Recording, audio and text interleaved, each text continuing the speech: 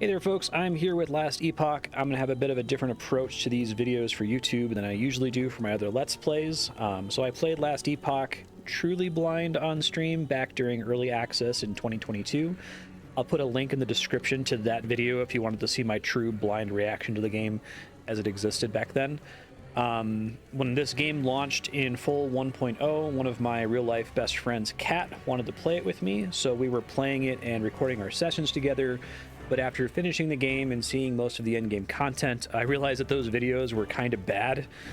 We were playing right when the game launched, so there were a lot of server issues. There was a lot of downtime just standing around waiting for people to teleport in.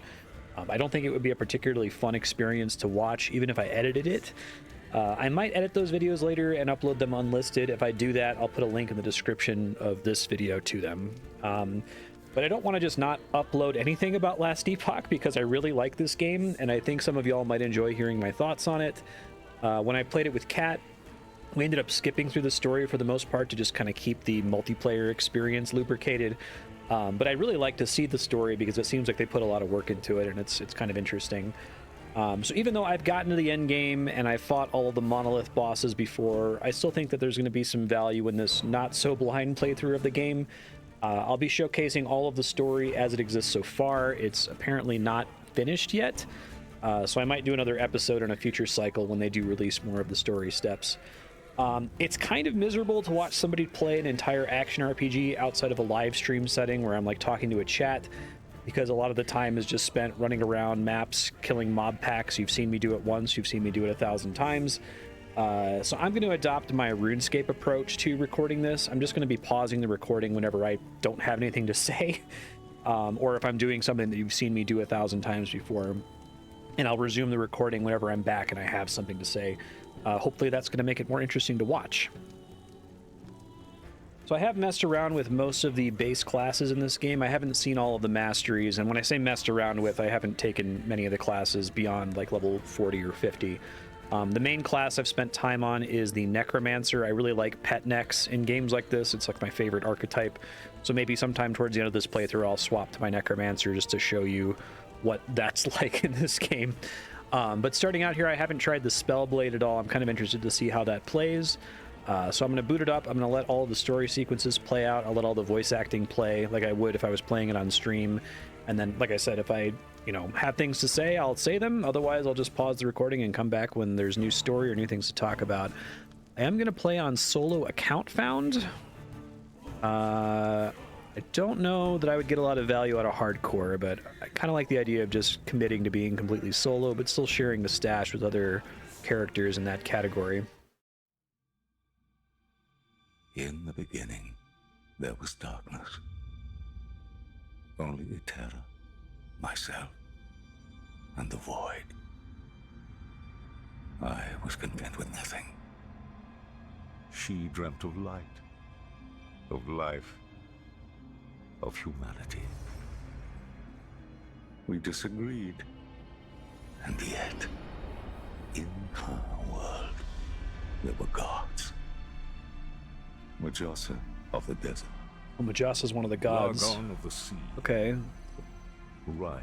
I actually know all these names now, so this isn't a... And Hierot of the frozen tundra. But fate stole Ekera away. So when I played this with my friends, without her, there was conflict. we skipped all the cutscenes, so I kind of had to piece things together through context. This scene kind of reminded me of It was Rye, the Four Lords in a Dark Souls cutscene, right? That would pull the world into his flame.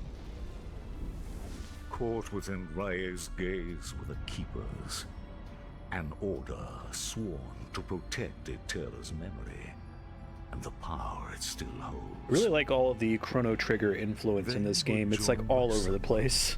Unexpected, a traveler. There's an elder named Gaspar in the End of Time, right? But why? Was it honor they sought? Power? Redemption?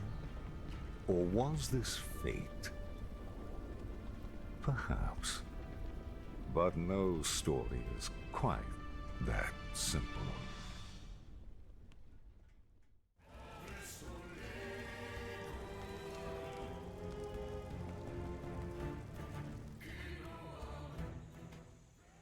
Okay, loading in here. I am going to be playing with a controller. I've played... These roads are not kind to my bones, but I must hurry. It's funny playing an old man. Welrin is still a few days away. I played many action RPGs in my life. I played a ton of Diablo 2 when I was a kid, so I've done a lot of, you know, mouse and keyboard, but I think the controls in this are pretty good on a controller. Like, it feels pretty good to play. So I'll be giving commentary on that. There's a couple things in the UI that aren't great on controller right now. So hopefully those get improved. I know they eventually want to put this out on consoles. I don't think the UI navigation is great for a controller. I don't think they could just port it to consoles right away without fixing that a bit, but it's good enough, especially if you have a mouse nearby that you can switch to.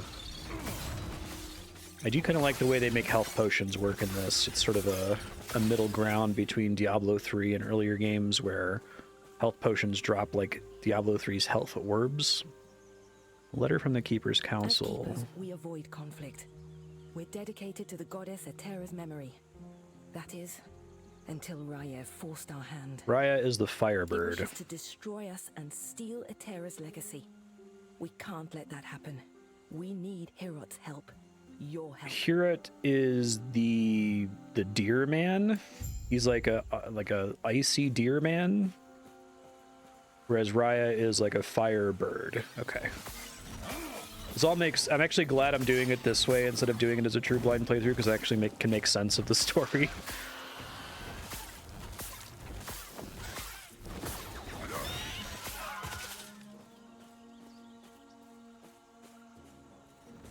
I think this is a pretty solid beginning of the game. I kind of like that the game has different timelines. I'm going to try to avoid, like, spoiling the story if you happen to be watching this as a substitute for playing Last Epoch. But, like, you know, from the title that the game has time travel, right? If you go to the map screen, you can see the different timelines at the top of the screen. Things get bad in the future, like in Chrono Trigger. But I kind of like the idea of starting you out in this, like, kind of verdant, pretty timeline where everything is nice. Because as much as I enjoy, you know, Diablo-like games where everything is just miserable and ruined all the time, it's kind of a cool story conceit to have a version of the world that's ruined and a version of the world that looks nice to compare against.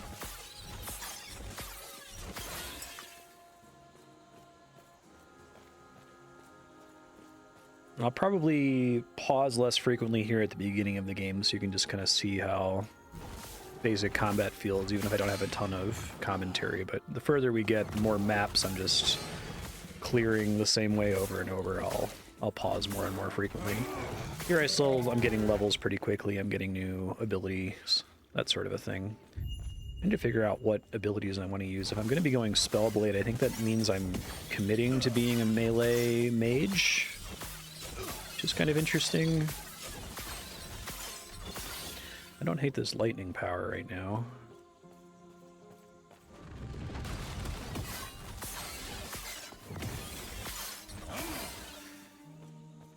To not give my full review too early, I think this is my favorite action RPG that I've ever played.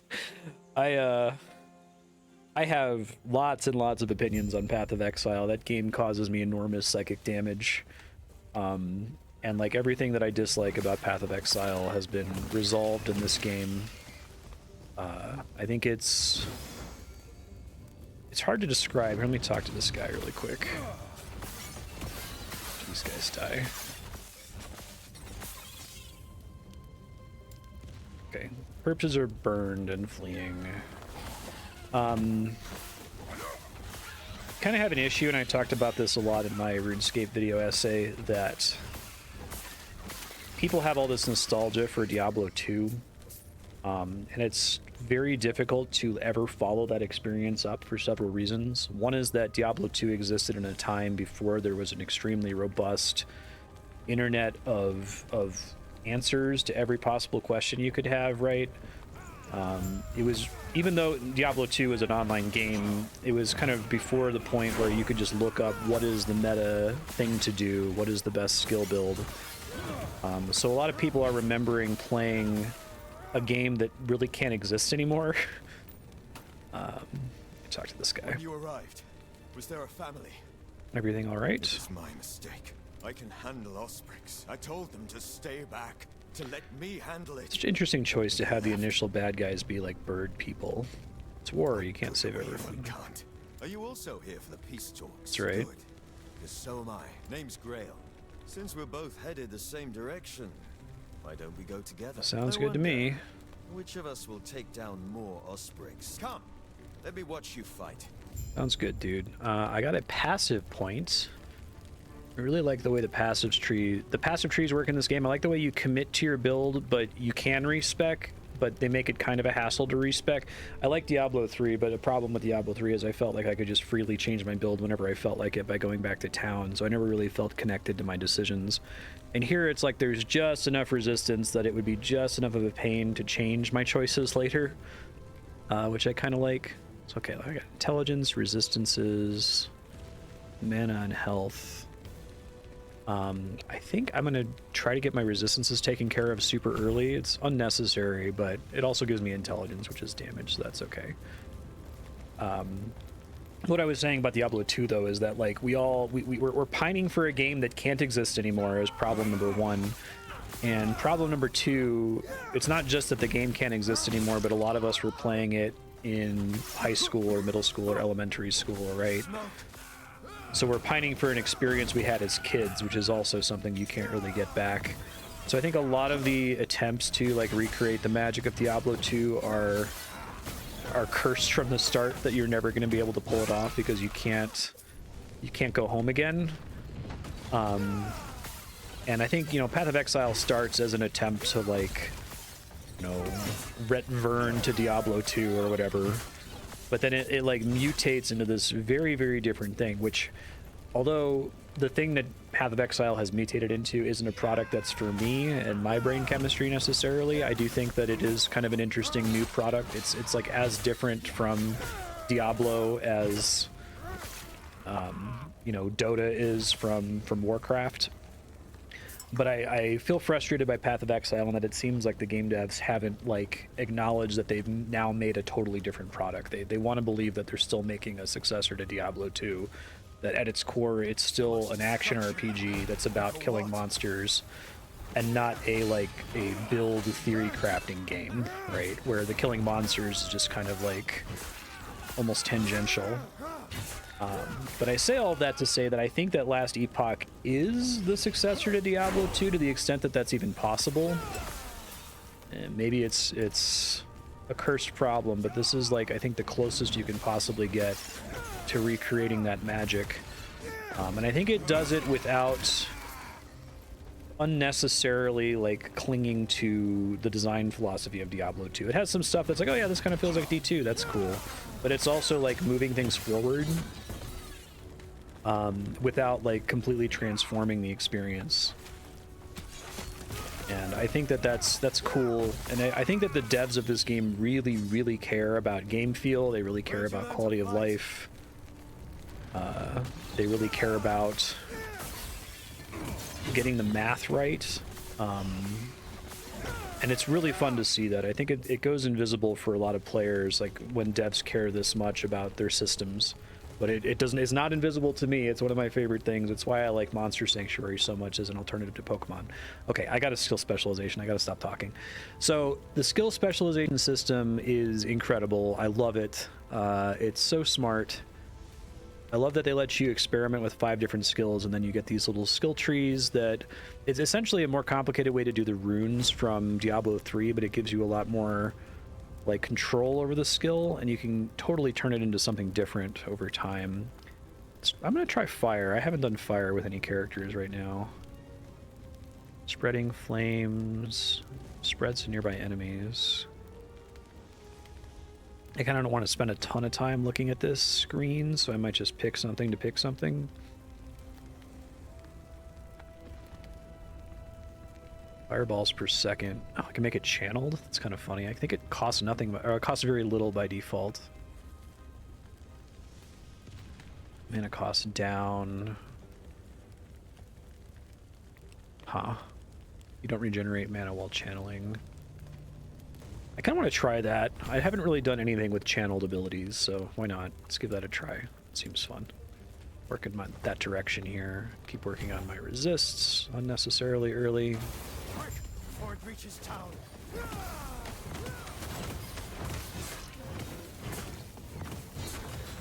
So I'll talk later as we get further into the playthrough about what I mean when I say that I think the game is Well done. We're almost there. I'll see you ahead. as close to Diablo 2 as we're ever gonna get. They're not I guess it's not that it's close to Diablo 2, it's that it's a my observations reveal worthy successor. Right, it's different. It's not just trying to be Diablo 2. There's a pattern to how they scurry. They're not guarding the ruins. They're traveling between them, over and over. They must be moving with them. It'll be as simple as burning these vermin to ash. Raya wills it. I had to like make myself read that because I'm so used to running this with other people now. I've played it with a lot of my real life friends, and we all just like spam through all the dialogue. So I'm gonna have to catch myself if I do that and listen and read. So that's cool. That sounds like that was from one of the bird people, the servants of Raya. I don't think I've seen a game where like your initial villains are bird people. That's cool. And the creatures in town here. Looks pretty cool. Okay. Herots offered protection. More than protection. An alliance. But the truth is, we know little about him. Or his people. Why should the council trust him? Oh, or like the goat people, Herots people? Okay. Prospect 2. He cares for his people. Like the goddess herself, he extends his heart to all who need support. He forms alliances, wanting to stand united. Meanwhile, Raya wishes to tear this world asunder. Sorry about that, I got a phone call there. Prospect 3. His people are warriors. Haerborian fighters put ours to shame. We fight because it is necessary, while they relish in it. I'll take on being behind their blade any day. Thus, I propose we accept this alliance. It is not in our nature, but we keepers have a sacred duty to uphold.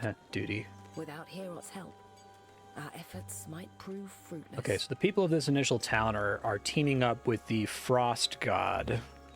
I wish they showed us more of the Frost God at the beginning, because I know what this is talking about now, but when I first played the game, I was like, what is any of this? Sounds like their leaders waiting up at the shrine. The keepers have done well. This place isn't too different from home. Who are the keepers? Oh, this guy's one of the hero guys. Okay, they're like barbarians, like primalists. They've been indebted to her. But why, we do not know. It's these mysteries that interest the Osprix. Whatever secrets the keepers hold, I'm sure Raya wants. There's a lot of cool places they could take this story with the whole time travel mechanic. Now, we speak to the Keeper Council. Speaking of, I must head there now. Feel free to look around. I'll see you shortly. Thanks, bud.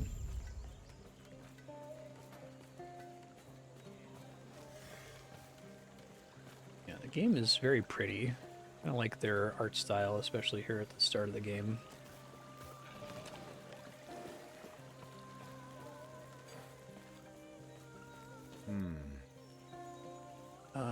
What are these peace talks? Thank you, Tara. Makes sense. Sounds like this is where we part ways. Good luck out there. Yes, something you need. Work for Herots. I don't work for him. I'm his champion. Oh, okay. Why? I think he does show up in the story later. It means I've fought hard and climbed my way to the top. Herot himself taught me everything I know. As such, I dedicate myself to him, an extension of his will. You seem like a hero. Glad you think so. Everything I do, I thank Herot. He made me what I am. And what's that? The person who's going to end this war. Take Raya down, and make him rue the day he dared mess with us. Alright, so they want to kill the Firebird God. Got it. Grail was just telling me of your battle. I am Lena, one of the Keeper's Council. One of 2. There should be more of us here. What happened? They're gone. Balthus and I remain, and he's not here. As such, I must ask for your help. Ask away. Balthus is busy checking on our sacred artifacts. We're protectors of Atera's history, and right now, they're in danger. What can you tell me about the artifact? Not much, I'm afraid. We'll discuss it after our alliance. I'm doing you a favor. You are, and I'm sorry, but this is how it must be. Their secrecy keeps them safe. Could you make sure he's safe? There's word of a drake patrolling the skies. Can his guards help They him? can, but Balthus is impulsive. I worry he'll do something stupid. You don't trust him? Sure I do. With your help. Right. Do this, and our alliance is secure. We'll lend our aid to heal Borea's army. Sounds like I have work to do. Cool. Thank you.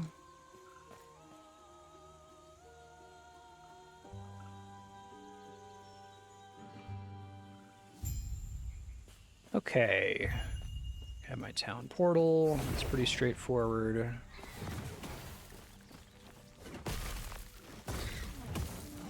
Okay, Nova's pretty good in situations. I'll probably put more points into Fireball to make it good for packs. Pretty good single target a second ago, though.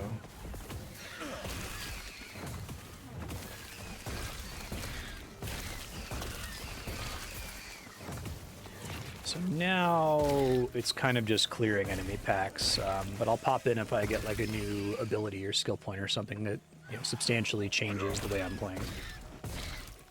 I just got Mana Strike, which I might use later. It is a melee attack that regenerates mana, so it's probably good on the Spellblade, but right now I don't really need it. I kind of just need like a traversal skill, teleport or something. An AoE ability, and the main button that I press all the time. That's one kind of problem with ARPGs. It's just sort of a inherent problem to the genre that you want to give the player like 5 buttons, but you can only press one button at a time, and one of your buttons is probably the most mana efficient thing for you to do, so a lot of builds sort of degenerate to having 4 of your buttons either be cooldowns or passives, right, that are making your one big button better. Sometimes you'll have it like, sometimes I want to have like an oh shit button if I'm playing on hardcore, or a, you know, a big attack that has a long cooldown. But we'll see with this character if I can put a build together that actually has 5 skills that I care about equally. Alright, coming up on a story thing here. I'm going to take a short break. This guy's just like a mini-boss, it seems like. I appreciate that this game doesn't really have enemies that are like completely immune to any damage type, that you can just sort of fight them with whatever you've got. This isn't a terribly exciting fight though, so I'll spare you the next minute. Alright, got a side quest here. Oh, being attacked.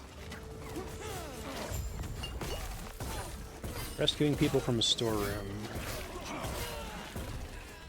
Alright, I'm here in the storeroom fighting the Forge Soldier, which is basically the same as the one we fought earlier. This is the end of what I think is essentially the first side quest. Really need to get a gear upgrade here. Okay. Got some shards. We'll talk about shards later. Sabotage the siege gold. Turn to the soldier. It's nice of them to put an exit right here, so you don't have to walk all the way out. These loading screens are blessedly short compared to what they were in my original recording on launch weekend. They're gone. Rest well. Alright, passive point. Nice. Another story step here. The Keeper Guard. Keeper Balthus is protecting the shard. Ostrix won't be able to pass through the inner door without a symbol of Atera. Oh, thanks. Kind of read Balthus as like basically Deckard Cain, although you don't see as much of him as you see of Deckard Cain. Lane Ward. Alright, I think that's the oh shit button for the mage. Probably not going to worry about it since I'm not playing on hardcore.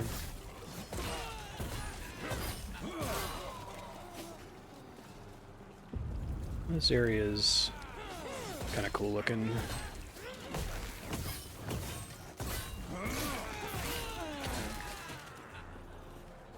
I interact with these lore documents whenever I can. Once I deciphered the Keeper's movements, the vaults were easy to find. Exploring them proved more challenging. Ancient stonework that could inspire even the greatest of Solarum's architects. Nearly impenetrable. What would be the purpose of such a stronghold if it were to house nothing? Yet I could tell they were here, just as I predicted. They were guarding something of immense importance, something powerful. Raya will be pleased. Oh, that's true. There's something important here. This way! Hey, it's totally not Deckard Cain. You're here to help! The Osprix, they protect the sun! The Drake! I kind of like that it's like in this tree.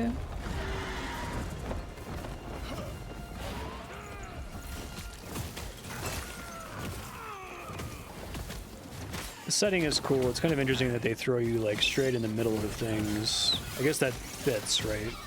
I do wonder, because I only played it once during early access, if the story has changed significantly. It seems like, for example, crafting was tutorialized in the story at some point, and now it's just available all the time. Like I can just go straight and craft things right now if I wanted to. So I wonder if there were other big like structural changes to get the game flowing faster, so you weren't like enduring a bunch of cutscenes and dialogue at the start.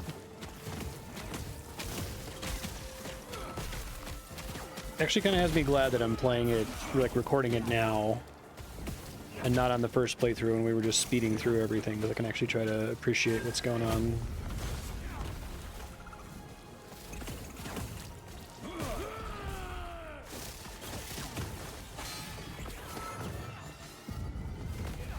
Aiming fireball with a controller is not super amazing. It isn't safe.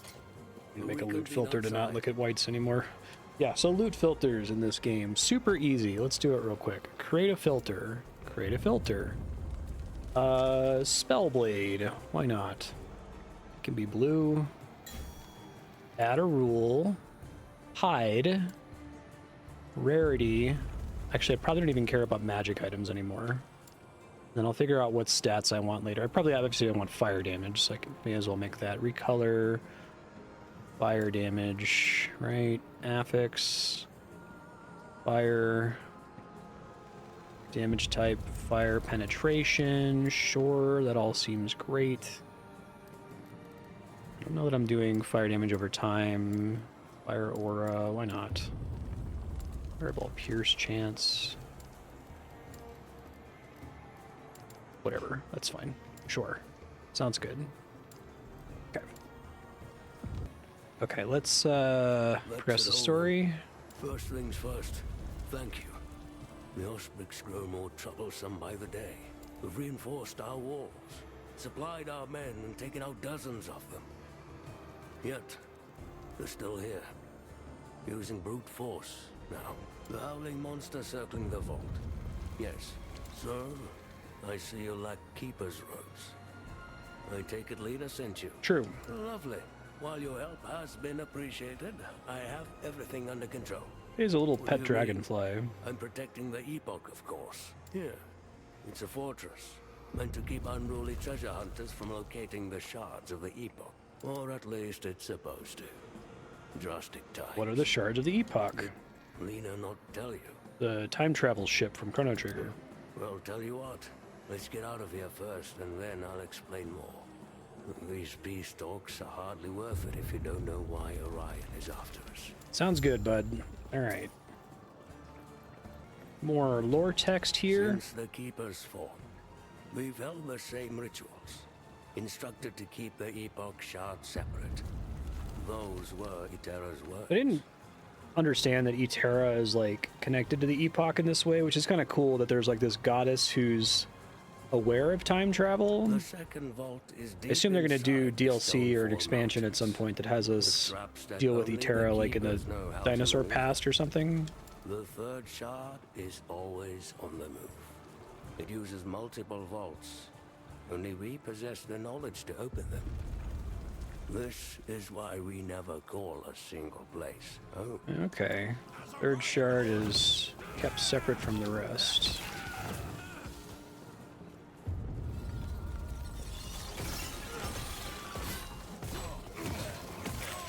Might be fun to try to make a 3 elemental mage work at some point, but it seems like a lot of work. A lot of pressing 3 buttons to do what another character can do with a 1 button, right? Be interested to see how they make that work. I like the idea of Elemental Nova doing all 3 types of damage. That's kind of cool. All right, we made it out of the Keeper Temple. I'm sure you have questions, but let me first. Who do the keepers adhere to? Our slumbering mother, Terra? Alone? A goddess they cannot see? How can they claim a greater connection to Terra than us? We're the servants of Raya, the inheritor of her domain. It is blasphemy. They will burn. It's kind of interesting that there are gods that are like literally in the world and a goddess who's been missing for a long time. It's a fun concept.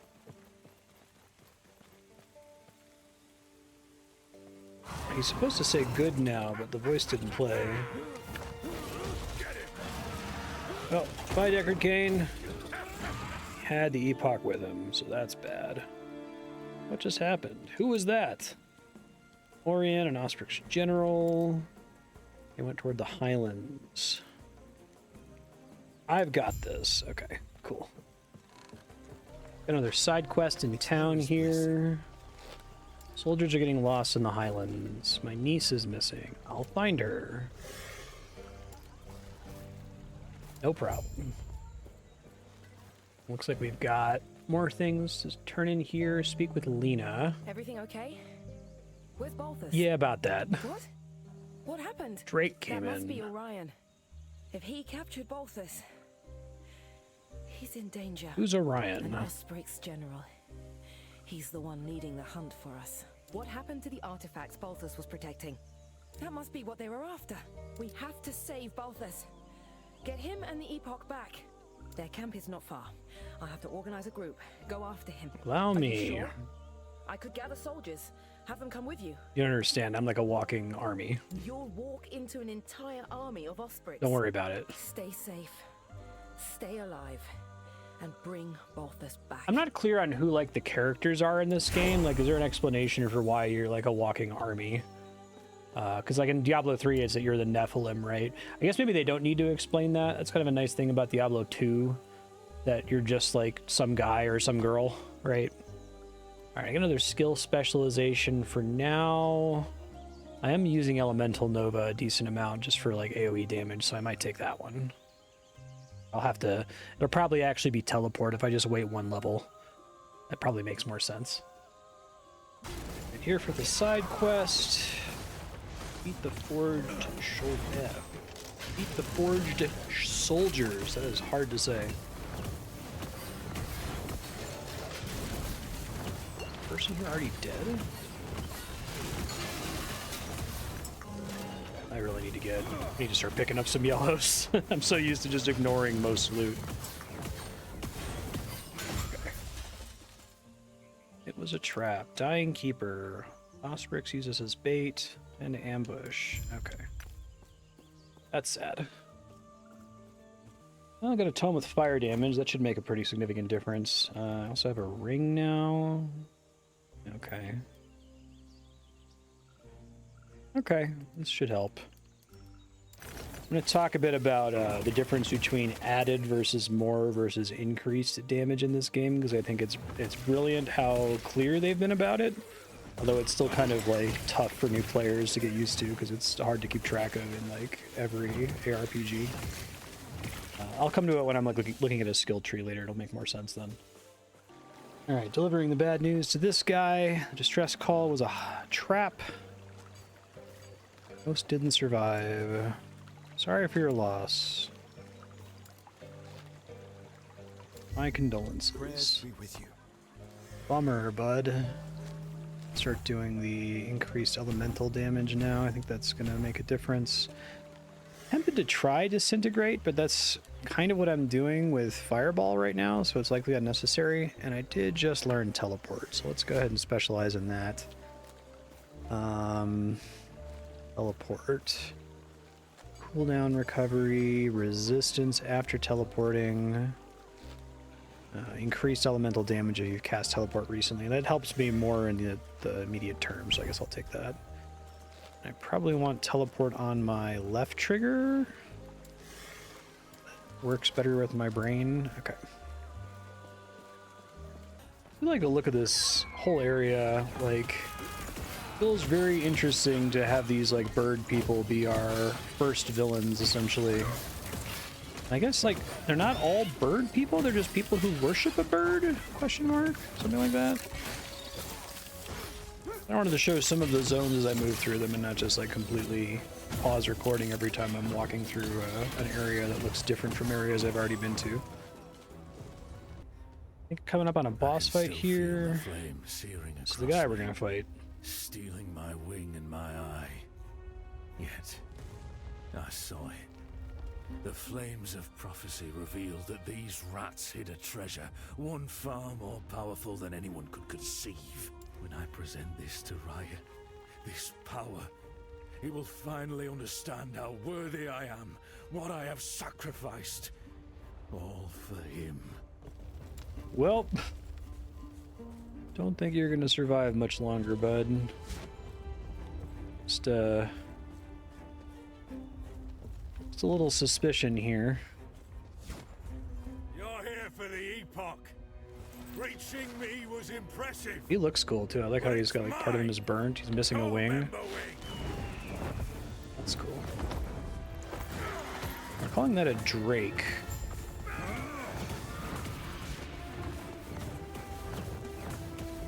Yeah, so this guy having so much fire is one of those situations you'd be worried that like he would be super resistant to fire damage, but he's not really, it seems like. Oh, this boss fight plays the title screen music. That's cool.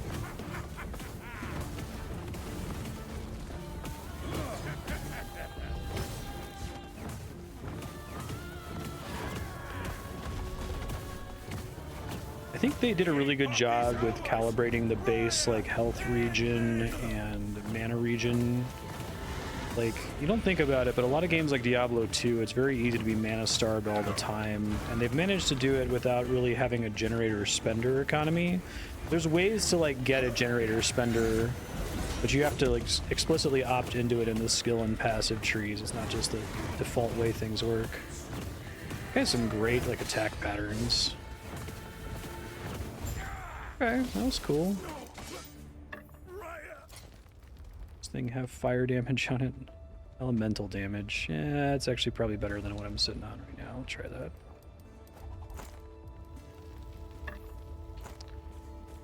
Alright, and then we can release not Deckard Cain. Oh, terror. My knees. Such large creatures, those ospreys. Or build a tiny cage. I will be, thanks to you.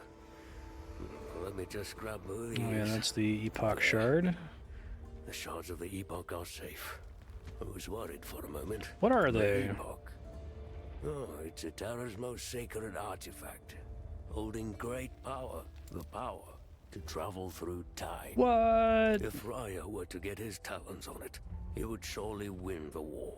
More than that, he'd be untouchable. There are multiple epochs? Just one. Each shard is part of the whole. We keep them separated for protection.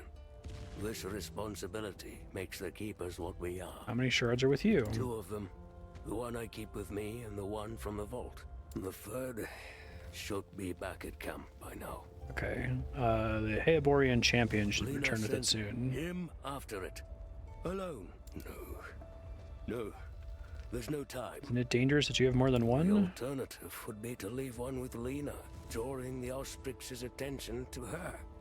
No, I could not let that happen. So what now? Now, I find a new course of action. Take the Epoch somewhere Raya can't reach. Which, speaking of, let's head back to camp. I must reach Lena at once. Sounds good, bud. Let's go. It's the last will and testament of Orion. To find suitable provisions for Emberwing. Prey in this area upset a Drake's stomach. Bolroth in particular. Could I would simply feed him soldiers that question our bond. I admit, I have a bias for the creature. He's strong. Voice more actor's reliable going than super our hard foes on this under my guy. command. Plus, we have both been marred by flames. I may not be able to take flight, but with Emberwing's aid, I can once again feel the wind. Oh, how I've missed the limitless blue. Poor guy.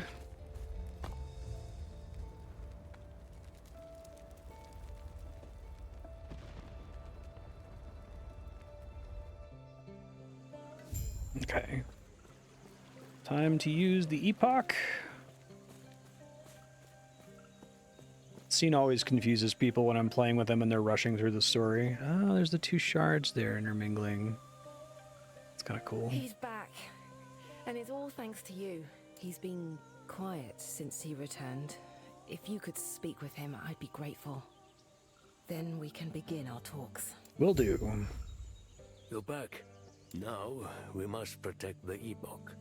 Find a way Soraya won't get to them. Do you know about their power? Not fully. Itera left their secrets to us and to us alone. What's the plan? I have, ideas. Though Lena will disagree. Well, we are keepers after all. Protectors of Itera's past. Collectors of lost history. You sound sad. Do you think we've made a mistake going through the motions? Keeping the shards hidden, it's all been ritual. I feel as though drastic times are upon us. It might be time, yeah. And now, you know about them too. Fate has already shown its hand. I apologize. You might become part of something greater. What do you mean? I only have 2 shards, but that's enough. I'll keep them safe. Lena, I'm sorry. What are you doing? I'm sorry to you too. This is what's best for us all. With the Epoch's power, I'll finally be able to... The Epoch's power, I'll finally be able to... And now we're in the future, which is bad. Okay, I didn't get the sense that he was kind of doing that without Lena's permission. Huh. The ruined future. What are the shards of the Epoch that Balthus had? Only been here as long as you have. Balthus and the other shard are nowhere in sight. Cool. Yeah, I really like this concept. You know, now we get to have Diablo style, everything is terrible world in the ruined future, just like in Chrono Trigger. Although I guess instead of it being like robots. The shard seems to have taken me somewhere. Yet my surroundings appear familiar. They have like endless opportunities to expand with new timelines and just, you know, redo the existing maps. There's a lot of fun stuff they can do with that, I think. I really need to get that channeled fireball ability. The points I'm putting in to get me closer to it are not making me significantly stronger. Really making me work for my damage at the moment. This staff I switched to may have been a mistake. Let's switch back to this. Yeah, okay. I guess the extra points of increased fire damage were worth the difference in base damage, right? Should go ahead and put this point into teleport here as well. And maybe what I'll do is each time I get to like a new section of the story, I'll show like the entirety of one map so you can see how my build is progressing and all that fun stuff. Let's make it so that nearby enemies get ignited. That sounds fun. And let's put... I have a minimum skill level, which is cool. Get the increased elemental damage after teleporting.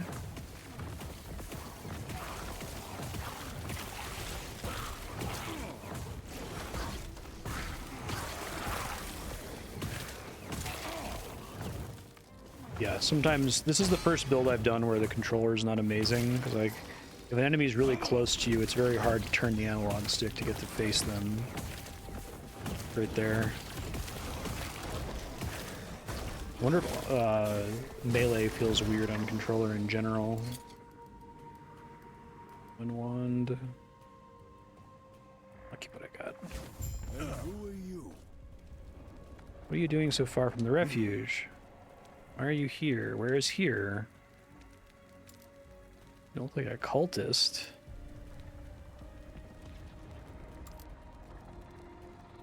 Take you back to last refuge. The void? What are you talking about? All this purple shit. It's bad. Hope the elder doesn't find any corruption on you. Oh, okay. I didn't realize that, like... I guess it's kind of like a zombie plague. Obviously, it's everywhere and it's bad. I got the sense from playing it you know, while skipping the story, kind of what the void is, but I'm curious to figure out now, like, what the details are. Is this just a thing that happens inevitably over time? Is there like a specific entity that produces this corruption?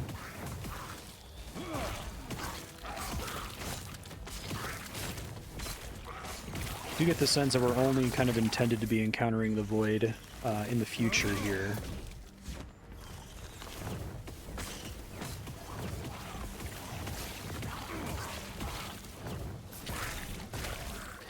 Really surprised that they went to 1.0 without having the story finished. That's pretty surprising. I guess they figured that like the actual multiplayer game is fairly feature complete and that most people don't play these games for the story, which I guess that tracks, right? But still, it's a little surprising.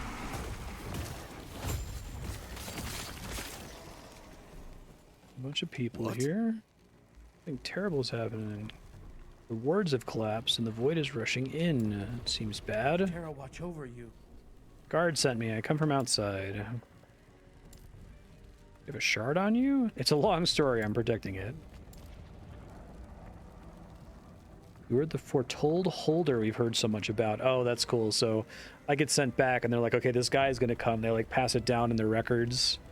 But from my perspective, it's just like a second has passed. Who are the elders?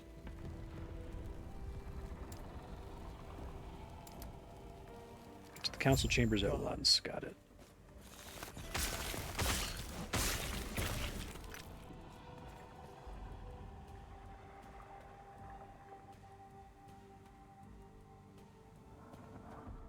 I have to say we'll talk about the crafting system at some point, but I love this transfer materials button. It's one of those many quality of life features and the ability to sort your inventory in general. It's great. All right, an immediate follow-up text here. I need to get to the council chambers. Must do this, please. Elder Ezra is trapped inside. Okay. All right. Versus calling out to their poor little doggo. Others trapped in the outskirts. Help them evacuate. Thank you. Okay. Find Captain Leora in the council chambers. Aw. Poor pupper. Wish I could pet the dog. Okay. A lot of cool cinematic stuff that happens in this zone in particular, like where I like the way that enemies spawn in. I like these things coming out from the sides and grabbing people. Yeah, it's pretty great. A lot of effort expended, it feels like. Is one of the people I have to rescue here? Relaying orders to evacuate. Get out of here. Okay.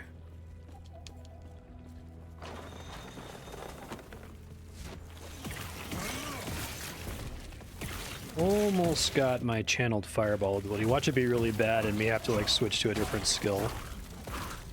Find out, I guess. Rescue another dude here. Clear the path, flee. Stay safe.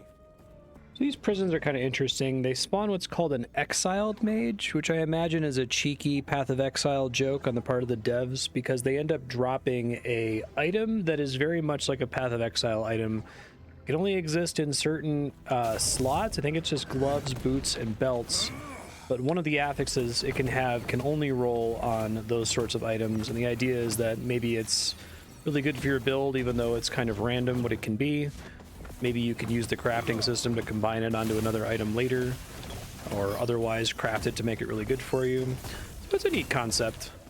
I'm glad that the whole game isn't full of things like exiled mages. I'm glad this is kind of just like the one thing that's like this, so to speak. But it's a neat concept, and my build is not ready to deal with these guys right now. I really need to work on this this character. I'm probably gonna end up bailing off Fireball if the channeled Fireball isn't like amazing. I didn't realize I have to spend like 5 points just to get to the node that defines the playstyle. It's pretty brutal. Okay, I killed him there, and he dropped a belt. So it has like a different rarity on it. Word decay threshold, word gained on potion use per 10 intelligence. It's, well, it's better than the belt I'm wearing now, so Not exactly built for Ward just yet, but maybe I'll get there eventually. Going up on another quest here, I think to get into the last refuge. Let's see. Yeah, maybe I should be doing Nova instead. It's kind of an interesting skill. I don't hate it. Oh, is this the Elder guy? Elder Ezra. Keep them off me. This game has a lot of Deckard Canes in it. Only a little longer.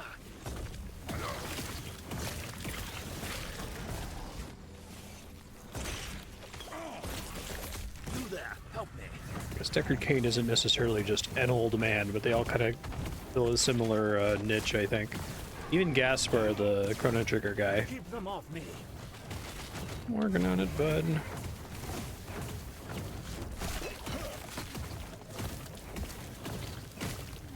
All the enemies have really cool attack animations. I feel like they're reasonably distinct from each other. Impressive. Go on. I'll be right behind you. Cool. That might be an upgrade. Yeah, that seems great. Let's do that. I love the loot filter system in this game. It's like very accessible. I feel like you don't need to use it to engage with the game, but it's easy to set up your own and you don't have to like stress too much about it. Okay, so we've got side quest to turn in here. Side quest to pick up. Some other passive points. There's a new side quest. Elder Ezra. Let me pay the favor. Why do you need a ledger at a time like this?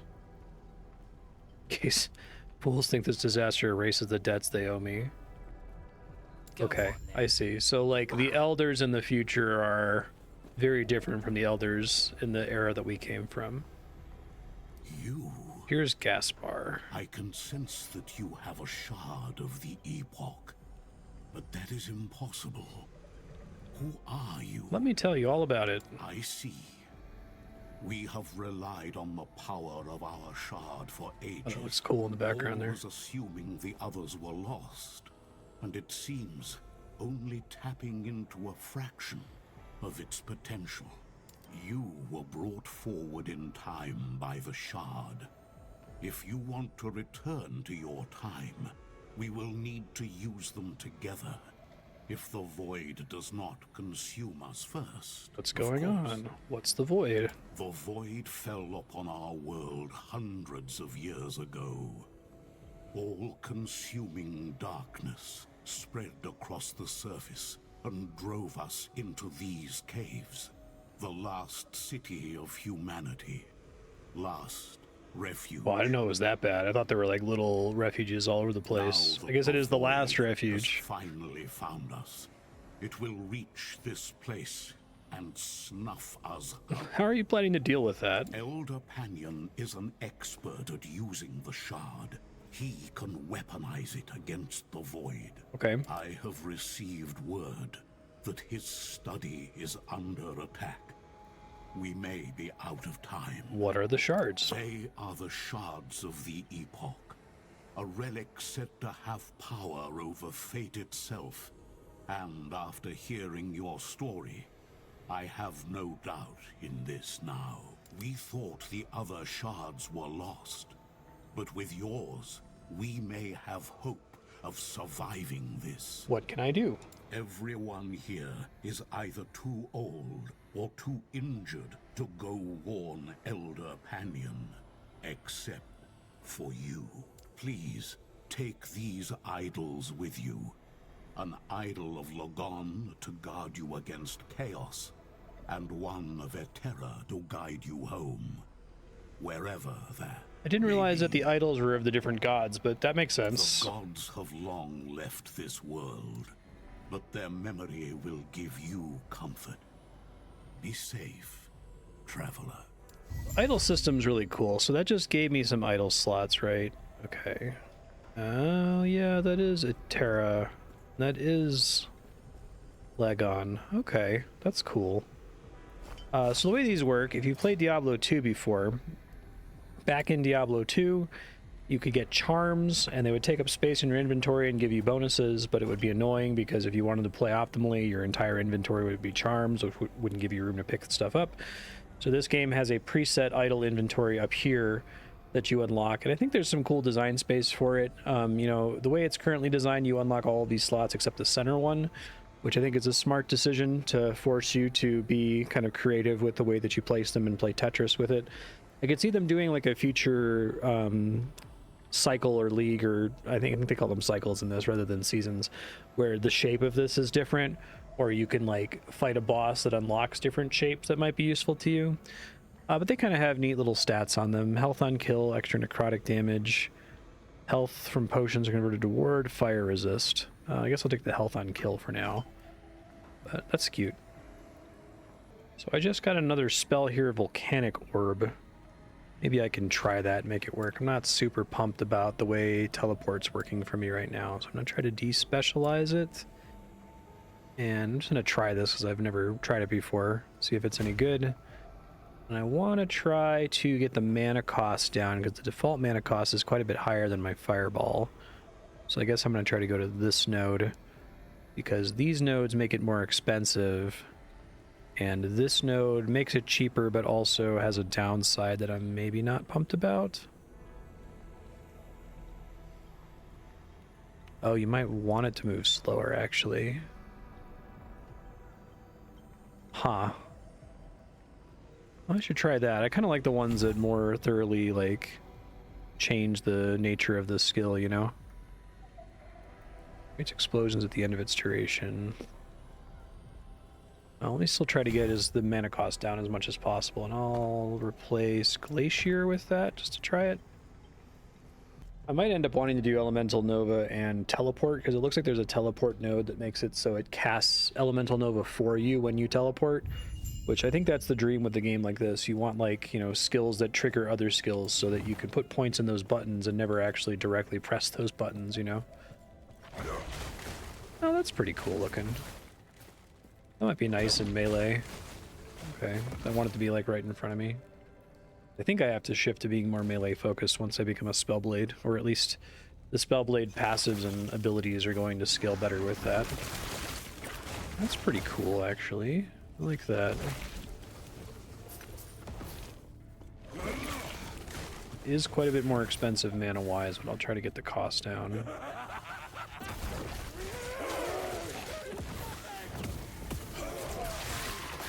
Something that makes more sense to use in a group, it seems like.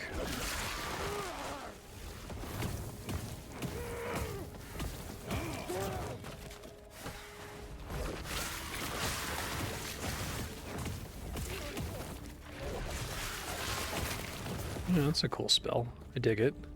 I think I do actually want it to go slower.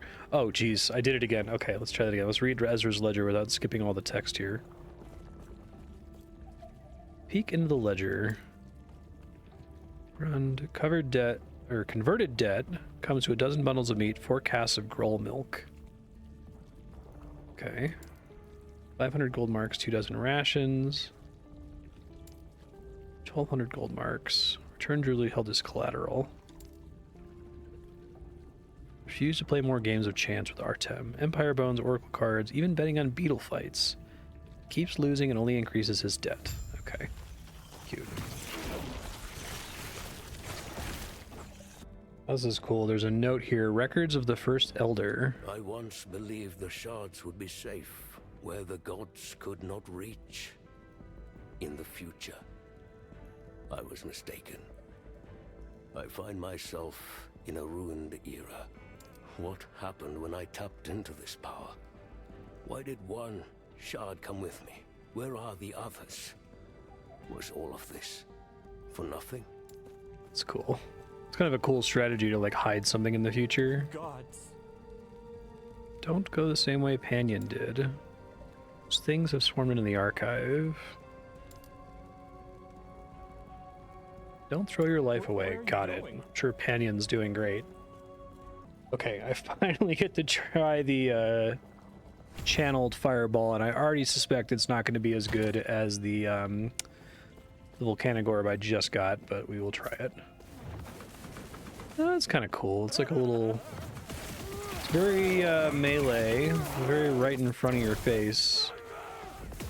But the damage is, ooh, it's not competitive with this thing, which just kind of goes out there and fills the air. Maybe if I were to get the mana cost down somehow. Yeah. Okay, well, I'm glad I tried it. I mean, it looks kind of cool to cast it, and maybe it's better if I put more points into it. I'm not going to despecialize it just yet. I'll see if I can squeeze some more points in to make it more interesting, but I do think this is kind of a challenge with a game like this. It's really hard to balance. There's sometimes you just kind of run into what I'd call geometry problems, right? I was helping my friend Kat. He was playing as a Sentinel, and it was just really hard for him to find an ability that felt as satisfying to use as the hammer ability. So if you haven't played Last Epoch, but if you played Diablo 2, this game essentially has the ability to make a Diablo 2 hammered in, right? Where the hammers orbit out around you, and you're just constantly throwing them, and they're surrounding you all the time. It's like extremely powerful just geometrically, because that shape, you know, you press the button, the hammer starts doing damage, it keeps doing damage. It's very different from this single fireball that I throw out, right? That can hit a maximum of one enemy. And abilities that are like that are just geometrically favored in a game like this in a lot of cases, I think. As quickly as I came here, it is now time to go. Last Refuge is as safe as it can be. We've created a sanctuary here. Here I leave my knowledge. The records of Eterra's past and the millennia of wrongdoings that created this world. I am disturbed by this era, but it is not a mistake. It is the consequences of our actions. History is not observed. It is made. We must act. That's kind of cool. So, like, Balthus came here, but he got here earlier than I did, and he, like, tried to help them, and then he's, like, dead by now, essentially. I don't think we see him again in the story. I don't remember. It's kind of crazy. I like that, though.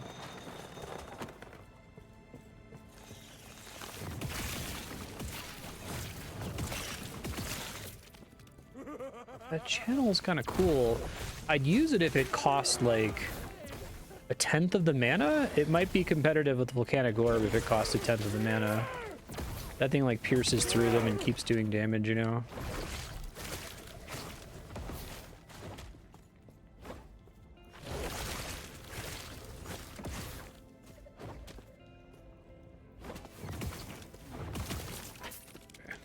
Okay.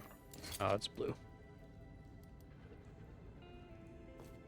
If you read this, I am gone. Keep Lost Refuge safe. Fight off the void. Do not succumb to despair. I trust you all. You are my people, which is why I must go. May Terra protect you all. Interesting. So that leaves it open that when he says, I must go, that he didn't die, that he, like, traveled through time somehow again. That's interesting. I don't know.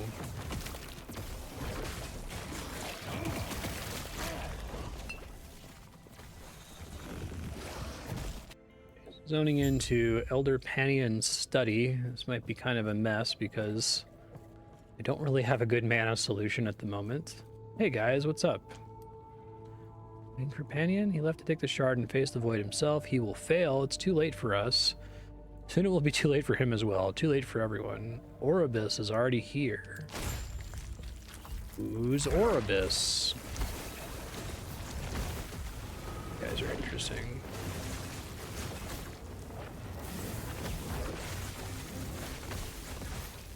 I feel like there's a lot of like mage style bosses in this, which is cool. These guys are like a mini boss, I suppose. About finish this guy off. Was a little messy. This is nice for single target against the boss, but I can stack a lot of ignite really quickly there, but still pretty messy. See if I can tweak my volcanic orb skill to make it a little bit better. Okay, turning in this quest. Panion's students were corrupted. I see. They said Panion was after the shard. Elder Panion was here but a moment ago. He took the shard. I told him to wait, but he would not listen. Well, I fear the void is manipulating him, turning his courage into arrogance. He's left to face the void alone. It seems bad. You must intercept Elder Panion before the void claims him and seizes the shard. Knowing him, he is headed where the void broke into the city. Please, stop him. I will try, sir. Okay. What? You have my ledger, and she promised me a reward? Goodbye. Bah, what? I think every character gets these gloves. They might not be terrible for me, honestly. Yeah, especially because my current gloves are terrible. Leech some elemental damage as health. Why not? Doesn't make me do any more damage, but it would be nice to leech a little bit. And then you... see something I can do. Armory has been overwhelmed. Find my subordinates. Let me need to fall back. Recover supplies. Okay. I'm really struggling with mana already here. I think I'm going to go ahead and put Mana Strike on my bar here, so I'm not really using Elemental Nova anymore, and just see if that helps. In games like this, I try to avoid having like a generator-spender relationship with my mana, but maybe Mage is just set up that it's meant to be mana starved essentially all the time. And Mana Strike is like the solution to that. I guess you get a lot of mana back when you Mana Strike. It's maybe tolerable. Let's see if I do a big group, screw them up, whack them a couple times with Mana Strike. Okay, that's not so bad. I could live with that. Kind of a cool vista view in the distance here of just how messed up the future is. Okay, so this is, I guess, another mini-boss? It's kind of hard to melee, so hopefully I can melee the ads if I need to damage him. Idol of the Ruin. I can melee him just fine. A few damage numbers for making it clear what's happening there. This is already going much better with Mana Strike. I think I just need to accept that this needs to be on my bar. A lot of the characters I've played as, I've just essentially been able to run a build that never cares about mana. Or that going out of mana is just a thing that I can do if I feel like it, but is never really necessary for any encounter. Ancient Cavern. I love that this... we have to go back to the dinosaur times, right? Because there's a bridge we can't cross in the future, so the most efficient solution is to go back to dinosaur times, fight some dinosaurs, and then go back to the future.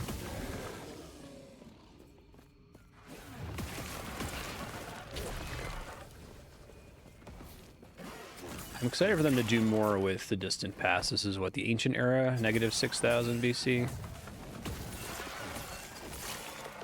Guessing the main story is going to go back here when it resumes.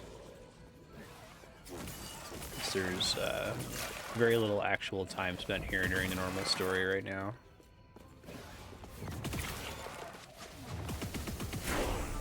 Oh, new skill unlocked.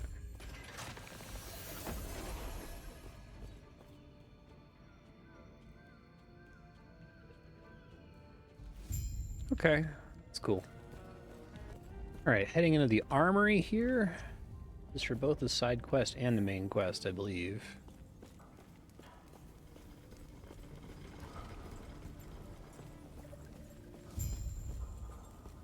Survive the attacking void. Okay.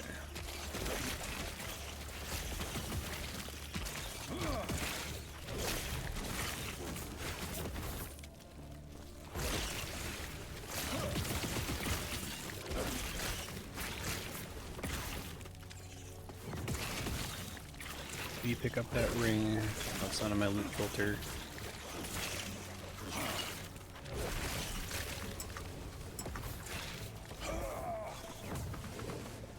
Ooh, yeah. I really need to switch off this fireball. I'm just gonna wait until I get Spellblade to mess around with it, though. Probably completely rejigger my build as soon as I unlock my mastery.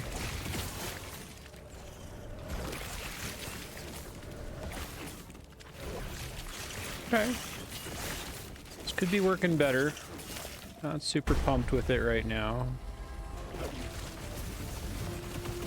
Keep talking about that. I'm glad that enemies aren't immune to fire thing, but there's a lot of enemies early in the story who use fire. It's extra noticeable to me right now with my current setup.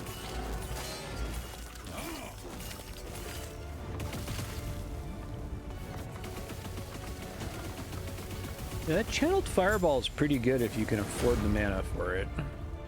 Maybe I shouldn't complain about it so much. Maybe eventually I'll have a mana solution where it's just not a problem at all. Okay, so this is one of several examples where it feels like the game is pointing me towards crafting. I guess you gotta pop up there. Eterra's grace be with you. Quartermaster somewhere in the armory. Take care of yourself. Yeah, so crafting in this game is awesome. I really like it. It makes a ton of sense. It's very intuitive to me. Basically, if there's, let's see if I have an example item. Fire damage, yeah. So if there's an affix you want on an item, instead of breaking the item down into generic, like, yellow mats like you would in Diablo 3, or blue mats or white mats, you're trying to pull the affix shards off the item, and every item can have a maximum of 4 affixes, right, with 2 on the left and 2 on the right. So if I had a fire damage shard, I could upgrade the fire damage on this sword. I'd have a little arrow icon over here, but I don't have any right now, so I kind of want fire damage shards. So as I say, I'm going to go ahead and shatter this sword, but I don't have a rune of shattering yet because I'm so early in the story. So I'll come back to that in a second.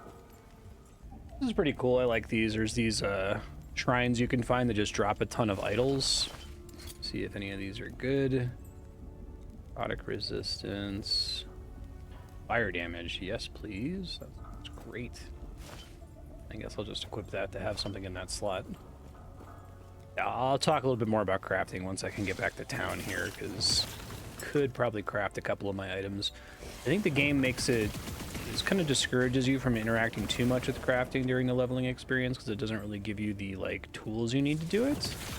It might be smart of them to give a new character like that doesn't have a shared stash access to some number of runes of shattering or whatever, but once you get towards the end game, it becomes much easier to craft, and it's one of the better systems of the game for sure.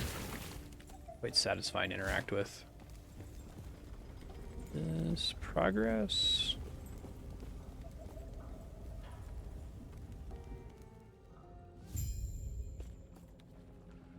Also counts as a town. Okay. Oh wait, no. It's boss fight. Hey man, how you doing there? Stay back. Feel myself changing. Run. Oh. He tried to warn me.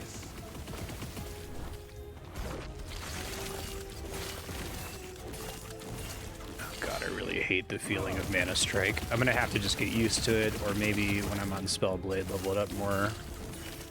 I did say I was gonna commit to the subclass that's all about being in melee on the mage. I want to bail from that now and try Rune Master instead, because it's not too late. I've learned what it feels like to be in melee range though, and I don't really care for it. Maybe I'll do Rune Master just to try something like super different. I think it is smart of them to not let you pick your mastery until partway through the story for reasons like this, right? You know, I think I'm gonna do Rune Master. I probably shouldn't just let this one ability, Mana Strike, determine that for myself, but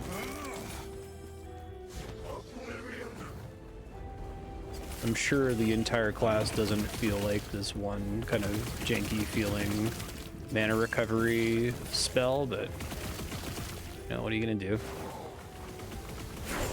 Okay. It pains Hey, me to see an element Epoch. twisted like this. What a waste. Where you lies the shard their panion held. Drives the void away despite being able to protect the man himself. Pick up the shard. Yeah, so I think, if I remember correctly from early access, you didn't get your mastery until much later in the story. Like, it might have been even towards the end of, like, chapter 3. I'm guessing they moved it here, just for, like, new player experience reasons. But this is cool. The end of time is very, very Chrono Trigger. We already have Elder Gaspar, but kind of like the feel of this place with the different islands. I love like the dragon flying around in the background with the black hole. It's very cool. Also, this Forgotten Knight reminds me of First time here, traveler. your sort of crestfallen knight in Dark Souls. This is what is left He's of your cool. timeline, and many others. Welcome to the end of time. Most of them don't last much longer.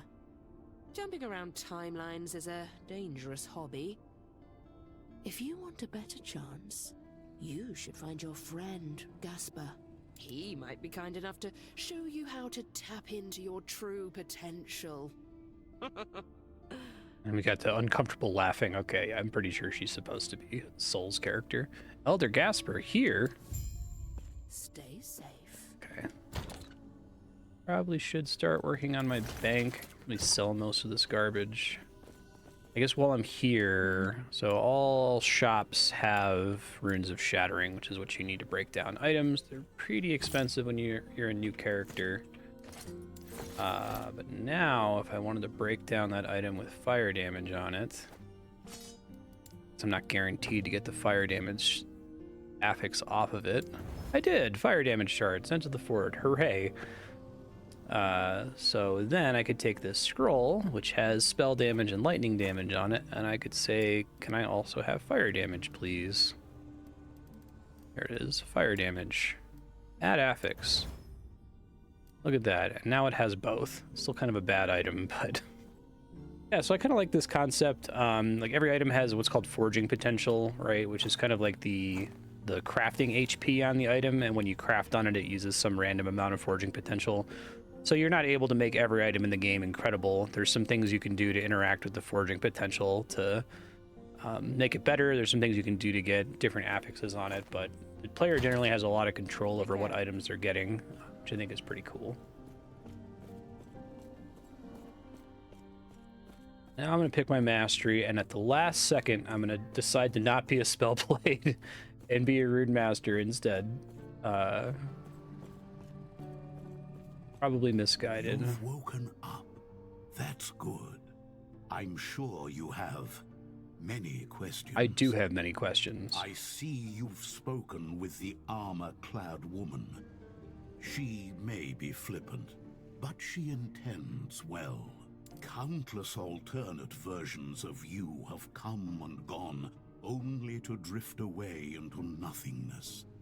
Some of them were strong, and their power can be absorbed, given a new home in you. Oh, that's kind of a cool concept. I didn't catch that when I was playing before, that like you picking your mastery is absorbing the power of other versions of yourself. I have been here for a long time. Long enough for time. Yeah, he's like Gaspar in Chrono Trigger. For my original self to lose meaning.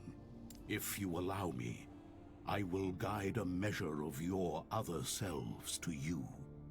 This will tie their lost fates to one which still holds hope. I warn you, your will must be absolute, or you will risk losing yourself to the storm of shades. Do you accept this risk? I.e., this is a permanent, unrespectable change, which I really like that they did that. Then close your Basically means you have to have eyes 15 characters and to try focus all the on different potential you masteries. wish to wield as I guide the shades to you. All right, so sorcerer, mana spent on melee attacks is converted to ward. Ward gained on melee hit.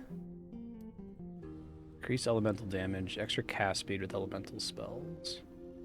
No, let's do the Rune Master. Especially if I'm just mostly viewing this character to show off the story. I don't know that Ward is going to be amazing. I'm probably going to check out the monoliths at the end a little bit, but let's do this one. Yeah, cannot be undone or changed. Hell yes. It's one of those things where it's like, it's good that video games let you respec. It's good that this game lets you respec and that you don't feel like you're stuck with your character forever, but at the same time, it's nice having some kind of connection to the character that you've built, right? Okay, so the starting ability is Runic Invocation. Whenever you directly use an elemental skill, you gain a rune of the corresponding element. For channeled skills, you gain 1 rune per second. Instead, consume your active runes to cast a unique invocation based on the combination and order of runes consumed. I don't know if that means I can still only ever use fire with this. I mean, I've said I'm willing to move away from that concept. I should specialize in this. I might wait. What level am I? Level 16. It's a while until I get a free spec slot. Spell damage and cast speed. It's after casting it, though. Grants ward per rune. Deals more damage per rune consumed. Penetrates elemental resistances per point of intelligence. Runes faster while channeling. Yeah, I guess I could bail on. I kind of like Volcanic Orb, but my Fireball channel is fine most of the time. So let's put this here. I gotta decide what points I want to put in here. Oh, mana regen per different kinds of runes. I get a raw rune from fire. Okay. Well, that helps my current problem quite a lot.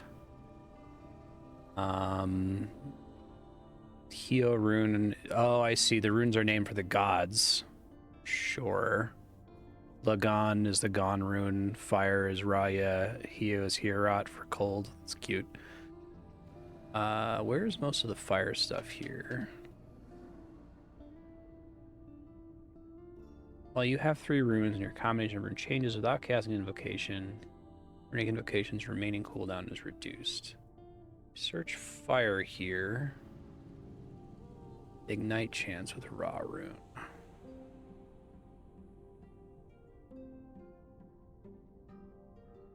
I think it's kind of encouraging you to use 3 different elements, which maybe I'll try to make happen. Let's start by maxing this out so I'm getting mana. This also makes this a passive, which is my favorite. Love passives. I want to have a bar that's 4 passives and the button I press. I see So that you are still you. That strength will be necessary if our world, our reality, is to have any hope. Trials in the Ruined Era not yet done. The epoch you hold is incomplete, and we'll meet again. I'm guessing they added those couple lines there because they moved this earlier in the story. Rune Master. Okay, so mana up, increased cast speed. When you use 3 skills in a row that cost 0 mana, you gain a burst of mana. That might be interesting later. I'm not sure how helpful it is for me now. Additional health. Increased spell damage.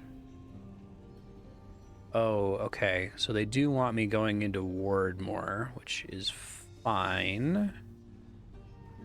I need to find a skill that costs 0 mana to kind of benefit from for that, I guess. Word gain on direct spellcast. Okay, I guess this is still pretty word-based. Word Cataclysm on crit. Doesn't stack. Crit seems really difficult to build for in this game because of the way the stats work.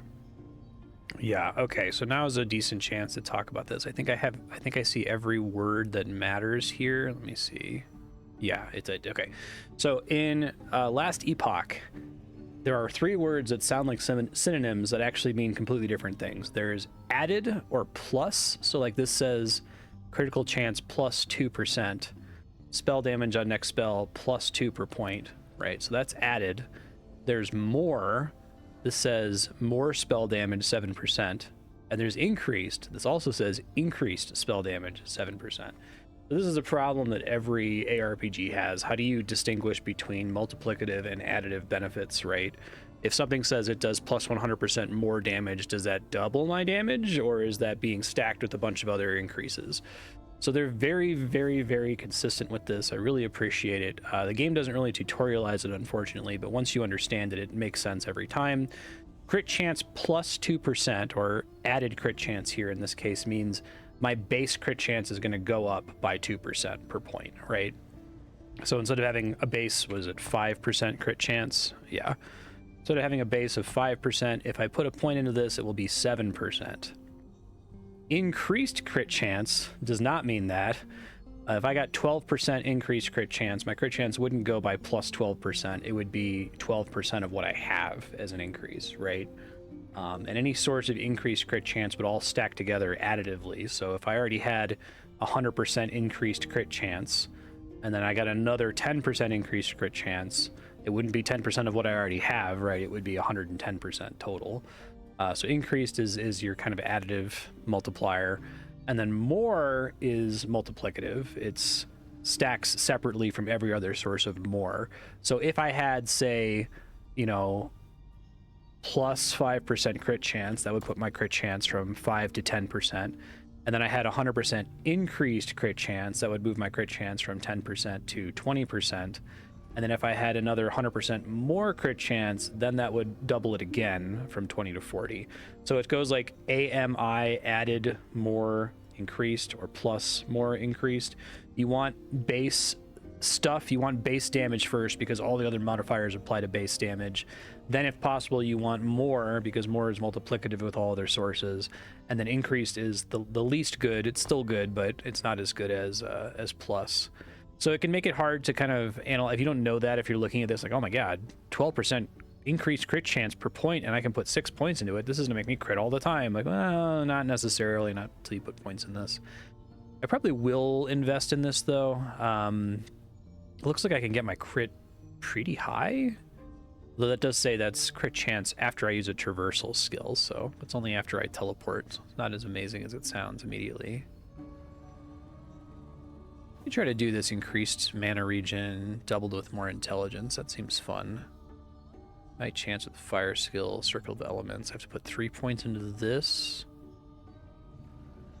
Yeah, these are kind of boring in the immediate term, but the stuff it builds to is helpful, so I'll start with that. Okay, go back in time.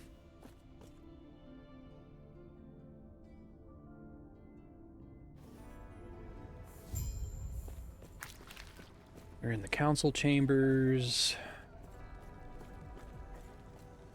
Bunch of stuff to turn in. Playing this person that I went to the ancient past. Pass through multiple on the same day is bizarre. Are there any tales of time rifts in the precipice?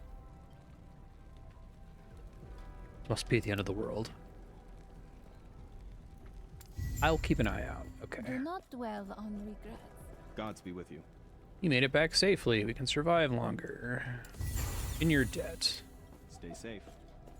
I'm gonna put this point into fireball like immediately. Can I get anything that helps with my mana cost? Okay, channel cost. I can't make it cost more. I have a bad time. I think I have to put my next like 5 points into that. The mana cost is brutal right now. Why, Eterra? You've done it. You've returned the shard. What about Panion? The void corrupted him. I see. Even with both of our shards, this city is lost. Our only hope lies in the Temple of Eterra, where the last shard remains. You are the only one who can help us. I will find the last shard. Thank you. There is an old passage to the surface. I will dispel the rune that keeps it sealed. The Temple of Eterra is far to the east. I don't know, I guess we technically have never been on the surface, have we? That's cool. Okay. Another side quest to pick up down here. May Eterra smile upon you. Going to the surface, I have a request. On the old records dating back to when humanity was first fleeing the void, reports of attempts by another group to hide within a cave system not too far from Welrin. Search for signs of them. Okay, Yeah. Sure. Sounds good. I want to see how this rune system works here. Spell the barrier.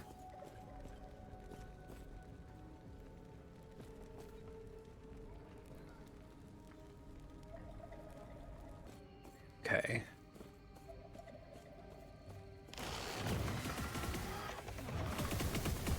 Oh, I see. Okay, that's kind of, I like the interface for it there in the bottom left next to my health bar. Now I'm up to 2. Oh, and it puts it over my head as well. Cute. So I'm getting increased mana regen while those are in place. And I also get a unique invocation. Oh, okay, that's kind of fun. Like that. And I can get runes from Mana Strike. Maybe I need to specialize in Mana Strike to make it do fire as well, but maybe there's other interesting combos that I want. Is the Lagon rune?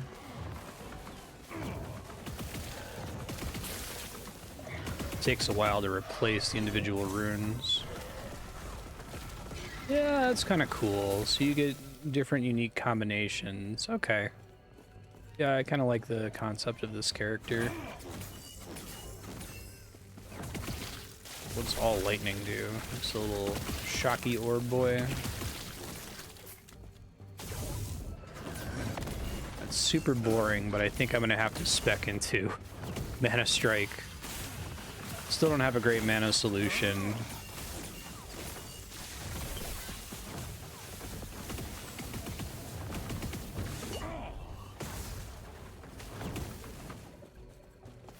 Need 3 runes to be able to cast this at all, or can I do it with 2?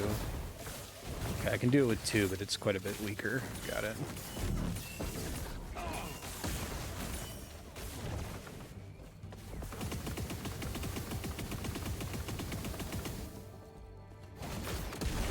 Okay. Don't juke my stuff, exiled mage. Jeez, rude. Thing's kind of like a electric volcanic orb, sort of.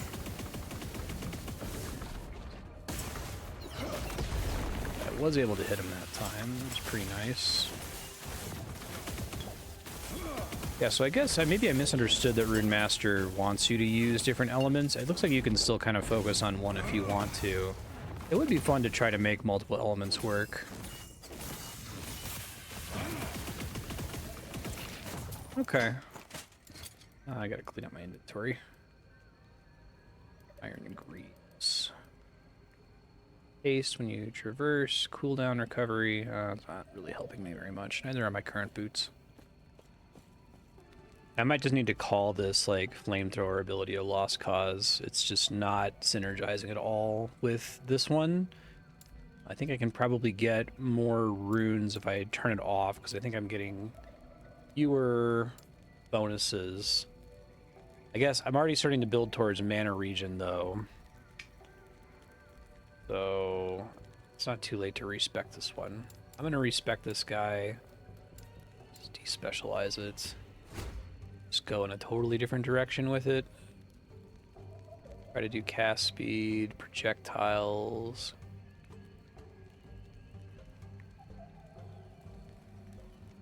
Could always just say I want this to be the thing that I cast when I have no mana, right? And use it to build up Runic Invocation to do a big explosion. And try to not take any nodes that do anything bad with mana cost, you know? Starting mana cost is 0. Okay. Couple nodes that I need to stay away from then. Don't need to change it into lightning. Reduce fire resistance. They seek nearby targets. Flame burst. Okay, let's try to do that. That sounds interesting. And I just have a couple things that I can't really spec out into. So we go this way, this way, this guy. Try to get the flame burst. And I think that, yeah, that 3 casts of that gives me 3 fire runes, and then I can do that with my mana. 2, 3, boom. That's already feeling quite a bit better. Okay. Still, that ends up using a lot of my mana, so I still have to sit on this mana cost guy. I guess if I wanted to do the thing, when you do 3 skills in a row that cost 0 mana, you gain a burst of mana inward. Actually, that's pretty good. I want to respec this guy and get the 5-point bonus from this. 3-second cooldown. I think that's kind of the idea. Is you go 1, 2, 3, you get a burst of mana, boom. 1, 2, 3, you get a burst of mana, boom. Okay, yeah, I will do that. Next time I get to town, I'll move that point. Whoa. Big guy in the background, that's great. It's a really, really cool environment design in this game. I really dig it.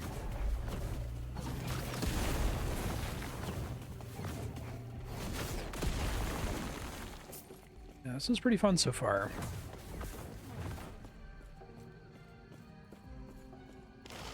Looking closer at Runic Invocation, and there's a cool note here that says whenever you gain a rune, instead of it depending on the type of skill cast, it results in your sequence of runes mirroring the first 3 skills on your action bar from left to right. Which means I have to move some stuff around, which might be a little annoying on controller, but it means that I could actually have an easier time going for triple element without having to go too crazy focusing on it. So I think I might go for that, actually. Let me... So we despec the skill, remove a point from here. I'm going to try to get that, and there's another node over here that causes you to cast Elemental Nova. So I can be casting Elemental Nova from this skill, and also from that teleport node that casts Elemental Nova on like the start of your teleport, the middle of your teleport, and the end of your teleport. I think that kind of gives me an idea for a build.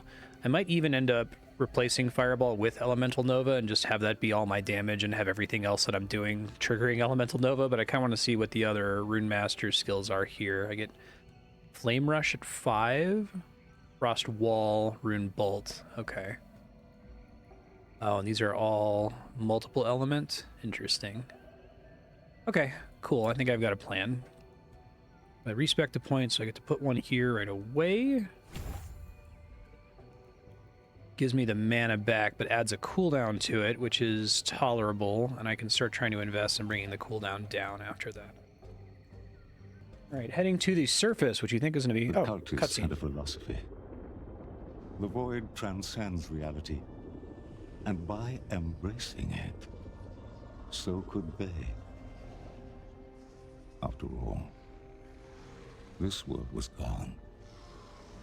If they devoted themselves to despair, would it welcome them? A form of hope. Desperate, worthless in the end. It's cool. Brace the void.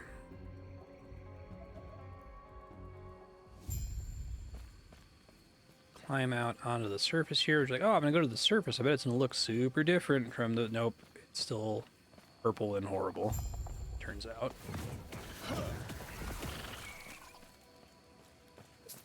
Yeah, so I get my 3 runes super easily now. That costs no mana. So right now I'm not using mana at all, so I probably should put Elemental Nova on my bar. But I have to wait for skill specs to become available.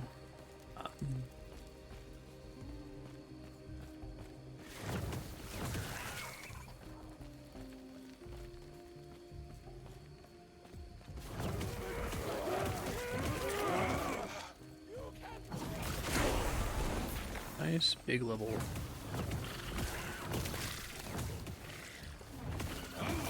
Yeah, the initial cooldown on that to make it cost no mana is pretty nasty. It's like 12 seconds or something, but other sources of damage are still pretty okay. Yeah, wow, I really think that taking that that channeled fireball was like a huge trap, because even just my regular fireball feels like a lot snappier now. I think that they need to make that channel cost almost nothing. Maybe you need to have later nodes that make it cost more, because it does not seem to be worth going from this costs nothing to this costs a ton of mana, you know?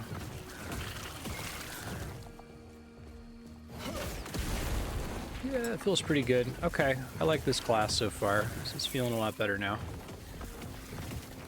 Made it to the cultist camp here. This new build is feeling very, very good compared to what I was using before. I don't think this game has a ton of noob traps. I do think you can kind of just put points in whatever and generally play the game successfully, but yeah, I think that this channeled fireball just kind of has a geometry problem compared to what I'm doing now, at least. So these guys all count as cultists? Greetings. Not the madmen you've seen on the road. We're survivors. Cultists who use the blessings of oblivion as an excuse for destruction. The Temple of Eterra. You want a phylactery from the ruins in the north. Symbol of hope held by the cultists in the south. Got another call. I'll do it. Sounds good. Alright, picking up some side quests. A side quest. Who are you? Lost your home. Horrors ruin our home. I can defeat the void horrors. Okay. Go on. Defeat the void horrors. Got it. Yeah, this character feels significantly better to play now. Like, that big explosion feels pretty good to build up to. I'm about to die, though. Okay. I need to get the cooldown on this thing down, because my fireballs is not good enough. That's good enough, though. That feels pretty sweet. Not complaining about that part at all. I'm going to try to get the thing that lets me progress the cooldown. Oh, okay. Skill specialization slot. That's huge. Let me putz with that real quick. I'm going to go ahead and do Elemental Nova for that to start with. And then I'm eventually going to switch to... I'll have Teleport activated. I'm going to try to get this node that lets Elemental Nova trigger off of this. But I need to grab this guy first. Your combination of runes changes without casting Invocation. It saves you cooldown. So I think the idea... I mean, I don't know if this is actually going to apply if... To say my runes have to change for the cooldown to be affected? Okay, so yeah, I'm gonna have to figure out something to, like, change the runes. As long as it's changing, it'll get faster, it looks like. Yeah, I see it going faster there. So extra casts will make it clear out more quickly. Gotcha. I also just unlocked a skill called Flame Rush that I want to try instead. It would replace my teleport because it's a traversal skill, but the idea is I cast a fireball, I rush at the enemy, it automatically casts Runic Invocation, in theory, and then I keep casting fireballs after I land to get a bunch of buffs. So, to try it. It's supposed to give me mana back and stuff. I don't know if it works if my thing has a cooldown. Let's see. Oh no, that works. That's pretty good because it doesn't trigger the cooldown. Yeah, that's okay. It's pretty good. Let's try to make that work.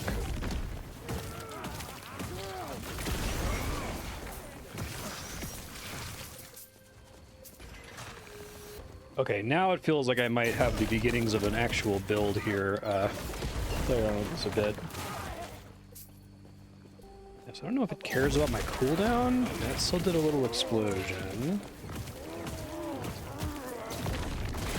No, it does not seem to care about my current... It might care if my actual attack down here is on cooldown, so that matters. I might need to respec Invocation a little bit here and just only ever have it proc off of my Flame Rush, but... Don't need that anymore.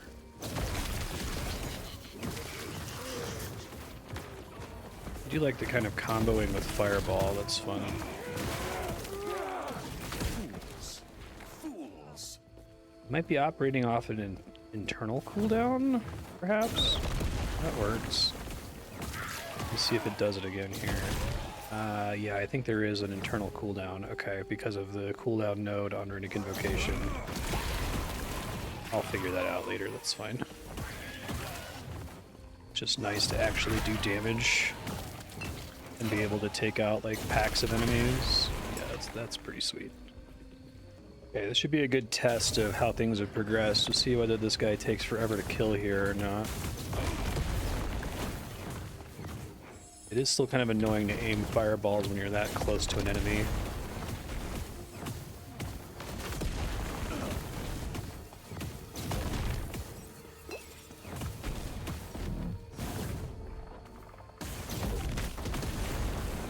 It's better, but the fireball aiming could be improved on controller.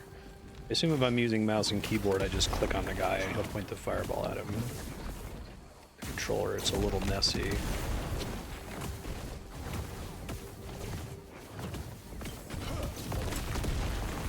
makes me really curious to see. I might try to take that runic invocation rune that makes it so that it picks which runes I get based on the first 3 skills of my bar, and just deliberately put an ice spell and a lightning spell in there. I want to see what happens when you do the combination of 3, because I guess that gives you the benefit of all 3, even if you're mostly focused on a single element. Missed up the recording here. This guy hooked up to this machine wants to destroy 3 soul repositories, and the words can be destroyed, which I think is what gets me the phylactery, question mark. Those are around this zone.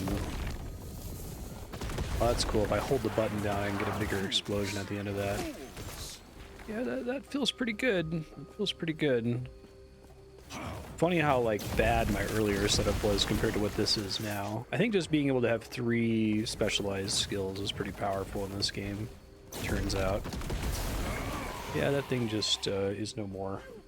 Alright, turning this into this guy. Soul repositories are destroyed. Emperor's Gift. Last Imperial.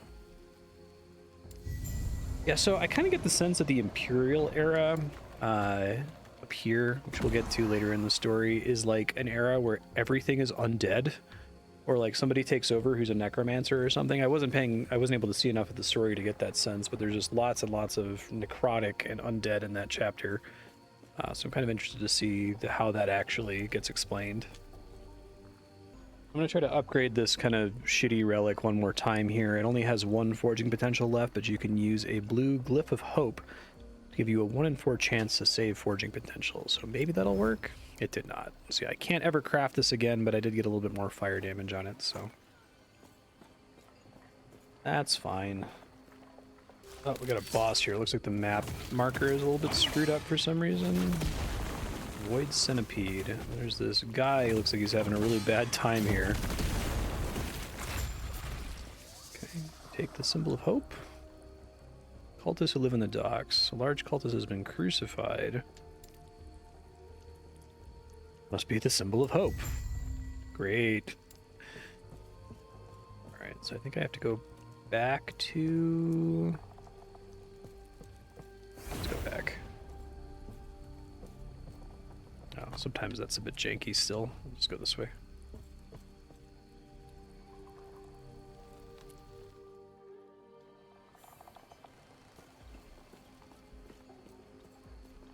Who are you?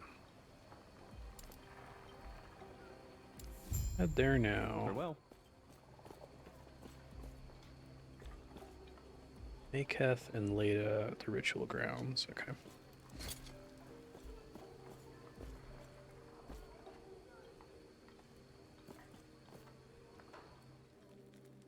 Yeah, this new setup is significantly more fun than what I was doing before.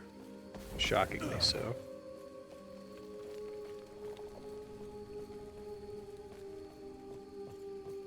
Hoping to get into some fights on my walk here. I think I might get a boss though, question mark. Observe the ritual. Yes? You find both relics? Okay, I didn't realize these guys were friends before. Souls trapped in the phylactery are scared of us, scared of the oblivion in the void. Reach for the Symbol of Hope, and we free them? Bodies will be used to sacrifice, that we may become one. Well... Okay. Happy to help you there, friends. Oh, I pressed my runic invocation without any runes. Okay, learn not to do that. That's bad. Sure, I'm always pressing 3 things there. Gotta be careful with tapping rather than channeling the flame rush too, because it tends to break essentially. It still hits damage across the way there. It's not too bad.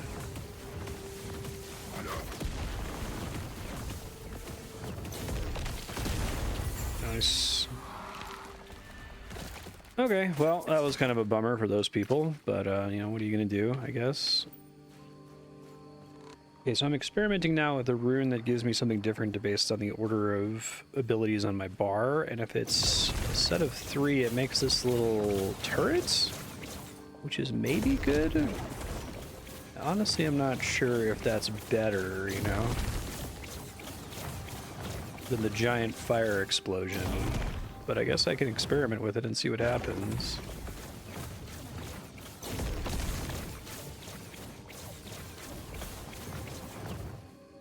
I think there are other things that benefit from having multiple runes all the time, so I'll look into that later. But we'll try this this turret thing. Maybe I'll respec it if I don't like it. Guessing that little turret doesn't count as a minion.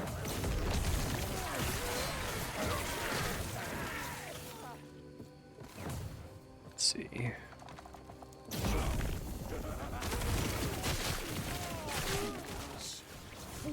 Seem pretty powerful.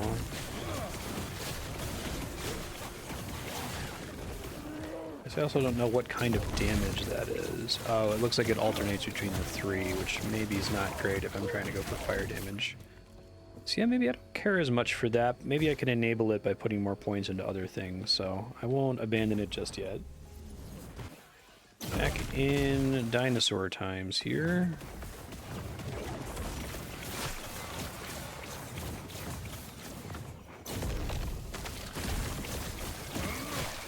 The nice thing about that is it does auto target, which is a blessing at this stage for me.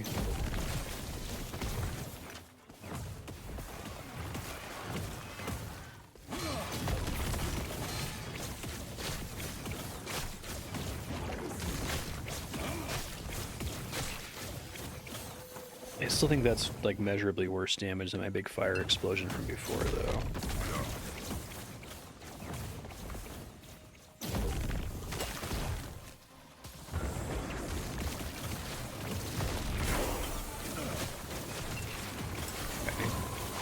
Maybe I'll come back to this one later, we'll see.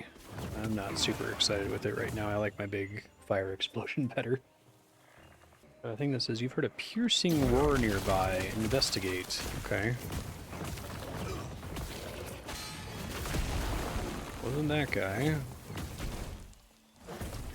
Fools. Fools. Guy likes to say fools, fools a lot.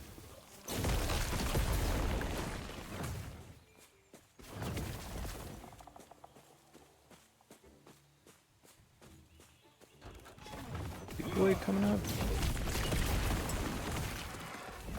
Dashing in like that with Flame Rush does feel really good. Too bad it seems to have inherited the cooldown. It still costs mana. Maybe that's a bug. I'm not sure. Yeah, that's a big boy. Hey, he's also fire damage.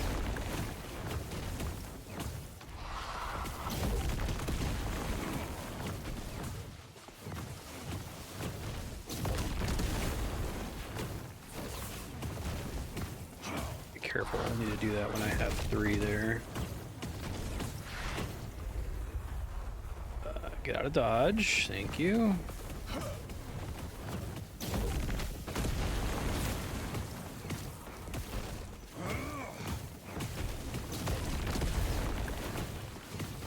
Big boom.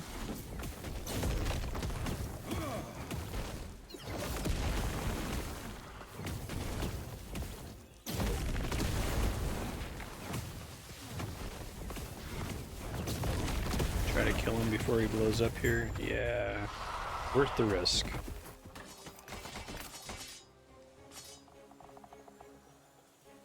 Might be an improvement. 13 spell damage, -3 spell mana cost. Yeah, I'll try that. That might be better than what I currently have.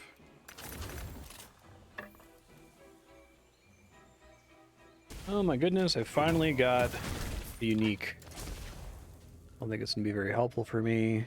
Bleed, bleed, bleed. Okay. Unique drop rate's pretty reasonable in this game. Like, I feel like you see them relatively frequently. I've just kind of been unlucky so far.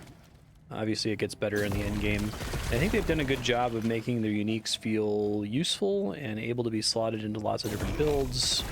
And I guess we'll talk later about the concept of legendaries, which makes all uniques interesting. Or more interesting than they would be otherwise in a game like this. One of the things I kind of found to be a bummer about Path of Exile that you really only care about rares most of the time. There are a couple like build-defining uniques, but there aren't so many of them. I think having a mix of the two, it's like, okay, I want to be able to, you know, craft my own gear with random affixes on it and have that be good, and have uniques that can drop that can be really impactful is nice, I think. Yeah, I'm trying a new node on Flame Rush that makes it cast Glyph of Dominion at the target location, which is the level 35 Rune Master ability. I'm curious what all that's going to do. I don't think it's going to create a rune for me, for example, but it's also going to keep it from being channeled. So if I cast it here, puts a little rune on the ground next to my big fire rune, and it did not count. Okay, but I am probably going to take that as a skill later, just so I can get it to scale with points placed into it. Yeah, so the feel of not being able to control how long I channel with Flame Rush isn't great, especially on a controller, right? Because it takes me a long time to get there, and if the enemy moves out of the way, I just kind of waste a bunch of the damage. But I think it's going to be better on bosses, which still don't have great single target damage on this setup. So I'll keep trying it. It would be nice if I could ensure that this thing like binds onto whatever enemy I'm pointing at. I think with controller, when you do a targeted ability like that in a direction, it just tries to place it as far out as it can reach, you know? Which is maybe not great for my use case here. And I'll try it a couple more times, like here. The glyph's already doing a decent amount of damage by the time I get there. It is speccing into a different damage type, so I have to keep thinking about how I actually want to handle damage types here. You know, something I could try too, maybe I shouldn't have respec'd this so quickly. It says that, let's see, the last rune in the sequence determines a damage type. Cast unique invocation based on the combination and order of runes consumed. So I didn't like the turret very much, but maybe I would like a different thing that's still based on the combination if I just reorder them here. So I'm going to try reordering them. We'll try doing lightning. Well, we'll try doing lightning and then I think that gets me fire as the third one. All right, I'm just curious, like, what are my different options? So I do this. Don't hate that. Don't hate that. I do want the third one to be fire, so we can try this as well. I guess it just gave me a bunch of ward because I didn't have any runes. I didn't press the buttons correctly there. Let's see. That makes the little turret that I'm not the biggest fan of. Oh, geez, I took it off my bar. Didn't mean to do that. I don't like ice, lightning, fire, I don't think.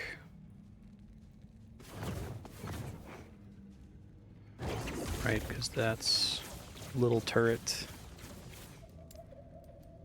So if we did this again, lightning, ice, fire is a big row of explosions, which I don't hate that. What other, like, patterns can I try, I guess?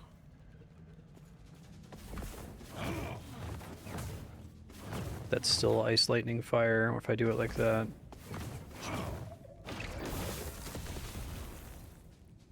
Okay, well,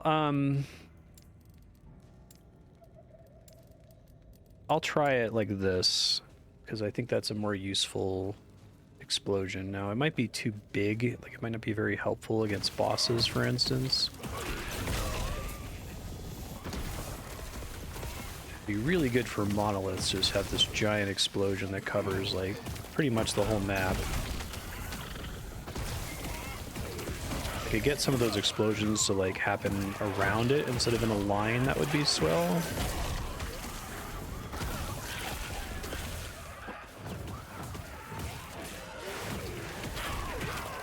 Okay. I'll play around with it. And get another unique. Okay, Bone Harvester, melee necrotic damage. That would be for our friend Necromancer, not for me, I don't think.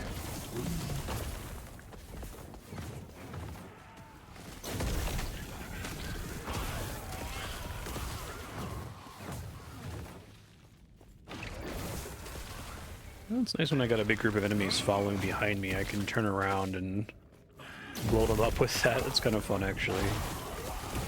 Maybe that's the strategy. Run really fast through the level and then turn around occasionally to ruin their day.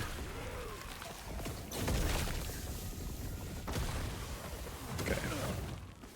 Keep trying. Yeah, I think I'm gonna get rid of the cooldown. I just don't think it's worth it. I'd rather just despec it and then respec it. I think the cooldown in the multiple runes is not super helping me at the moment, so I would rather, I guess getting the mana refund would be nice. That's only on direct casts. I'm gonna try to get it to cast Elemental Nova for me. I think that'll be fun. I'll give it a try. Got some papers here. A large stone table holds an old tome. Open tome. History of Magister Wallace and his exodus to the underground. Others of Welburn are fools. He spent so long hiding the nature of the shard in the Immortal Empire. Okay, so maybe the Immortal Empire is what caused the void. Get the outcast queen. Need a lesser refuge. Cave system not far from the city. Weakened immortal scum. This void may have been born from one of their experiments. Yeah, it seems like they did a bunch of like undead experiments during the Imperial era.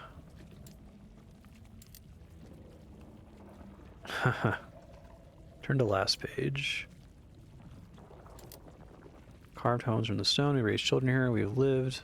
Wallace was wrong. This place isn't a lesser refuge. It was our last refuge. Gotcha. Cool. Take 2 passive points. Thank you. Turning in a couple of these side quests here. May a tear a smile upon you.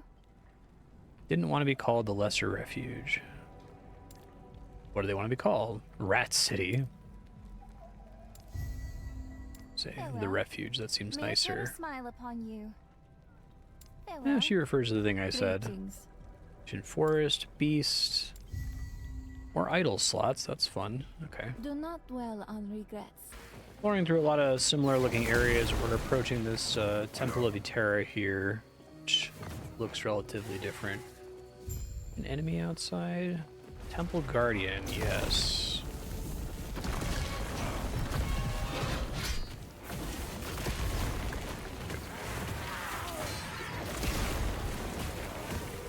Man, this feels so much better than what I was doing before.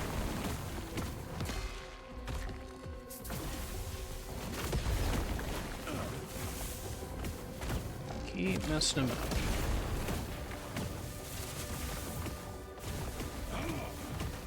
I'm gonna try switching to 0 mana cost Elemental Nova here, see if that's any better than using Fireball. Kind of over Fireball right now is what I'm getting at. That works. Really like the look of this place, just like completely corrupted. Cool looking. So many years spent researching and theorizing what may lie within these walls. And all I find is ruin. Poor guy.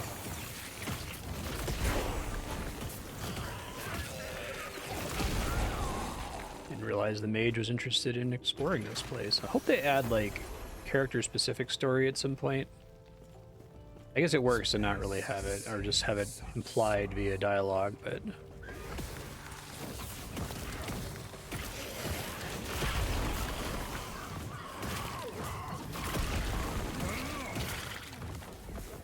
It's like really part of the reason I want to get rid of Fireball is it feels so bad on a controller to be trying to do it when an enemy is like right next to your face and really fast, so you can't just like dodge them. I think what I'm going to want to do is only start using elemental damage instead of both fire damage and elemental damage, because I do think I want to try making this guy work without just being all in on fire. I think there's a way for me to do that without me having to press a bunch of different buttons to get the different elements I want. It's just going to take me a while to get there.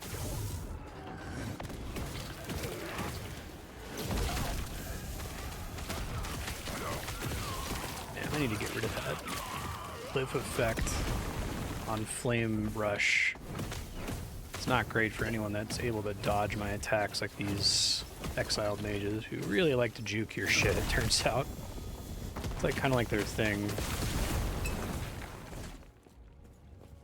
There's kind of a fun puzzle here. I'm now essentially completely out of fire, it seems like. This is the most I've respected a character. When I played my Necromancer, I basically just like rolled with whatever I took, and it always felt like it was better. I feel like you have to work quite a bit harder here. Yeah, so we have to fix this bridge. I think this is as far as I got in my early access playthrough. And we have to fix it by like traveling into the past to find the missing part, which is kind of cool.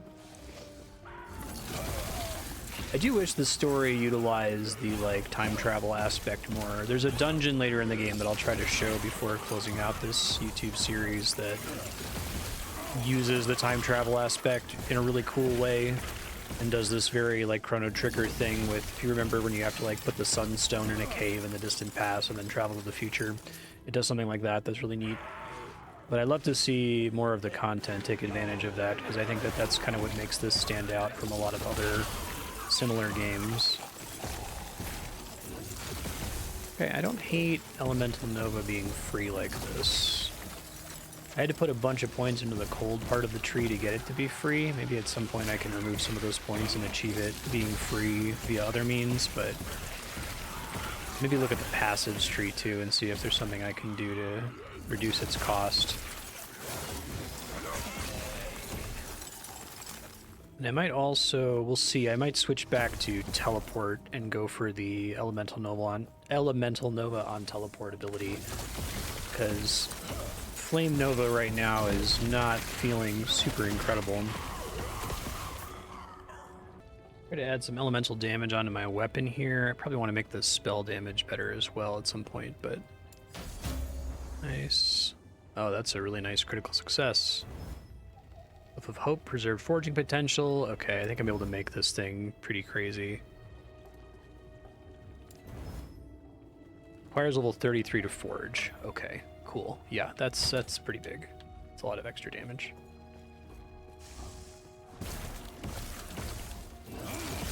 Pretty noticeable when you use the big attack.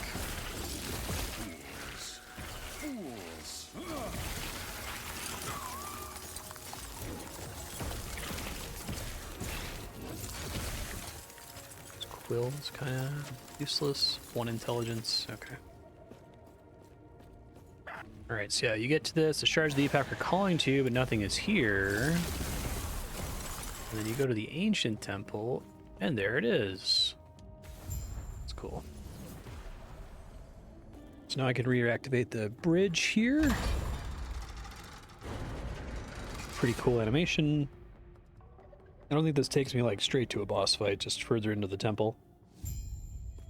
There's a male voice that keeps playing in here. It's like, Itera, is that you? And I'm like, oh, is this the Oribus guy, I wonder? Rather than Itera who's talking to you? No, Oribus is an important character in the story, but he's not super apparent in the main plot. At least not in any of the like cutscenes or battles. You end up dealing with him a bit in the monoliths at the end of the game. Interested if it actually shows up more in the story than I expected to. Let's see if I can move some points around here. Experiment with turning on all 3 Elemental Nova elements. It looks like right now I just have like a 50% chance to use one Nova or the other. Which means I'm not getting all of the same runes every time. That's okay, because pressing that still blows everybody up around me, so I don't mind it. Be curious when I can put 1 more point into Nova, though, if it lets me do anything crazy.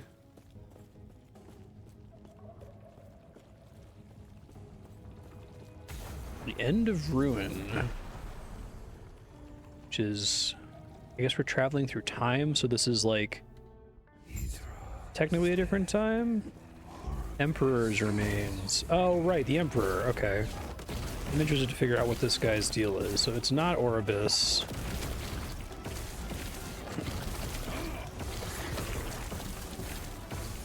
This is the guy who I assume was like obsessed with undead stuff, maybe? So we'll find out.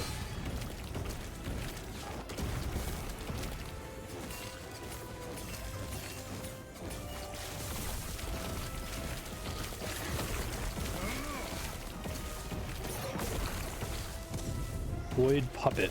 Interesting. He's holding like a skull with a crown on it. That's cool.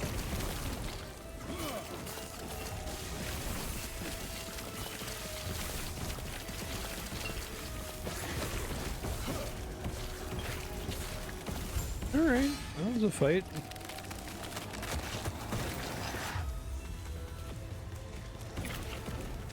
There's the Epoch. The last shard will reform the Epoch. After eons alone, three again become one. On the precipice of a And it kind of looks like a clock. That's cool. Different needles. Hope. The Epoch is reforged. As the traveler left, their real journey began. I like that the whole timeline thing allows for there to be lots of different people who are the traveler, right? Just from different timelines that are intersecting temporarily because of the Epoch. Cool concept. Oh, I got this belt too, but it's not very useful for my build. Also one of physical skills, not me. Yeah, so I think this is where you originally got sent to pick your mastery. Maybe in early access? Maybe I'm misremembering. Now you get sent to the end of time, and we gotta talk to Gasper again. What's up, bud? I believe we have identified when the void began to sweep over the world, and who is likely responsible.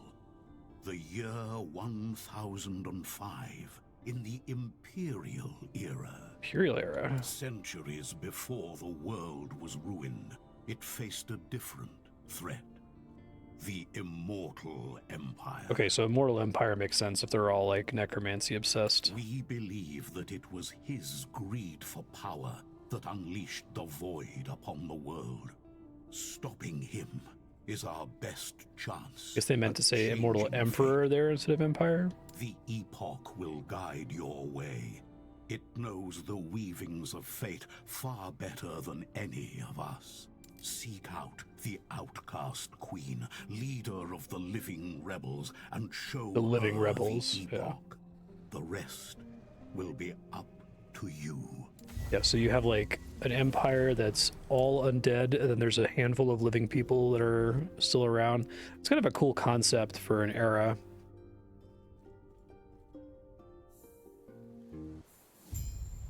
The outcasts and the empire.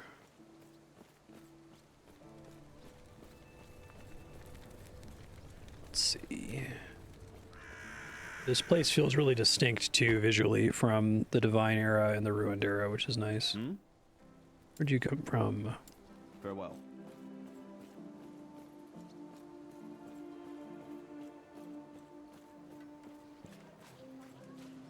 Talk to them. Yes. Need better gear. Head to the forge. Okay, so that's where I think they formally make you learn crafting, but then they moved it so you could just do it whenever. She's the outcast queen. Here.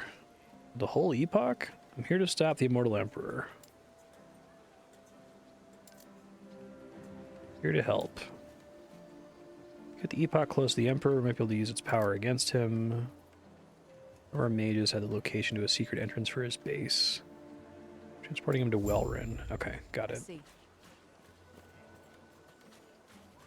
Yeah, so you like just interact with it and that turns in the quest. This is the second time you're prompted to interact with forging. What do you want? Queen told us to expect you. I'd like to know if we can trust you. Go to the college. Okay. So you get out here and immediately all of the enemies are undead. you get these enemies that spawn more undead. So I do think that's the kind of the whole idea here.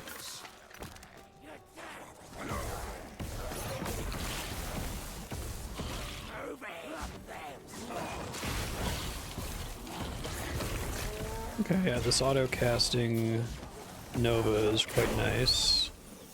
I'm gonna try to switch to the teleport thing that casts Nova as well. I don't think that's gonna give me runes. I guess we'll find out.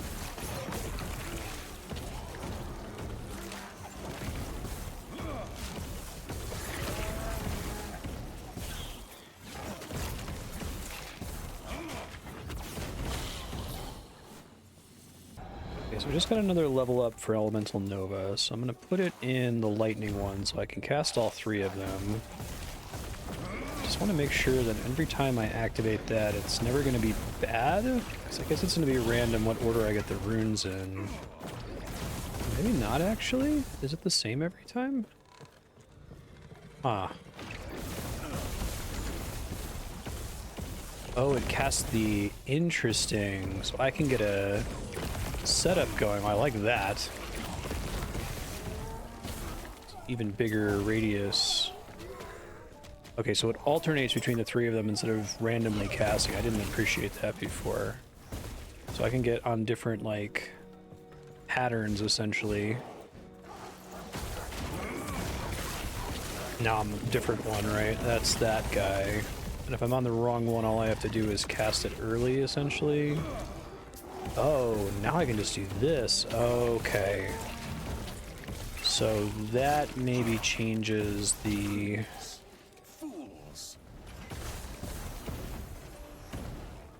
I think this is kind of what they're envisioning more with this skill, specifically using Elemental Nova to do this, so I can kind of like rotate through the different rune combinations. That means that this ability down here is way more useful. When you have 3 runes and your combination of runes changes without casting an invocation, the remaining cooldown is reduced. So if I'm gonna take that, I want to make sure I can take it right away, because once Runic Invocation has a cooldown, it's quite a bit less good. But I also don't want to be sitting on points. I don't know. I like this much worse. I need to have 1, 2, 3, 4 points to get this. I might not be putting points in there for a really long time if I do that. I'll think about it. But this would be pretty good if I can just, you know, if my thing's off cooldown, I can just keep slamming this until it comes off cooldown and then press the button whenever. And it seems like pretty much anything I cast is, like, not a waste of mana, right? Worst case scenario, I get a little turret. Okay. This stood out to me when I was playing it before. You have to do this quest where you go into this college and you can't get in. You don't have like the password or something, or you don't have an item that will let you in. This is like an undead college, right? Imperial officer. Only those with Imperial officer crest are permitted beyond this point. So then I go to the future and I get it from the future and bring it back, which is cool. Like I said, more interactions between the different timelines. Going to the same map in a different timeline would be nice. Yeah, so we're back here now, but in the future, and that door is just blown open, right? So that's kind of neat. I kind of enjoyed this. It's not obvious that this is going to be what happens if you take all 3 Elemental Novas, like what's going to happen to Runic Invocation. But I can basically switch between a few different useful things, depending on whether I'm fighting a boss, giant monolith packs, or like pushing through a zone. So I think like that's actually not the turret. It like just does a bunch of damage around itself and then explodes. So that's probably good against boss fights. This is probably good when I'm like pushing through a zone. And then that's probably good for like monoliths when I'm blowing up giant packs of enemies. So I look at the skeleton, the remains of an Imperial officer. Take the crest. Yeah, let me go back to the Imperial era. We go back in and she'll let me inside this time, which is neat. I hope this is like not schizophrenic, non-clinically schizophrenic to watch, right? Like having to constantly switch between story sequences and me occasionally just fighting dudes. I assume it's probably better than just watching me silently run through every zone for 13 hours or however long the story is. I'll go back and watch the VOD and see how it plays out. It's probably more sensical than what me and Kat recorded during launch weekend. Significantly less standing around doing nothing.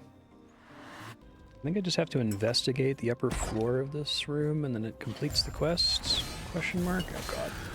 Well, that... okay. Well... got pretty messed up there. Oh, it marked the quest complete anyway. That's why I don't play hardcore. Alright, turning in the college quest here. What do you want? Have my thanks. Alright, took a passive point. Area for area skills might be pretty good. When you use an area skill, you gain ward per active rune from runic convention. That's actually also quite good. Intelligence with a catalyst, word gained on traversal. Bonuses from never late. Traversal skills themselves, okay. I think we take this. I think the extra area is going to be pretty helpful, as will the ward. So I think Nova is area, yeah, and Runic Invocation is also area.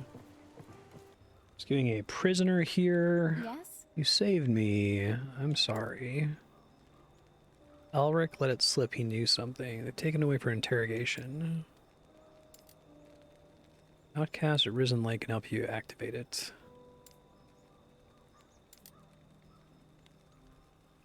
Cool. Sounds good. Gods be with you. I think the actual story and dialogue has less information in it than I was expecting. You still gonna have to pick up a lot from, like, context clues, I suppose, feels like. Trying Flame Rush again, because I wasn't super impressed with the free Elemental Nova on Teleport.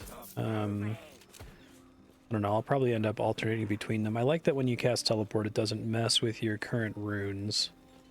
So that might be a reason to go back to Teleport. Only have a few options for traversal here, and it seems like Flame Rush is pretty powerful. In theory, anyway. The fact that it casts Runic Invocation for free without having another button you have to press is quite nice.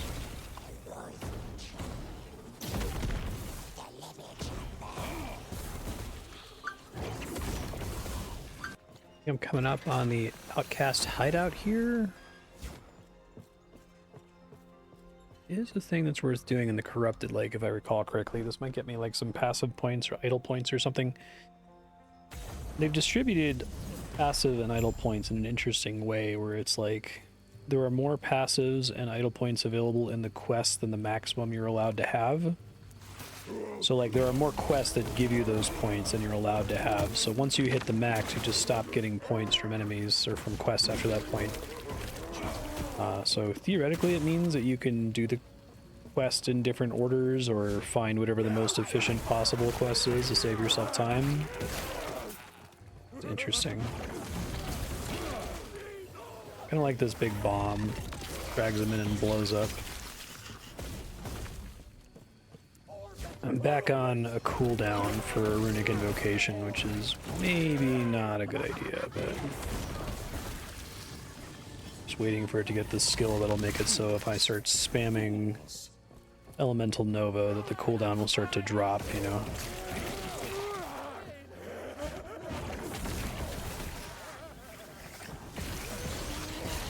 Damage amount's still pretty good though.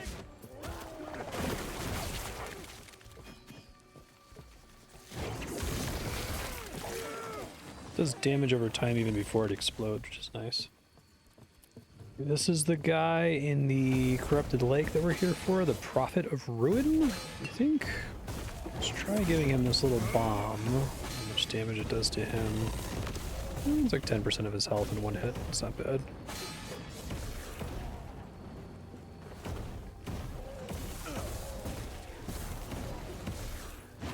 Probably the best single target damage I can do for Runic Invocation with this setup anyway. Ow. Thank you, Ward, apparently.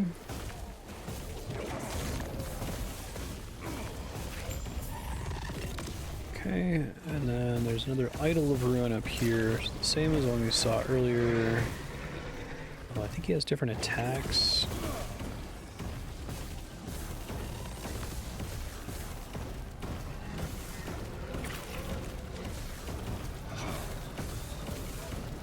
A really good amount of like word generation right now without having to work too hard on it, which is cool.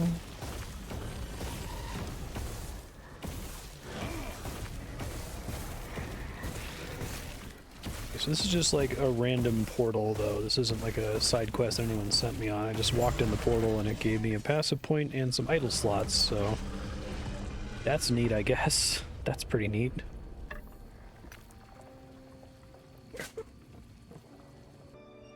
Okay, so let's open this little gate here. Show Ulrich's ring to the outcast seer. Can do.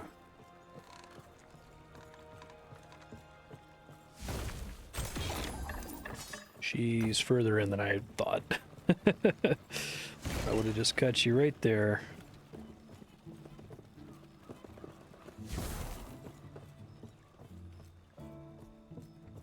Yo. Welcome, traveler.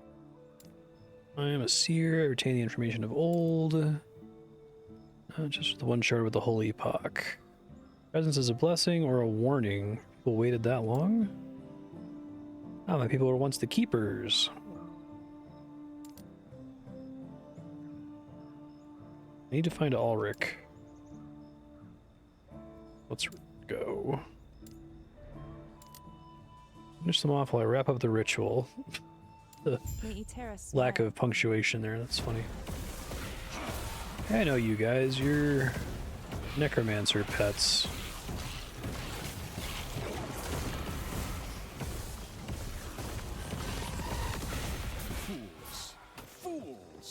Fools, fools, fools. Yes, yes.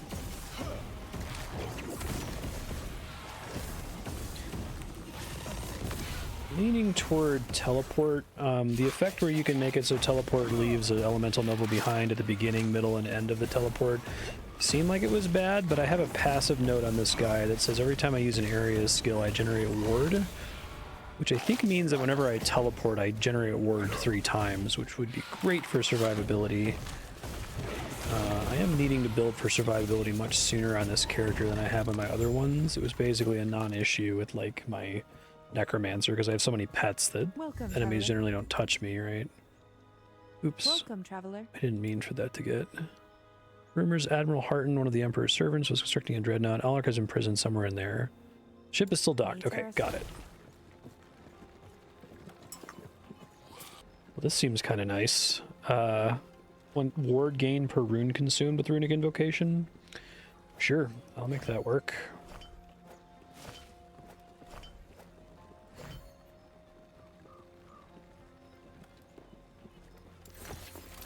That passive note I was talking about maybe isn't quite as good as I thought it was. It says whenever you directly use an area skill, you gain ward.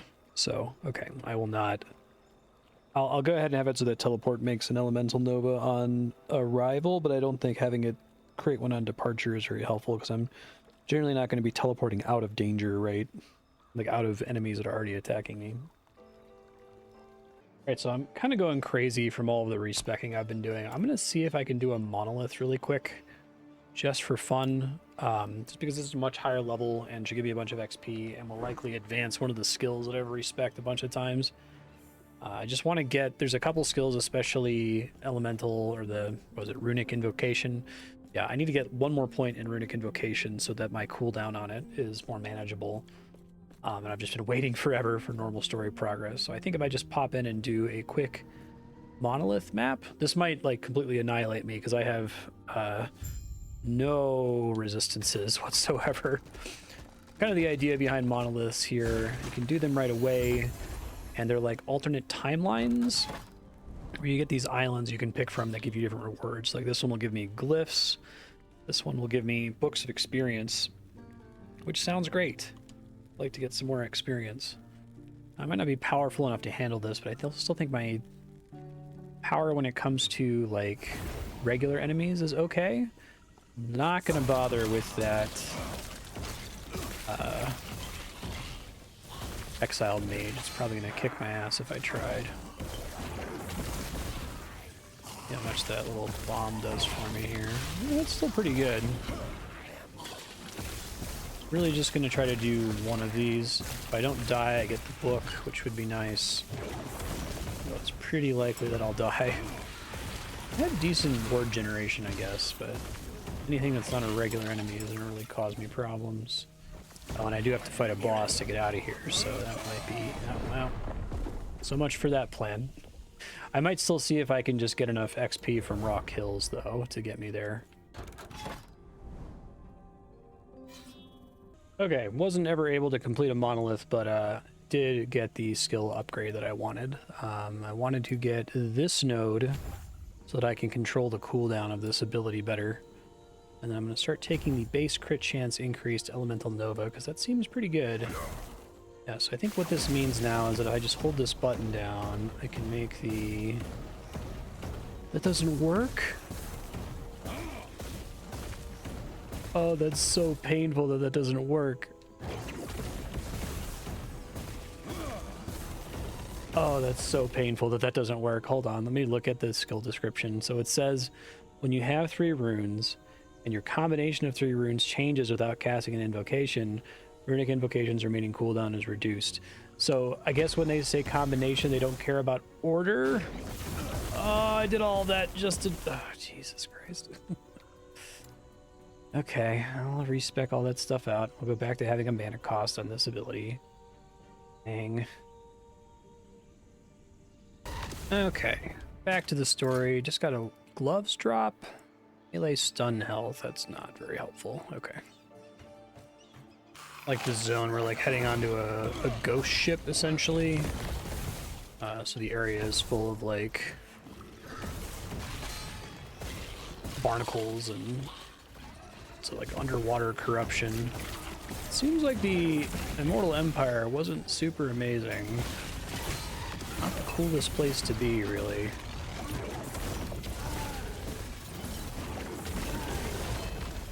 Oh, I got another unique pretty quickly there. Is this one any good?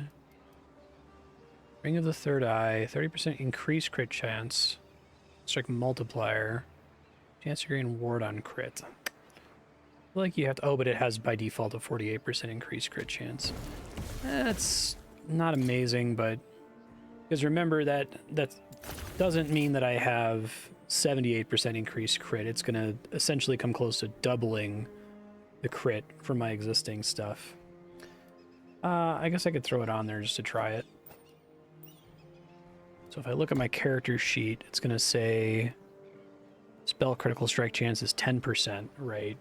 But I am starting to take these points, so that'll get basically doubled as well. So maybe it'll make a difference. I don't know. Maybe I should look for things that trigger on crit. That's kind of what that's supposed to be for.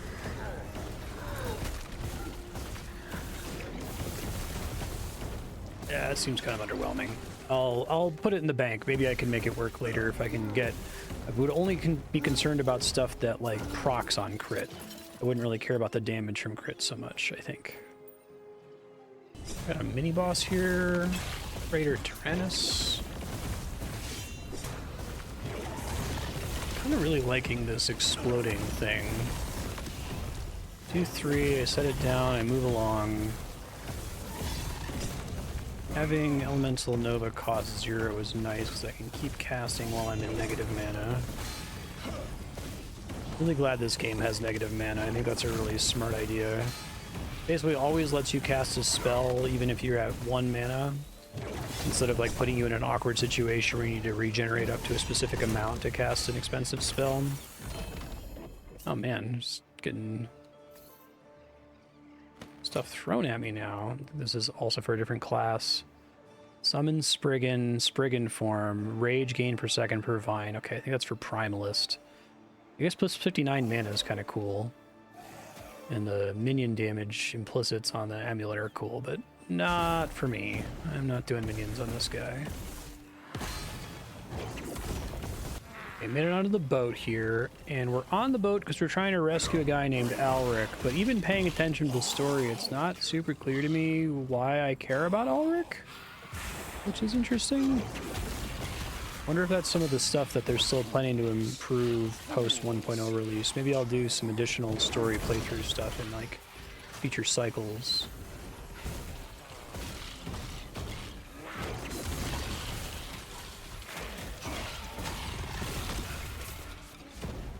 Current setup feels pretty good to play. I'm in an actual like on-level content and not in a monolith 20 levels higher than me that's nuking me instantly. It should be possible to do a decent amount of monolith content at like level 30, but I guess I just don't have the build for it just yet, or the gear for it.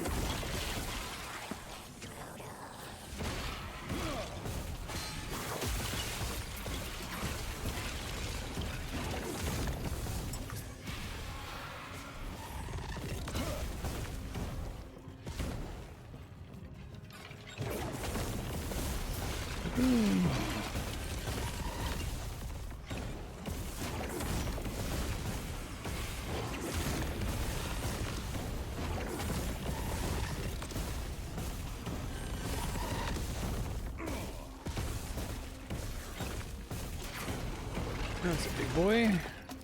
Take him down.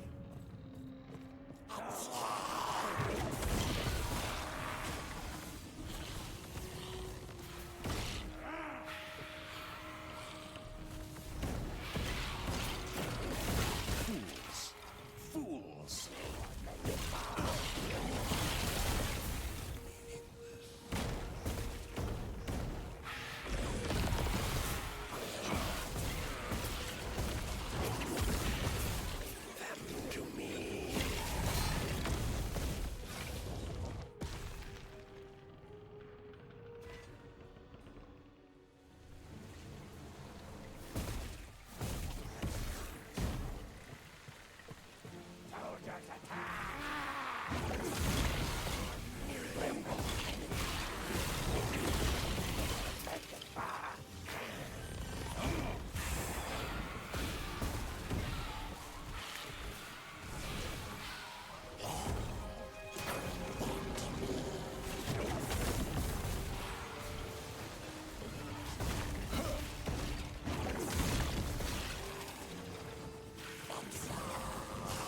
I'm on the deck of the ship here. I think I'm coming up on the boss, question mark. Find out.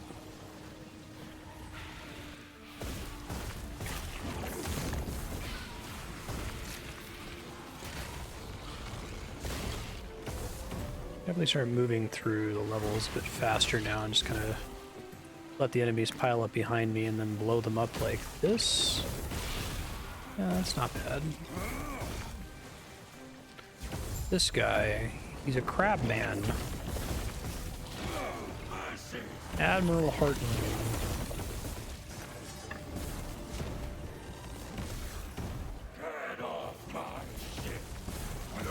I refuse, sir.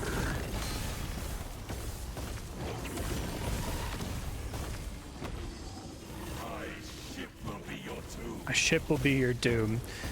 I made this joke on the stream a lot. I think it's really funny in video games when a character says, "My ex will be your tomb. This tomb shall be your grave."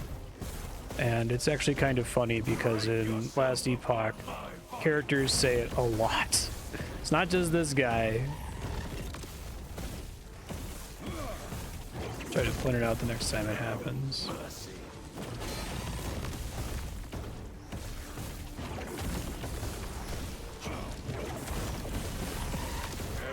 I think my ward generation is pretty good here in terms of my defensive capabilities. When I'm not in a monolith, that is. Having no resist definitely made the monolith extra difficult. Okay. Cooldown recovery speed for surge. That is not for me. Hello? Break these chains. You'll have to excuse me. I'll express my gratitude after we're out of this mess. No problem, Ulrich. Can you swim? What are you I'll take that as a planning? yes. Get to the railing and give a signal when you're ready. Okay. Sounds good, bud. Let's jump off the ship. Signal to Ulrich and jump.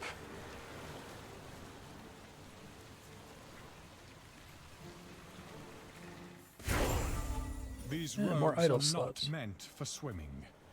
Each They'll be soaked for hours. the mage is kind of a funny character. What's up, bud? Washed up safely. Good. I need your help. Problem is, she's deep in Majelka, Imperial territory. Place crawling with Imperials? Yes. Yes. It'll be fine. I think they maybe like cut some dialogue lines out of the game I'll hang too. back and cover our tracks. This happened a few Catch my times where I'll breath. select something and it feels like You I know just I missed a almost line of dialogue. I'll only slow you down. Please, go on without me. Sounds good, buddy. Love to have a desert chapter in a ARPG. Always a fun time. Alright, current setup's pretty good. I think there are a couple nodes on everyone's tree that it's like, okay, this makes sense if you're playing around with it at a high level. But it's a really bad choice to take it when you're just kind of leveling through the campaign. And I think the thing that gives this runic invocation a cooldown is one of those. Rouge Zabat. Which I wanted to offer you. I need assistance to aid research. My phone is going off constantly today. I have had more phone calls and like alarms go off than I've ever had in the history of my streaming. I guess it's because I don't run Do Not Disturb while I'm not streaming. Anyway, that distraction was kind of a bummer. I need to step away. I'll come back and finish up here. Okay, let's try this again when I'm not getting swarmed by enemies and not getting a phone call. What's the job? Aid some research. Across journals, old cache of Nagasan gems hiding in the desert. Maybe in Majelka. I'll see what I can do. Just got another specialization slot, and there's not a lot I'm interested in at the moment. I guess I could try static, because that's something you can kind of just have running and have it do random free damage. Or like Flame Ward, because it's a oh shit button. Suppose I could take... Just Volcanic Orb is a thing that can get procced by Flame Rush. Flame Rush can actually proc a bunch of other skills. Maybe that's the way to go. Maybe at some point I just abandon my current plan and just switch to Flame Rush all day and have it sending out Volcanic Orbs and Runic Invocations and Static Orbs. Yeah, I keep flipping back and forth between Teleport and Flame Rush, so maybe I'll just pick Flame Rush so I can start accruing points on it in case I want to switch off of Teleport later. I'm really not using a fourth button at the moment, though. Okay, made it to Majelka here, which I don't think is a town in the Imperial it's time era. For the hard part. What's next? The Oracle's a guarded woman. Understandable, given how long she's lived. The Oracle told me where the sigils were hidden, but I hate to say it, I wouldn't stand a chance. Not with the guards. Do you want me to fight them? Hey now, I've seen how you handle yourself. All you need to do is clear a path.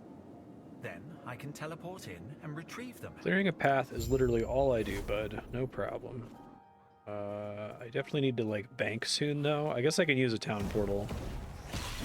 Town portaling is slightly less good because of the way the servers are currently arranged, where your, like, progress on a map isn't saved.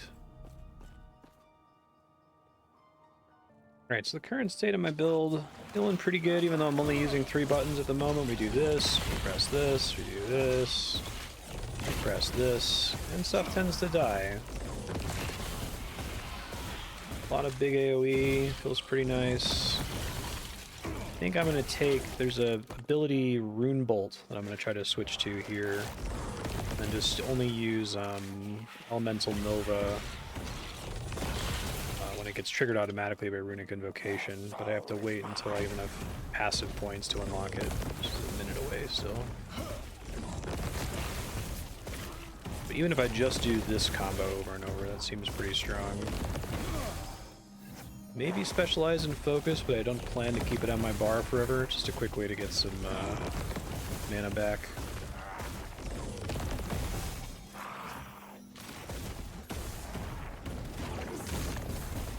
Bomb for this guy because he's single target. What's up? See. It should be right behind... Ah! There we are, buried in the slums. She told me of the Emerald Nagasa. They were the same, content to slither through the shadows. Again, it feels like there's a line of dialogue just missing there, but okay. It's not like affecting my appreciation for the story. I think you can still figure it out from context. I'm trying to remember back to Diablo 2, which is very text heavy actually. I guess most people probably don't remember that because they skip through the story so many times, right? I'd be interested to see if at some point they tried to like trim it a bit. Maybe over trimmed. This feels pretty good to do so far. 1, 2, 3, 4, 1, 2, 3, 4, and everything dies. Doesn't quite feel like a generator-spender relationship. Well, I guess what I'm generating is the runes, right? I guess this is a quest. Defend yourself from Imperial assassins. Okay. All these enemies spawning around me here. Or that. Oh, screwed up my thing there. Guy I was supposed to meet. Doesn't look like he's having a good day. Sure you're okay? Actually dead, undead, apparently.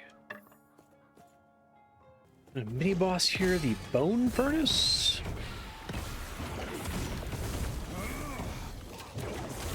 Just keep trying to stack these bombs on top of them, I guess.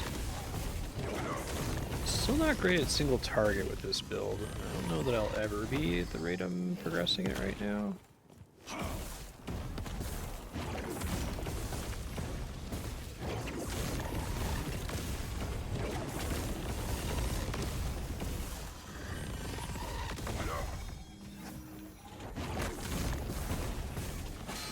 This is something that, like, Pet Necromancer doesn't have this problem. Like, everything gets destroyed all the time, whether it's bosses or packs of enemies.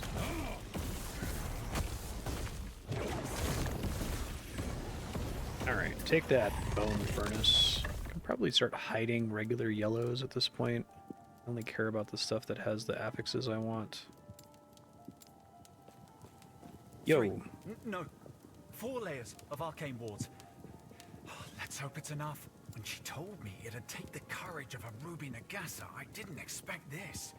But it's one step closer to giving her a piece of my mind. So this is a really cool area. It's like you're going along this bridge into what I think is Majelka, and there's just like giant rows and rows and rows of skeletons. I'd love to see more design like this in the campaign of ARPGs, where it's like, this area is not just a big open procedural map with... I guess they want to make it procedural, so when you play through the campaign multiple times, it feels substantively different every time. But I think they've reserved most of the procedural maps in this game for the endgame monoliths, to be honest. Like, I don't think there's that much that's randomized outside of the like placement of chests and exiled mages and stuff during the normal story. That's probably like one of the more memorable like stretches in the game because it feels so like cleanly authored. It's not just like a bunch of enemies placed randomly. It looks like they're archers trying to defend the city. Fools, fools, yes, yes. Oh, Ulrich's here already. Okay. This square's a sorry sight. The Oracle used to tell me how the Sapphire Nagasa would gather around these fountains, reading the stars and comparing arcane theory. I wish I'd seen it. I can only imagine how she feels. Interesting theory that like most of the people who live here are snake people in the past. A very interesting choice. Kind of like there being lots of evil bird people at the beginning of the game. I think I put more weight on the snake people because the story just kind of ends in the snake people chapter, so it feels like that's the end of the game. There's still more going on after that they haven't added in yet, apparently. Another one here. Hidden so close. The way she talked, I thought she hated the temple. A word of advice. Don't ask her about the Diamond Matrons. You'll regret it. Okay. To the Oracle's abode.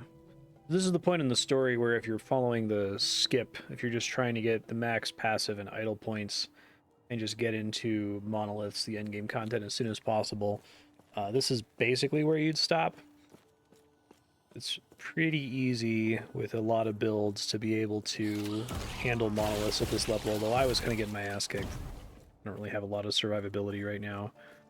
But I will continue through the story because I would like to first pay attention to all of it, which I wasn't able to do before. And also just kind of like share the basic playthrough of the game first. Wonder if this rune happens to be the same thing from the ruined future from before, the symbol of hope or whatever. That would be kind of a cool touch. We've got another side quest to pick up here. Let's see. Ah, yes. What do you have in mind? Running out of water. To cleanse the waters lost to the immortals. What legends? Relic that can purify water. There's one shrine the immortals haven't destroyed. Okay. May I share a smile upon you? Yeah, the immortal era is like kind of scary. This idea that it's been completely taken over by like immortal undead. The imperial era, I should say. I'm just dumping all the items that have a stat that I care about, right? I could probably take this though. Runic Invocation, increased elemental damage. Yeah, do that. I'll probably break them all down later to get shards that I need. We'll talk more about crafting before the series is done. Okay, speaking of looking at other things with crafting, I have T5 intelligence on this helmet, and I'd like to get all those shards back, so I'm going to try to do rune of removal. So what this does is it picks a random affix to remove, and then is guaranteed to give you shards equal to the tier, right? So if it targets intelligence, it's going to give me 5 intelligence shards. It's probably going to target one of these two, though. Oh, no, I got what I wanted the first try. All right, this is garbage, then I can just throw it out. Cool, and then this thing that has the +1 runic invocation, I'm going to put intelligence on it instead. See how far... that was really expensive, that first craft. Oh, you got a critical success, that's nice. And now it's out, but that's okay. It's still a pretty good helmet for now. 6 intelligence, +1 runic invocation, which is a floating skill point that I can put here. I'm going to try this out. When you cast Runic Invocation with at least 12 Runic Energy, you proc a random equipped non-channeling skill of the same element. Okay. Cool. Yeah, so the Oracle is a snake lady.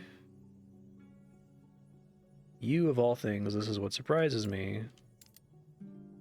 So I wonder if she remembers me. I actually don't know who the Oracle is, if she like tracks to somebody that you fight later in the story in the past.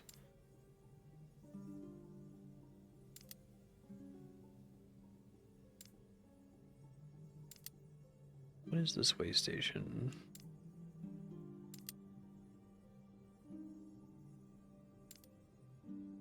I get to learn a lot about her right there.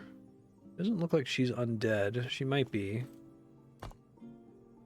Our first introduction to the idea that she's a snake person. Oh, dang it. There's this really annoying bug on controller. If you try to, like, navigate these menus on controller, it just puts points in the top leftmost thing. It's already happened to me twice. Should probably go respec. I'll do that really quick. Oh, I got a unique wand. Would this actually be helpful? Let's see. Nope. That is for acolytes. Okay. There's an interesting item that's guaranteed to spawn from this chest up here. I think it's cool that this kind of item exists. No, that wasn't it. Let's see what that is here in a second. Probably not any good. It's interesting that this item exists, but I think it's kind of a noob trap and maybe not the best thing to give players on their first playthrough. Yeah, so it says more hit damage, so non-dot, More hit damage if you have only one of these equipped. You cannot critically strike, right? Like, oh, okay, well, you know, 15%, 20% more hit damage, and the trade-off is I can't crit. My crit chance is kind of bad by default anyway, right? My default crit chance is like 5%. I think it's a noob trap, though. I think it's probably good for extremely specific builds that never want to crit, but that most of the time it's going to be bad, especially for a new player who just kind of slots it in without thinking. It's neat that they put it in the story, though. Like, I'm not opposed to them having some guaranteed uniques that players can just get if they're going for a specific build, but I would probably caution them to do that. Some are a little bit more out of the way that not literally every player is going to see it while playing through the story. Another cool looking area. It's like a, I guess it's like an undead factory. They're like making all the immortal servants of the Empire. It's interesting. It's like this exists in a weird middle space where the game isn't doing a Dark Souls thing where there's like minimal dialogue and it's just trying to like let you figure out what's going on, right? It just seems like there's maybe missing dialogue. I wonder if you could do an ARPG like this and have a story that has like no quests and no dialogue with characters. I think it might be possible to pull off at some point. It kind of seems like that would benefit the structure of the game, since you're kind of encouraged to rush through them anyway, whether you're playing in multiplayer or solo, and the games are expecting you to roll a whole bunch of different alts, right? We'll see. This game's still pretty cool, though. I like the Chrono Trigger kind of theming. Still trying to have that Diablo misery aspect to it. A little mini boss at the end here. I love that Spy Master Zarek is like a skeleton and a worm. What is this? Dune? Little worm boy. Yeah, so my single target still isn't amazing for me.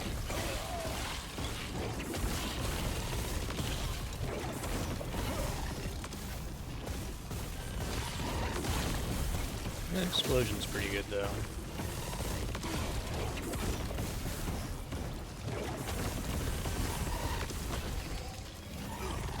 Getting pretty good ward now. Just kind of put the points into it in the passive tree. Right? I'm just going to stand in the bad. I haven't really touched my resist yet, although it's about time that I start thinking about that.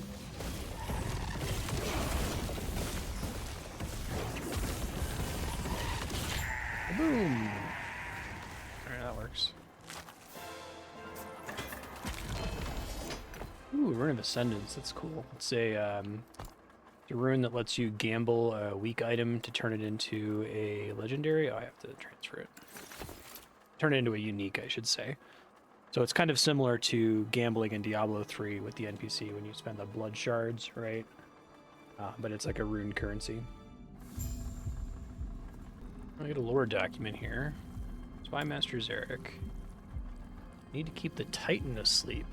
The nigh unending well of blood it has provided. Paralytic magic and hemomancy. Oh, I didn't catch any of this while playing it before. So blood magic can power our new waypoints.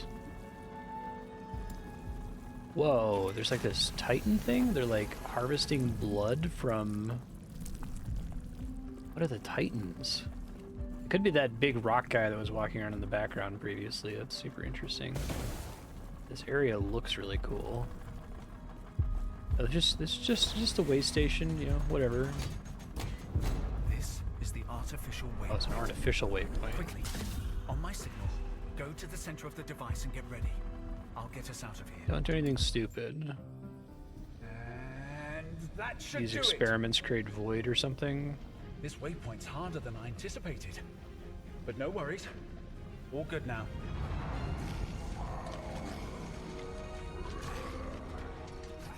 Just in time.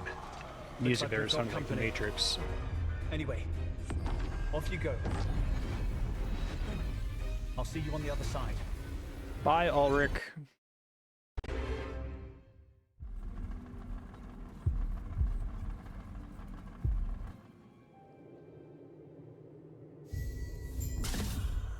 Infiltrating the Immortal Citadel. We made it. Finally. Don't let your guard down. Someone's waiting for us. Give me the signal, and I'll cast something. Well, how about the one you used at the Dreadnought? To be fair, it was a series of gestures, but it should work. I think they're watching us talk. One of us should say something. What's up? Shh. Don't be alarmed. The Emperor wants you dead. That makes us friends. Okay. You're trying to reach the Citadel. I know a path. She has similar gear to the Grail guy, the Hurot champion from the beginning of the game. Go. Find me in the Necropolis. We'll speak more there. I want to say more, but there are spies everywhere. Just know, I wouldn't risk being seen if it weren't urgent. Hopefully, I will see you soon. Cool. Okay. Killed an exiled mage and got a dagger. Raggaroth's Claw.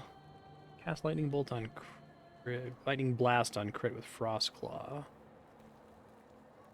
Oh, that's kind of cool. You try to like build for crit. Not for me right now, but kind of an interesting concept. I might actually want this haste thing. I have some nodes on teleport that let haste persist depending on when it gets applied, so I can give that a shot. And it's got +6 intelligence, sure. Got some new things to put points into as well. I decided to drop this node down here. I tried it for a little bit, but it really requires that you have built up a ton of runic energy, and that requires not using this button for like 12 seconds at a time, which is miserable. There are other nodes you can put points into to get the runic energy faster, but I think I'm just going to go for more area on attacks, more mana refund, maybe this elemental penetration node. Okay, I'm finally going to have enough points here that I'm going to unlock Rune Bolt, which is a skill that I want to use. So I'm going to despecialize Flame Rush here. Haven't been using it. And try this guy instead, see if I like it. So I need to look at all of these nodes. I'm just going to review the tree here, and I'll come back with thoughts in a second. Okay, so this node that I just respec'd out of makes more sense with Rune Bolt as my main damage, because there's a thing here that causes the order to be selected at random, and there's another node down here that says that if you're casting, here it is, yeah, whenever you cast a unique invocation without repeating one, you accumulate runic energy more quickly. I think I'm still going to leave this one alone until I can get Rune Bolt all the way up and running, but I might experiment with that again later down the line. But the idea that this, so basically by default, this spell casts fire, then lightning, then cold every single time, and then this jumbles it so that it's random, which is maybe an interesting concept. But I'll look at what else is on the board here. Okay, so there are nodes in this tree that let you turn all of the bolts into cold, lightning, or fire, which is kind of cool. I still am going to try to preserve the multi-element nature of it if I can. Extra projectiles, maybe. Auto targets. Casting Rune Bolt randomizes the runes of your runic invocation. Okay. This skill makes the Rune Master make a lot more sense. I'll keep putzing with it. There's a lot of interesting stuff here, though. I like this guy that says if you cast 3 rune bolts in a row, all subsequent rune bolts are tri-elemental. So it gives you health, ward, and mana. It's kind of cool. I didn't notice chance to double cast per 5 glyphs of chaos in your crafting inventory. What the hell? That seems silly. It seems very easy to maintain the 20%, especially in the end game. Okay, let's try this out.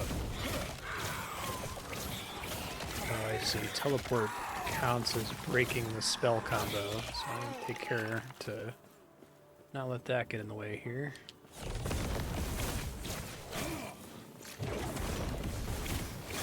Cast these quite a bit faster than my old setup, so that's cool. Verdant Lakes. Check that out, I suppose. Oh, interesting. So the way I have this currently laid out, it's going to be giving me a bomb every time. So I might want to add the like random invocation thing, just for like normal zone clearing.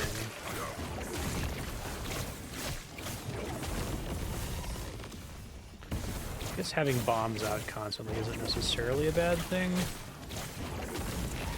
It's just kind of slow for clearing versus the big AoE.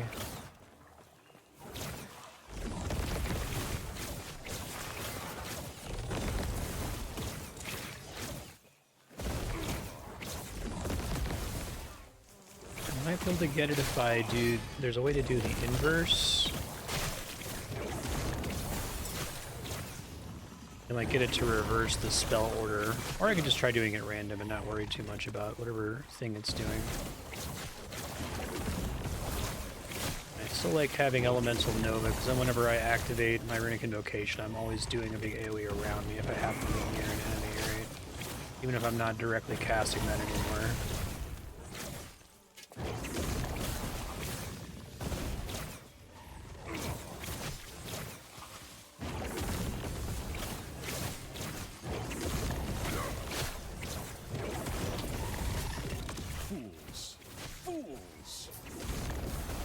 Problem with the tri-element thing is that you want that to be, you want to be like pretty much only casting Rune Bolt.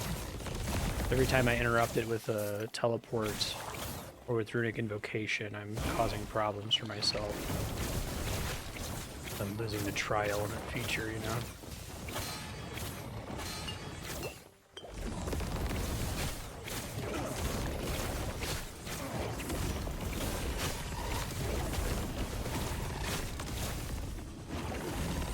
This is another enemy with a guaranteed drop. Maybe enables specific builds. I don't know how helpful it is for mine.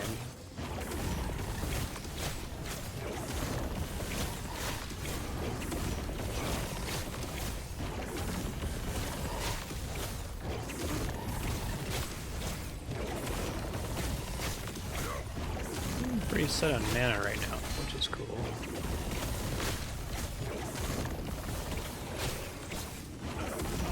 I like Rune Bolt quite a lot.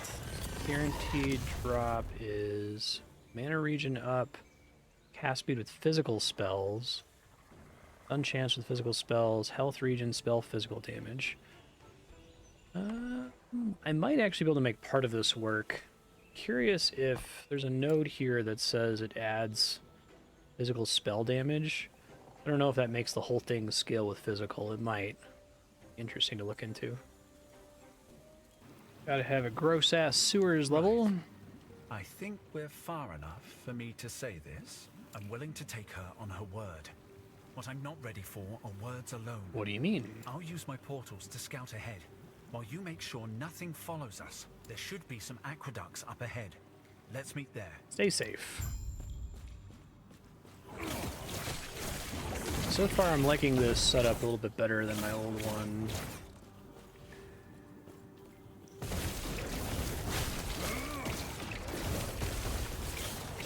I pretty much have infinite mana now if I'm just constantly spamming my Runic Invocations. That was not the case with Nova.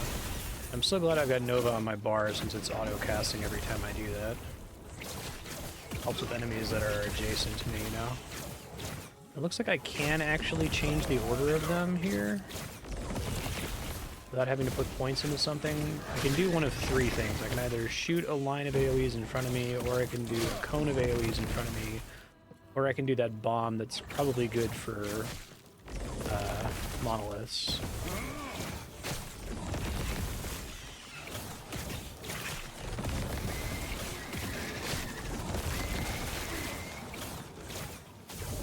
I don't know that my DPS has really significantly changed here. Maybe not, but I feel tankier. I feel like I have more mana, which is nice.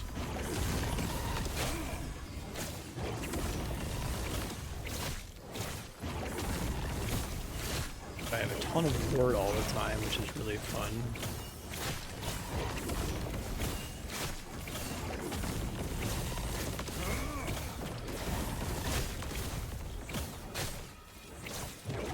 And I just stand in that attack, which is fun, just due to insane ward. My understanding is that ward is kind of busted right now as a defensive measure compared to other ones.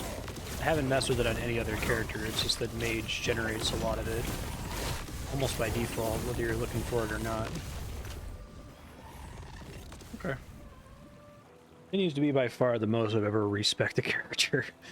So I think I want to go for this guy. When you consume runes with a skill other than runic invocation, you have a chance to also cast the corresponding invocation for those runes. So what that means is if I select this guy that consumes runes on Runebolt, it makes it cost some mana.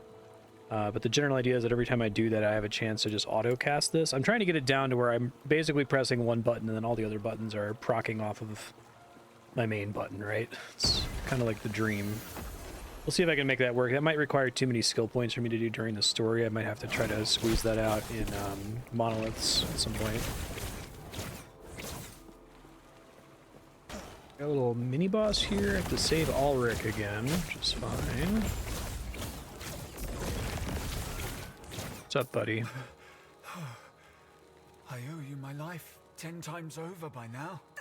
I think I'll take a break from scouting, just like that. For one, This didn't tear him to shreds. You nearly tore me apart. Also, my knowledge of the Citadel stops here. What do we do now? Here I was, hoping this would lead us closer. We might have no choice but to chat. Find the necropolis of the deep. Okay. How you doing there, Ulrich? I'm glad we have a chance to rest. You like to rest a lot, don't you? Seriously? You usually put on a strong face. Before you saved me from the Ospreys, their leader was with them. Excuse me? My ring. The one you brought back from the girl. He took it. Melted it in front of my eyes. When he heard you coming, he fled. We needed the affix shards on it. I'm I understand. too hurt to go after him. But how about bringing me that coward's head? He's as good as dead. When he fled, I saw him heading deeper into the mountains. When you find time, you could take a peek at his nest. All right. Hey, what's up? Ah, you've made it. I am Yulia. Once I was High Priestess of the Empire, but no longer. Centuries of cruelty will do that. Why did you call on me? Because I need your help. From there, you will find an entrance to the sewers. That is the only way through, and it's also patrolled. It's another one where I feel like I'm like, there's just dialogue lines that are just missing, right? Why is that the safer path? I've disposed of some soldiers there. The stench hides the death. I wonder if they just got into a problem with like having a limited number of voice acted lines. It only feels like lines are missing in dialogue that's voice The heart acted. of the Citadel is beyond. There is an exit near the Emperor's throne, giving you a chance to strike. Thanks. Just demoing a bit more of the crafting system. There's necrotic damage on this ring that I don't want. So I'm going to try to re-roll it using a Glyph of Chaos. That's these guys. So you go to upgrade the necrotic damage and it turns it into something else, which is elemental damage, which is what I'm here for. Thank you, game. I'll just go ahead and upgrade that to 5. Thank you very much. And now I can't forge it anymore, so that's fine. You're wondering why am I still wearing an ancient blue robe? I just literally haven't found anything better or anything better than this scroll. Just luck of the draw or lack thereof. I'm playing around with this new runestone ability. I'm about to turn in this quest. So the runestone basically spawns and fires my rune bolts for me. And eventually it uses up my runic invocations for me as well above my head. I don't hate it. It is using my excess mana, and I can still do damage even if I run out of mana. I do have a build that's actually generating a ton of mana. I said that all the other ones I've tried have not been mana dependent, but this one definitely is mana dependent, but also generates more than I'm used to being able to generate. I have a lot of nodes that like straight up give me flat mana when things happen, as opposed to like just increasing a flat mana regen stat, which is how I've dealt with it in other characters. Okay. Such a janky side quest, like shit. There's no townsfolk for you to interact with in this chapter, so I don't know. Ulrich wants you to get revenge, or the guy who melted his cool ring. How does that not work? Oh, there it goes. Okay, turning in this quest. You killed him? Good. I know it's vindictive, but that ring meant a lot. Her? Just a poor girl who cares too much for someone who can't return her feelings. If we pull this off, Maybe I can give her some good news for once, eh? Sure. Alright, new passive point. My setup feels a bit stronger, so I'm going to try doing a monolith run really quick. I just want to see if it's tolerable. There's still a few skills that I want to get nodes on that's going to change the playstyle really significantly. So the sooner I can try that, the better. This is already feeling quite a bit better than it was last time I came here.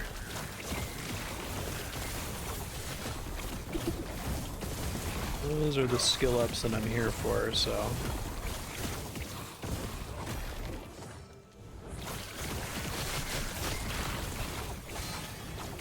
Still want to do the exploding thing, maybe? This feels more like just running a normal monolith. Kind of crazy how things can change just getting one extra skill. What I'm doing isn't substantively that different than what I was doing before with Elemental Nova, but I'm like way safer. I've got way more ward now.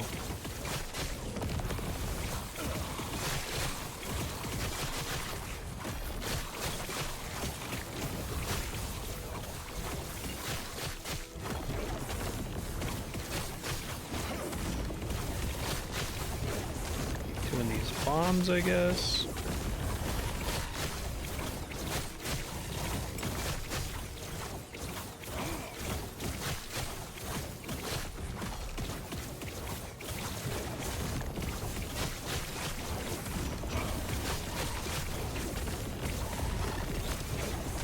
Spires still have an annoying amount of health. Not so bad.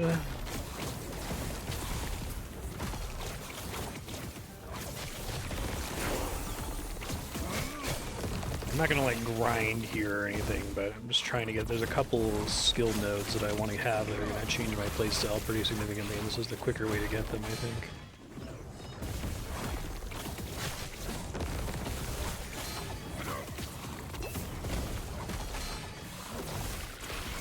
Something's messing me up here. Mana problems appear to be completely solved, which is fun.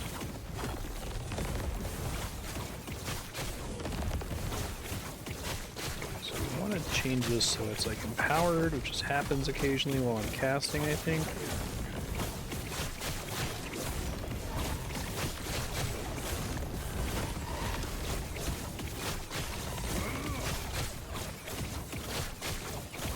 Wait for it to eat my runes here, which can happen at any time, question mark?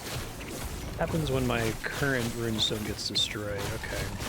It's a little janky versus bosses to get a feel for that playstyle, but it worked. All things I can't equip yet. Right on. That's fine. That was that monolith that I failed on earlier because I was trying to get an XP tome from it, so no reward for it for now.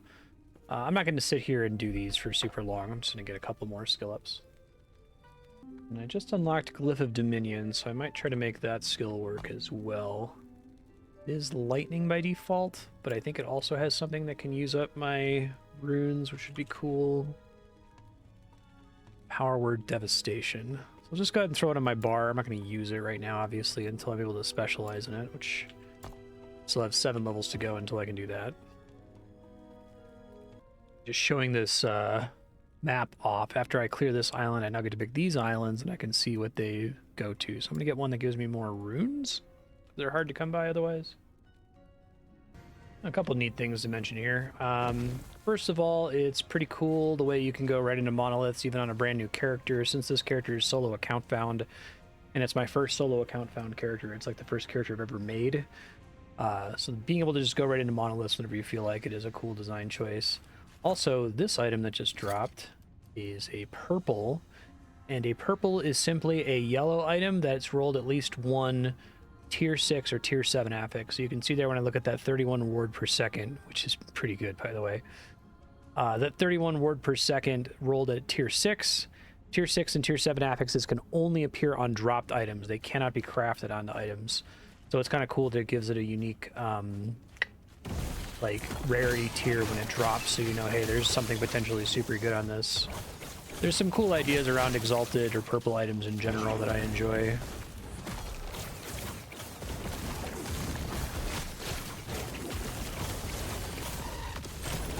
I'll take pool chest, okay.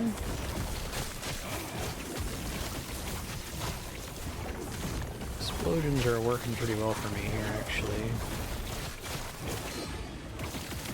Guess the problem with an explosion over a more direct source of damage is that it means the enemies are still alive to attack me while I'm waiting for it to blow up. Maybe I should be doing that instead.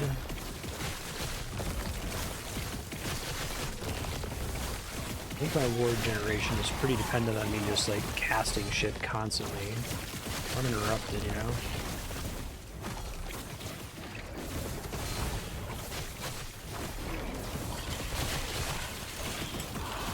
It's feeling pretty good again.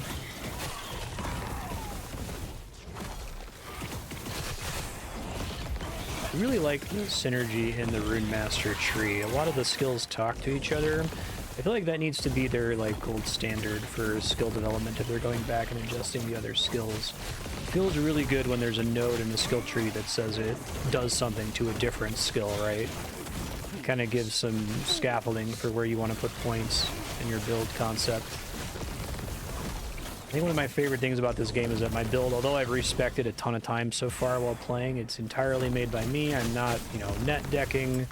And the game is exceedingly playable. I mean, I could probably be clearing these 10 times faster if I was net decking, but I don't feel like I'm losing time the way I feel if I don't look up a build in something like Path of Exile. Where, like, every second is a giant waste.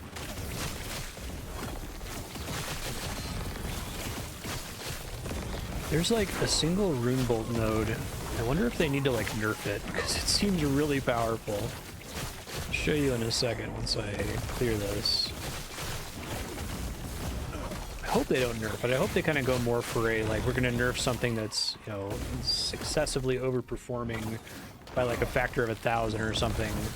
But other than that, we're just going to try to catch underperforming skills up. I feel like you end up ruining a lot of the fun if you just take anything that's kind of good and make it bad. But I guess I also understand that balance in this genre is kind of a joke in the first place, and it's sort of silly that anyone even suspects it in the first place. Like, I'd rather there just be permanent, forever power creep where everything is just getting more and more busted over time, right? Ooh, I think that is a purple wand with the affixes that I like. I'm not going to be able to equip that until after the end of the story, I don't think, but it's still kind of cool. Welp. Invincible, invincible, invincible, invincible, dead in one shot. Okay, that's probably a good point to stop then. Go back to the story. Yeah, this is the node I was talking about. 100% chance to gain 12 mana on hit with Rune Bolt. It basically gives you infinite mana, or at least it feels like it. I think we're going to go for Rune Weave. This seems pretty good. And then I can get a crit chance increase on Runic Invocation. That seems fun. Oh, this one that I can't use yet. Really good. Increase fire damage, increase elemental damage, chance to chill on hit. 74%. It's pretty cool. I think I will switch to that when I can. It seems... Also plus 51 spell damage over plus 13 spell damage. Bit of a buff. Okay, I believe I'm heading into a boss fight? Question mark? We gotta go assassinate the Emperor. Grandeur, all in glory to death. Simply foolish. I've been expecting you. Hey. Do not look surprised. A proper welcome is the least I can do. It was a trap. Yulia? You should have seen this coming. Oh. You know how the Emperor operates. He would not simply let you go. Yes. And now your friend will watch. Really like the look of his throne. That's while cool. the Emperor decides your fate. We trusted you. I've heard of your power. Pontifex Yulia. Oh, resummoning these guys. Okay.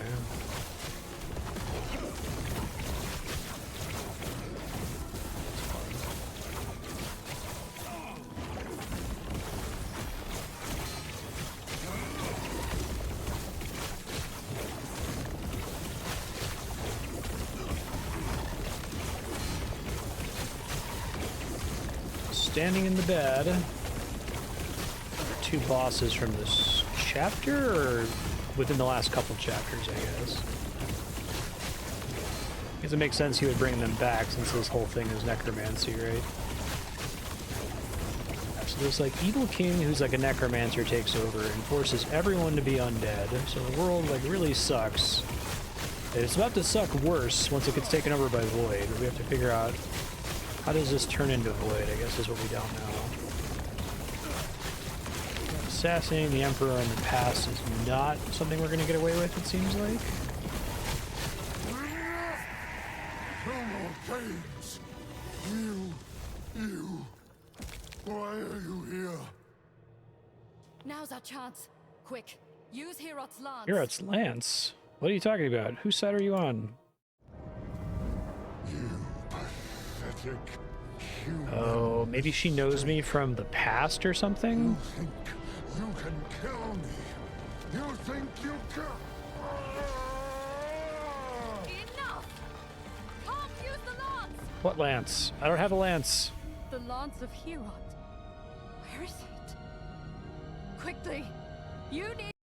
Oh no! The game is about to crash.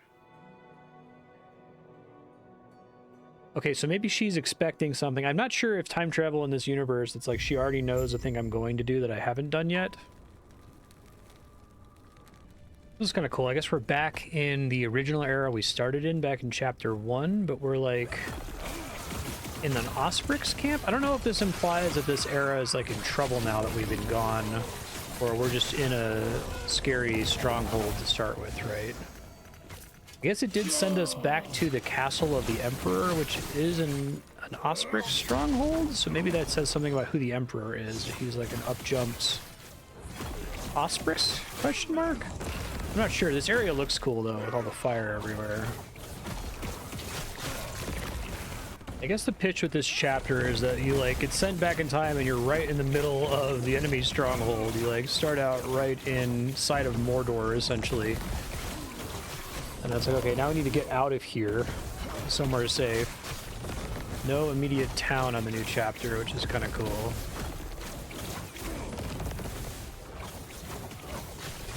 Surrounded by enemies constantly on all sides. Okay.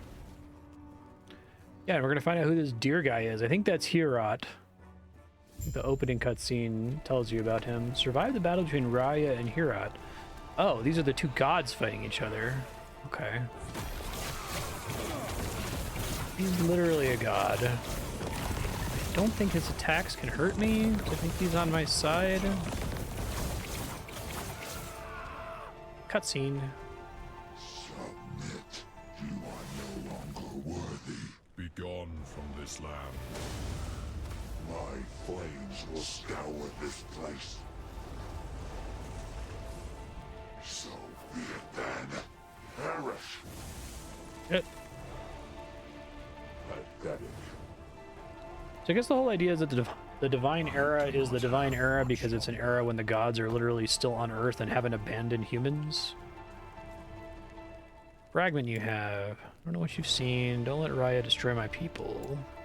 I am him. Jean Grail, my champion, will help you. Do you know Yulia? In a sense. Okay, so Yulia exists in this time. Retrieve the lance. Put your weapons Oh, down. hey, it's her, but she's not a zombie lady. This is the beginning of... Herot, my lord. Who is this? I can't hear you. And who are you? Herot told me to find you, to find Did the he lance. now? Fine. Yes, I am Yulia, Ah, chieftain of that's the cool. Eorien tribe. One and the same. Here, come. We have much to discuss. Herot seems injured. I sensed as much when he failed to answer I mean, back. he is like right over there. Like, looks pretty dead. Here, come. We have much to discuss. Okay. Find Yulia and Yerboria.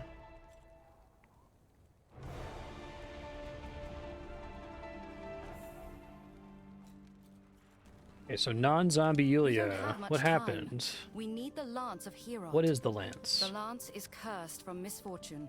It lies deep in far wood, hidden away. We will have to speak to nomads, which is unfortunate. We do not have a strong alliance. Okay, I think the nomads are the goat people. I thought they were the ones that were worshipping Heorot. Perhaps. I sense a familiarity between you and Heorot whenever we speak.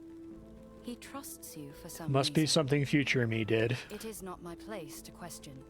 Though I will not lie and claim I have no reservations. You are not one of us. I'm on your side. Then pray my reservations are unfounded. You will speak to the nomads. With their help, we will reach Farwood soon. Happens when we gain their aid. They will reveal the path to Heorot's temple. I will head west. Okay, sounds good. Looks like there's a side quest here. Might be 2 side quests here. Yes. Grandchild's sick. See what I can do. Farewell.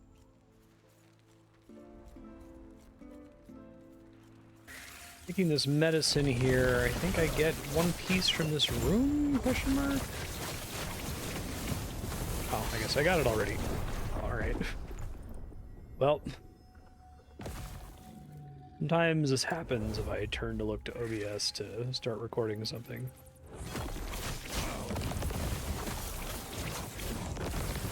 As long as I'm constantly pressing buttons, I'm constantly generating a word, which is constantly keeping me in, like, invincibility range.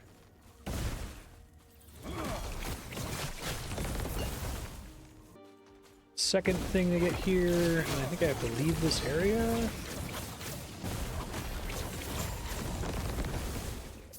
I think he gave it to me. Okay, I guess I should go trigger the waypoint at least.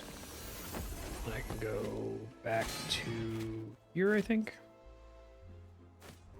Fight these Angari raiders. These are the goat men. Brave of them to make the goat men not appear in the story until this late. Gods. Yulia sent me. Must have the blessed horn. The Wingori stole it. Okay. Terra, watch over you.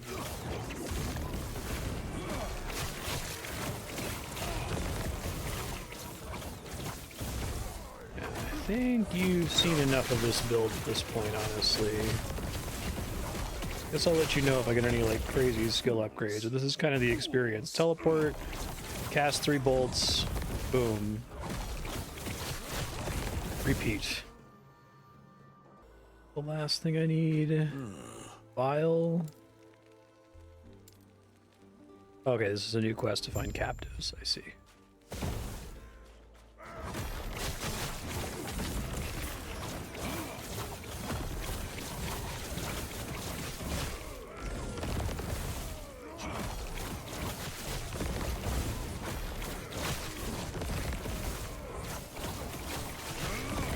Kabooms.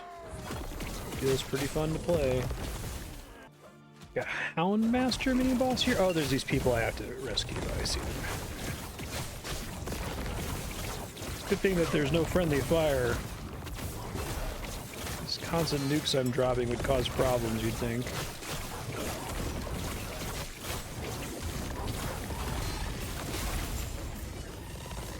Hey guys. You're gonna feed us to the wolves. We owe you our lives. Sounds good, guys. Can I reach to record and not die? Okay, I'm fighting these chieftains are also a mini-boss. Patriarch and Matriarch, I think. Yeah, that was nasty. Okay. I need to be always doing damage. I can't be doing that little bomb ability, I don't think. Oh, this one didn't make me reset the fight. Okay, well that's nice of them.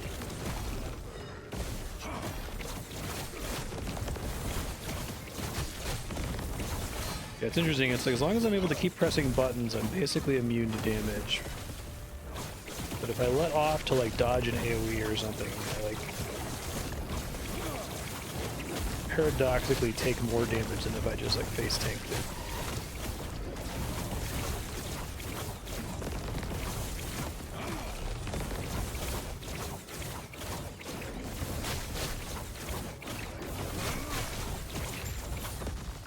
Okay. Went all right. Take the horn. Take the horn. Fantastic. Use the Blessed Horn in the tundra. Sure. Okay, so there's like a bridge up here I have to use the horn at, I think.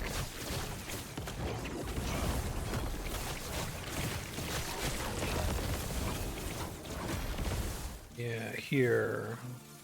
Blow the horn. That's cool. Pretty neat looking. Lots of cool bridges in this game. At least 3 cool bridges.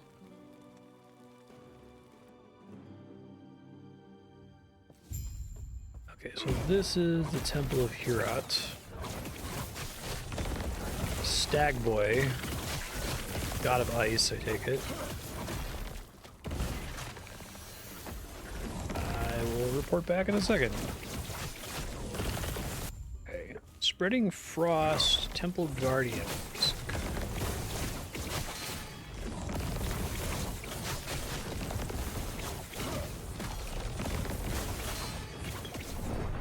Damn, I'm getting real messed up lately. I think it might be cold in particular.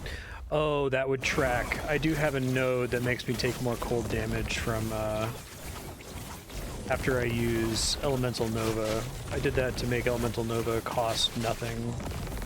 I might be able to remove those nodes now that I have so much mana sustain, but I don't know, because I end up casting it 3 times every time I do Runic Invocation. Might not be worth the risk. I might have to take it off because there's a boss in a later chapter that's like a big wall for a lot of characters. And he does do cold damage, so he'll likely nuke me if I don't take that off. Take the portal to Farwood. Oh, I just noticed the quest objective says we have to go find Grail, the guy from the beginning of the game. That's cool. He's supposed to be like Hurat's champion. We haven't seen him in a really long time. Oh god. It's messing me up as usual. I think the extra damage taken from that node like completely disrespects whatever my resistances are too. It just means that I'm likely to get annihilated by that specific enemy, which has killed me a lot in this chapter. I stand in that like projectile stream. It's game over essentially.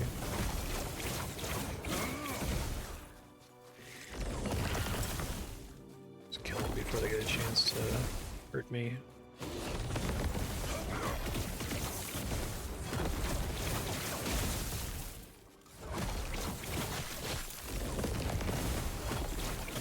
Decent.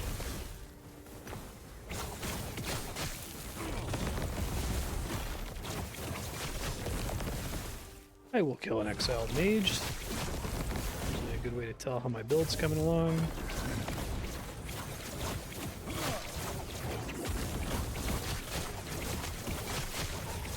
He's using ice, isn't he? Of course he is.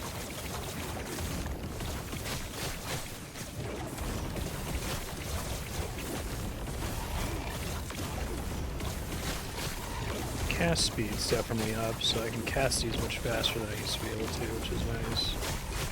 Not having to worry about mana at all is also extremely nice. Falling into the trap of just looking at my UI above my head there for when it's time for me to cast another invocation. Getting interrupted every time he gets pulled, it's pretty funny if so. Okay.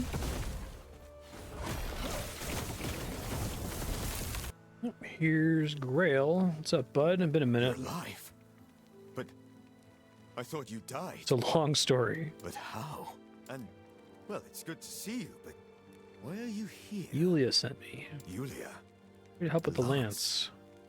Then, Hurat, what changed his mind about the lance? He's dying. Raya dealt him a fatal blow. No. Damn it. I'll avenge him. His lance will be struck straight into Raye's black heart with my hands. And I will help. And to think I was wasting time on Yirun. Morditas. Yirun? Do you not know? Yirun was a champion and was there when Morditas rebelled. I wanted to learn more. Legends say he might be imprisoned somewhere close. But who cares about that? I must deal with Raye. The lance is just up ahead. Okay. Sounds good, bud. he's a primalist. I guess the different characters are represented in the story, the different classes, sort of. There's definitely a guy who's a primalist. There's definitely a lady who's a necromancer, right? That's a cool way to solve that. Oh, I'm really close to level 50. I can get my final specialized skill. It's probably going to be Glyph of Dominion. I have to shuffle some things around. I might try to make Flame Rush work. I pulled that out of my build so many times just because I don't like the feeling of the slow kind of traversal aspect of it. By default, when you use it, it's much less snappy than teleport is here, you know? If I could get it to be snappier, I might use it more.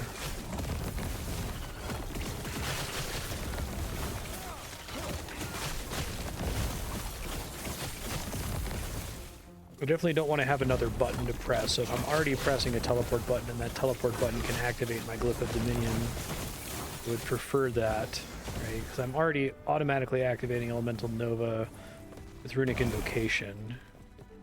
So I can have it so I'm literally only ever pressing Rune Bolt as my base attack to build up runes, Invocation when I have 3 runes, Teleport when I need to teleport, and then everything else, hopefully the glyph and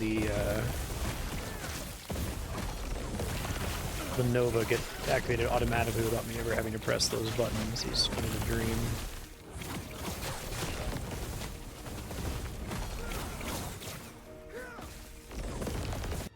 Meet Iran and the Frostroot Warden. Cool looking guy.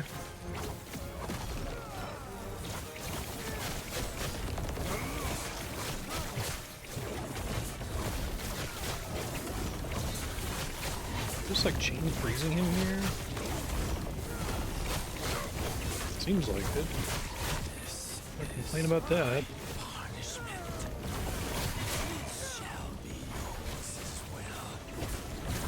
I think I'm missing something with this.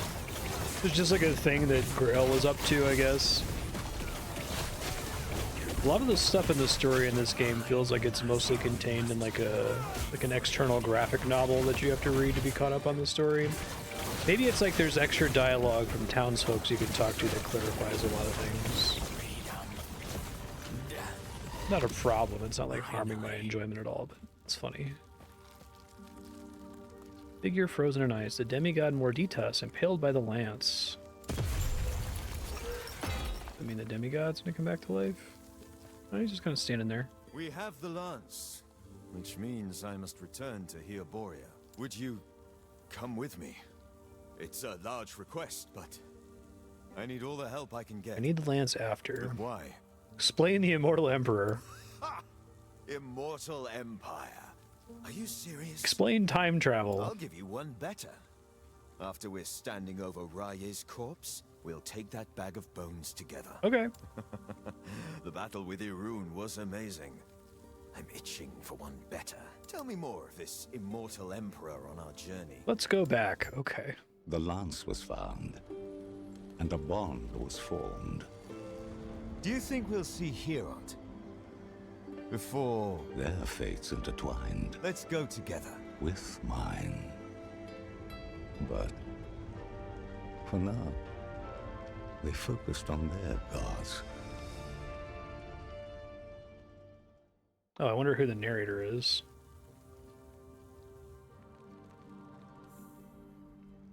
Be cool if like Oribus or whatever is like a future version of the main character. Wouldn't hate that. Yes. Never forget what you did. Thanks for the idle slots, bud. Turn the other one up here. Yes. Know what they're really for? It's like a love potion. Please don't. Farewell. Get more critical strike chance, melee lightning damage. Well, one of those I like, the other one I don't care for as much. Take the lightning damage, that's pretty good. Yo, what's up? I know things are grave, but I can't help but feel relieved that Grail's back. Care for Grail? Of course. He is Herot's champion. And my friend. All that is left is to take the lance and bless it. Let's make our way there. So many idle slots. Okay. So I think we have to say goodbye to Herot here.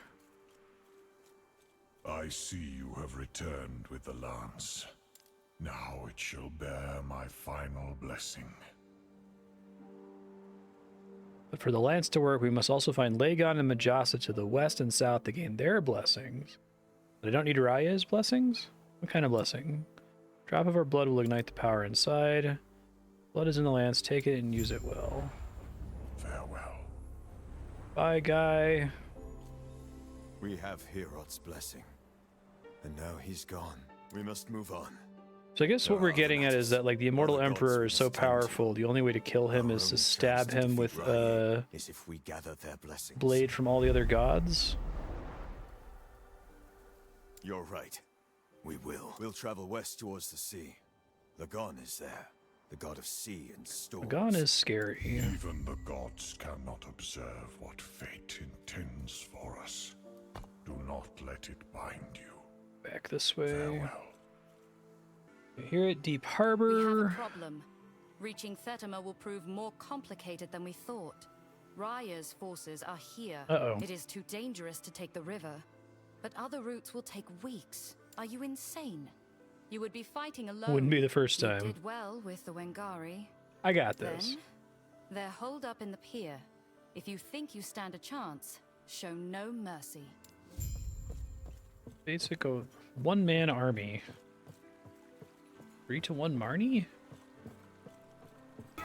Yeah, everything here's on fire. I love how all maps have to be made like comically large in order to make sense for an action RPG. So like you have these docks. And it's like these docks are huge. So much space. The towns are permitted to be relatively small. There's one that stands out to me really significantly later in the game. It's called like the Temple Gardens or something. It's supposed to be the roof of a temple, but it's like so huge. It's like, how big is this temple? The size of a city.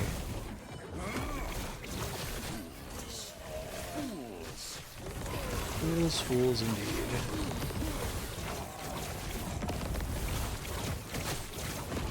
Of course the fire guys are the bad guys. This is one of the most annoying enemies in the game because it makes little orange beams in the air. Don't have an enemy that makes orange beams in the air in a looter RPG, please. Beg you. Keep thinking I'm getting sick loot.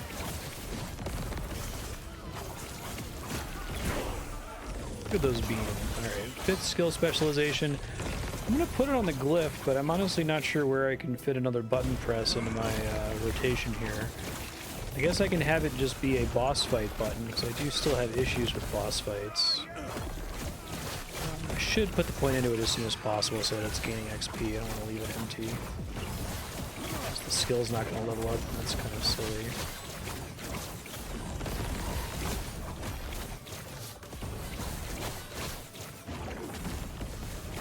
Okay, give me a minute here.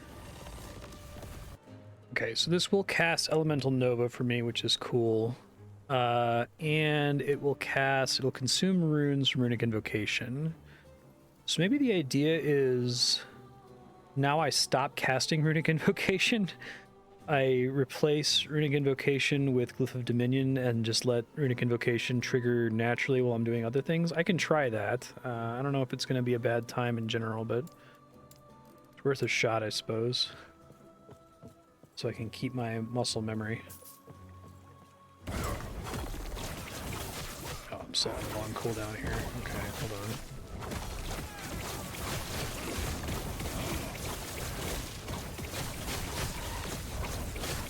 Still have to cast it to get my cooldown back, okay.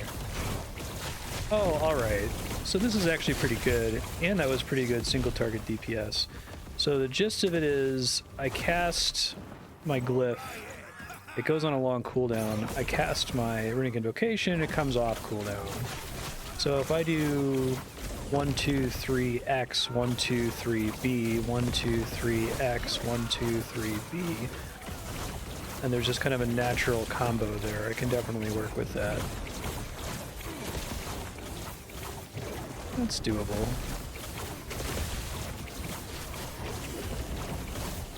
To kind of figure out like what's actually happening, I don't really see that. I don't see how it's changing things terribly much. I'll have to play around more in the Glyph of Dominion tree. But it's an interesting tree. Okay, so there's another note here that seems attractive to me, and it's the Glyph of Dominion is cast on your current location and gives you ward and eventually all resists. So I'm probably going to expand into that and then just alternate between that and Runic Invocation. And I think that solves my button pressing problem. I keep saying all these games have the problem where you can't press all your buttons at once. There's one that's the most efficient most of the time, so it's hard to create a solve for that problem. But I think Rune Master has some interesting solves. Talk to this ferryman. Man of my word. Let's go. Don't lose your way. Lake Lyath.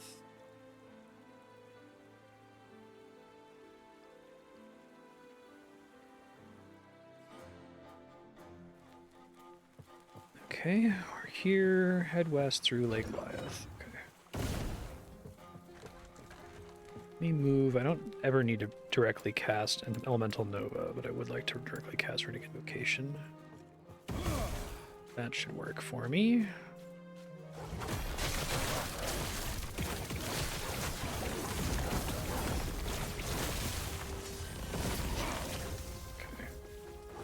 Might want to make the glyph detonate sooner as well.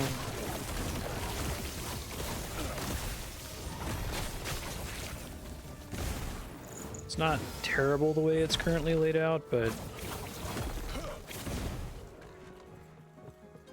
it'd be nice when I'm clearing packs very quickly to not have to wait on this big symbol to disappear, you know?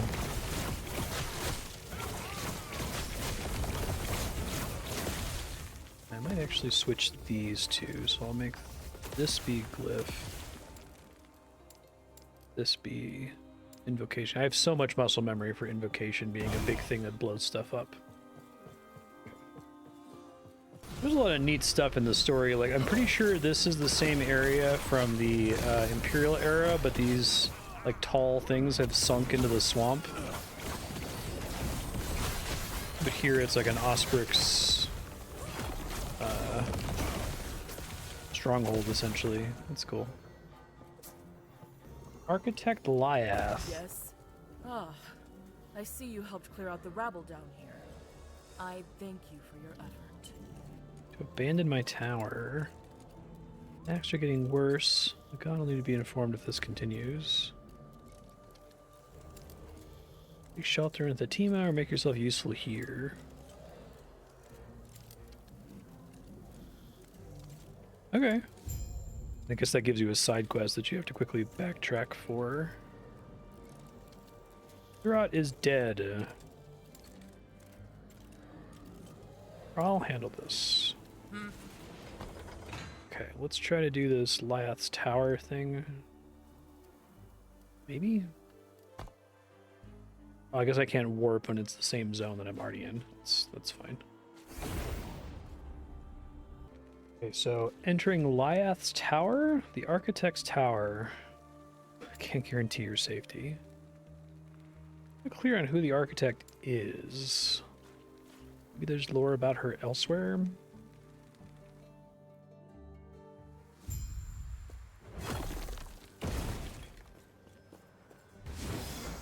Interesting little side quest here. A bunch of staircases. Oh man, I need to kill enemies. I can't just run past them. I will die.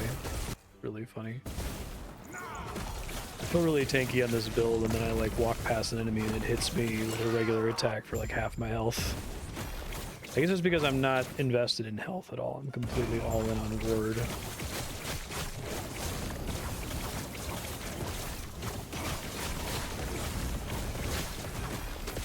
let's alternate glyph versus runic invocation, and that's pretty good damage. I'm excited for it to cast the glyph at my location, but it's still kind of having the like controller issue of not really knowing that I want to target it at the boss, right?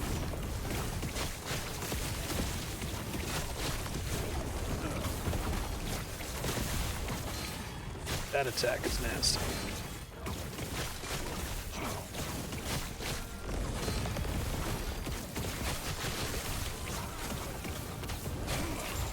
Okay. These books, despite being singed, appear to be mostly unharmed. Peek within their pages. Notes about supplies, nautical charts, schematics for bizarre constructs. It's a personal section on the inside. Power to what end? Oh, talking about Lagon. A toddler that can destroy the lives of every soul on the coast.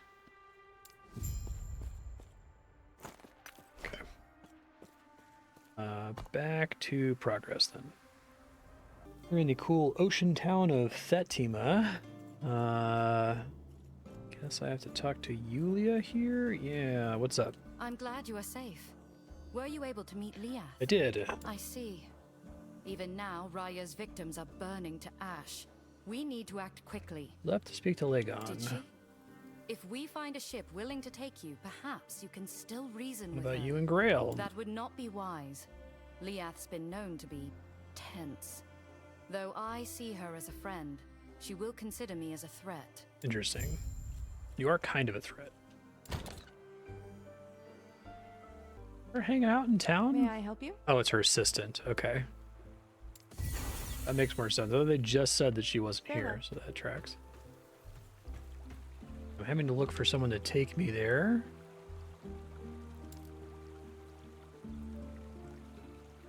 Okay. Seas aren't safe. Is there anything we can do? Farewell. Fair enough, my character essentially says. The thunder calls to me. We'll find the strongest storm we can and ride it. It will be Lagon's blessing. On second thought. Farewell. How about you? You're my third choice. These waters are dangerous. Oh, you got voice acting. Lagon's been stirring up storms more than usual, but my ship can handle it. I've made my prayers, more than I can say about the others. He will bless us with safe waters. Okay. Are you ready to head out? If you need more time, just say so. Let's go right now. The traveler set sail, eager to make it to the Isle of Storms. The ship is secure. Should reach the pier in no time. Lagon's temple, a beacon of light. Careful. Lagon's not used to visitors. The Isle of Storms, complete with its capricious guard.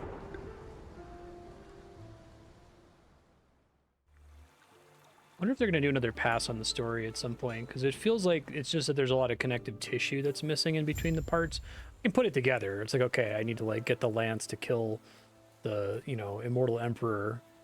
But like, why is the Immortal Emperor immune? Why does he need the lance to kill him? Maybe they're going to do a thing with the story where like all makes sense at the end, that we are going to like go back in time to set everything up like, like Bill and Ted's Excellent Adventure, right? Objectively the best time travel story and time travel rules that exist. That would be kind of fun if the story was deliberately set up so that you're like kind of moving in reverse order and don't know what's happening. So we'll see. She spawned in and said, "You were told not to come here." Yes. Shatter the moon fragments to power the pool. You don't bother trying to activate it. You go consult with Lagon about Raya's aggression. Okay. Missing half might be somewhere on this island. Okay, got it. We gotta go find the other halves. Side quest to pick up here. Stranded as well. Have you heard their song? What are you talking about? How is that possible? Find my crew, kill those damned creatures. Goodbye. Okie doke. Now that I have a setup to routinely use my runes on Glyph of Dominion, I think I'm going to respec this to remove the thing that makes... I'm just going to get rid of the rune stones. I'm not sure they're super helpful. Try to find something else to dump mana on, but it doesn't need to be this. I think the armor shred chance is still pretty neat, so I might hold on to that. I can maybe do the rune bolt explodes thing. But really, I just need this to cast as fast as humanly possible. Is there more than one projectile speed? That's my only node that gives me cast speed directly, so I'll see if I just want to do damage after that. I guess I could get more chance, but I'm like generating the runes, so that doesn't really help me very much. So it's probably gonna end up being maxing out cast speed, maxing out armor shred, maybe going for this, although it's only okay. I'm never gonna get the tri-elemental with the way I'm currently doing it. The extra projectiles are maybe worth it. I don't know, I got plenty of points to spend around. It's just that speed is the only thing that matters. I'm literally only casting this to enable the ability to cast the thing that actually does damage.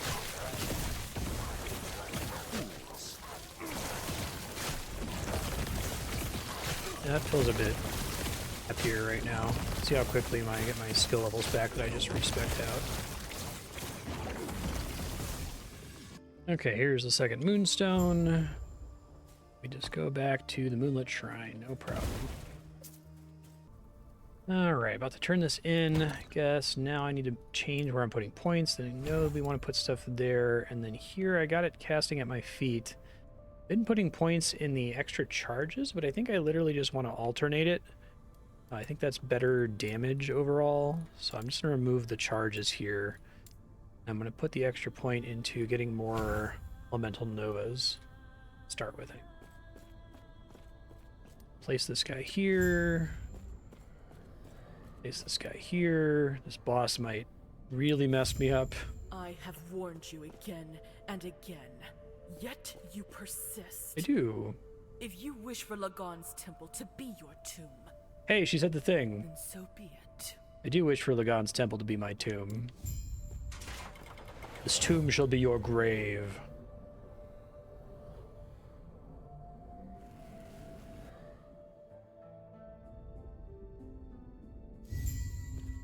Okie doke. Passives. I'm still getting these rune words. They seem pretty helpful. I probably need to put max points in them, to be honest. Activating spells of the different elements often enough that I should be able to get different rune words pretty much no matter what. Duration's pretty long, but I'll make it 100% for now just to reduce the brain power I have to spend on it.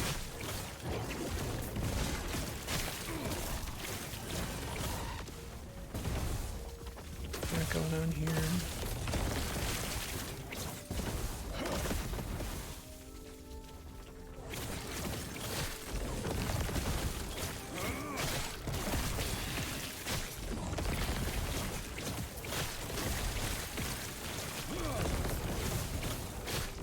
I can just avoid using the glyph entirely outside of boss fights, which is fine. I do need to have something that enables bosses. I think just generally exploding stuff is good enough for most regular mod packs at the moment. I'm remembering this boss being kind of annoying, so I might want to quickly just get to level 55 so I can equip that cool scepter I found earlier. I'm going to head back and see how monoliths go now. I'm much closer to the actual intended level of the monolith. I think I'm still relatively squishy if I'm not attacking constantly, but I might actually be able to complete one and get the reward from it instead of dying. So let's go for runes again. I probably should go for XP. Nearest XP is this guy, so we go to this island next. I'll still record most of these for now. I like to record me like successfully completing a monolith. That would be nice. Just skill ups I'll have to do after this run here. XP in here is like significantly better than it is where I'm actually in the story, which I guess makes sense. The enemies are higher level. And there's an XP boost for doing the monolith, as you can see on the right side of the screen there.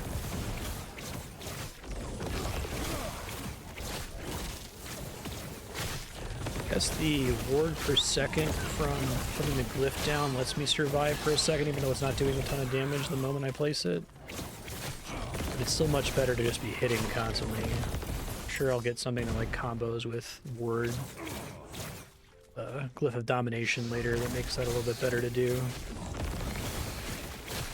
Place the ward on the ground. Now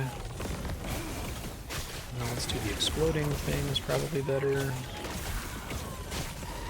Confirm that for bosses it makes more sense to, yeah, okay, that helps my single target significantly.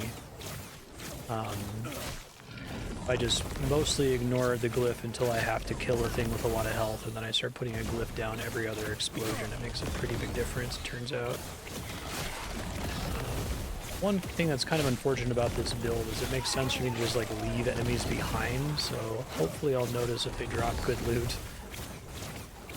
There is a map marker if you get a unique, but uniques aren't the only thing we care about in this game, right? So.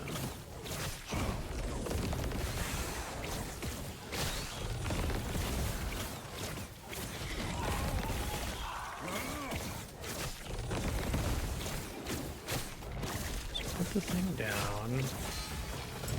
I can just switch them here.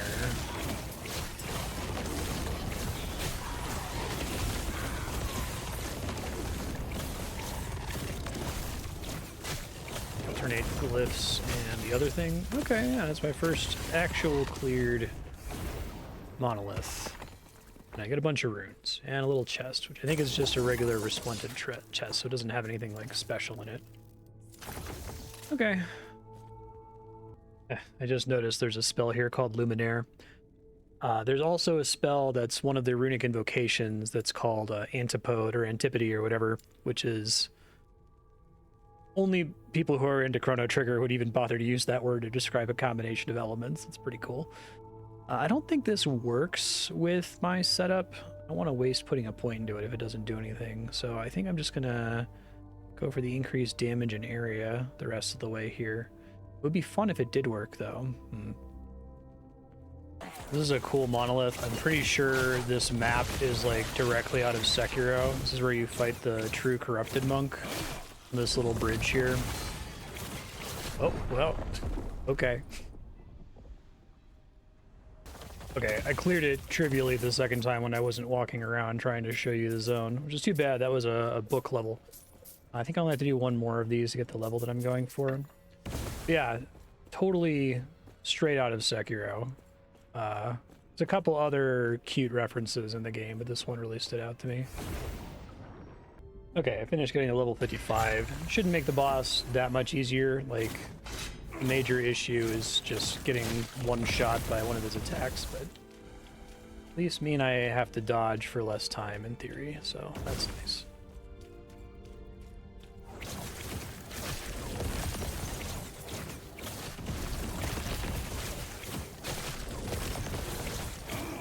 Yeah, the base damage is pretty noticeably higher now.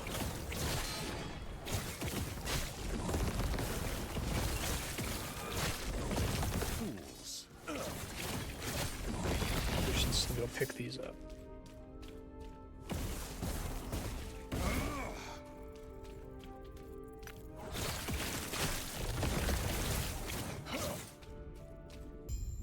A Sanctum of the Architect. I think we're coming up.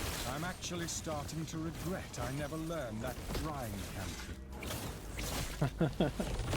Love some of the mage's dialogue. It's pretty funny. Oh, this is a boss arena. Okay, I thought so. About to be. Hey, what's up? You standing in a box? Away from Lagon for a reason. Must not know of Heorot's death. No pleasure in this. Your death will be quick. Oh, she's gonna be kind of annoying, I think, with my build. She moves around a bunch, if I recall correctly.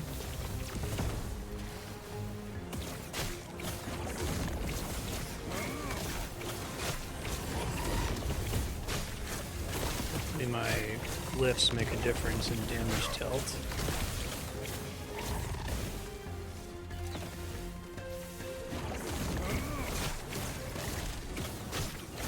She's not going to be anywhere near as annoying as the actual boss. It's quite difficult.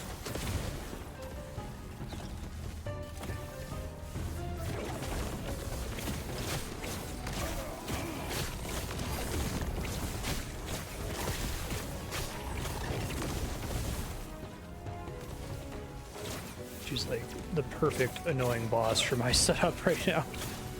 Amusingly.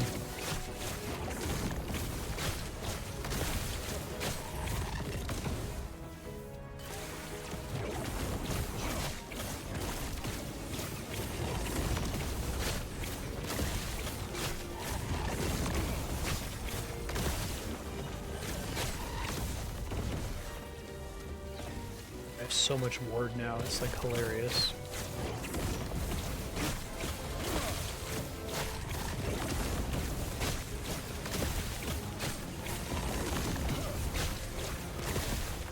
Gotta be dead soon just from like raw debuff stacks, right? A lot of stacks at the top of the screen there. A lot of loot. Is unpredictable. I was trying to protect everyone. Sorry. Didn't mean to kill you then. Okay, this is the big wall in the story where someone who's playing casually could get super stuck. Probably one of the first bosses in the game that can really screw you up. Part of it, and this is really interesting, like this zone is level 53, so the way that they've solved resistances in this game, which I haven't talked about at all, I just realized, other ARPGs have a problem where like the point that resistances matter is like a really hard cutoff. In Diablo 2, it's like, okay, when you go to a new difficulty level, when you go to Nightmare or Hell, you have a giant resistance penalty. In Path of Exile, at one point in history, it was difficulty based, but then they moved it to an arbitrary point in the story. So you like beat a boss taking no damage, and the very next like act you start getting obliterated because of the resistance penalty. Here, enemies penetrate 1% of resistance per level, per mob level. So here, this boss is penetrating 53% of my resistance, and I have like no cold or lightning resistance. So this might be a shit show. I'm gonna go give it a try. If I die, I'll spend some time crafting to fix my gear to at least fix his resists. He has a couple attacks that are... This is his nastiest attack. I think it might already be too late for me to avoid it. Okay. Yeah, so he like does a thing where his eyeball...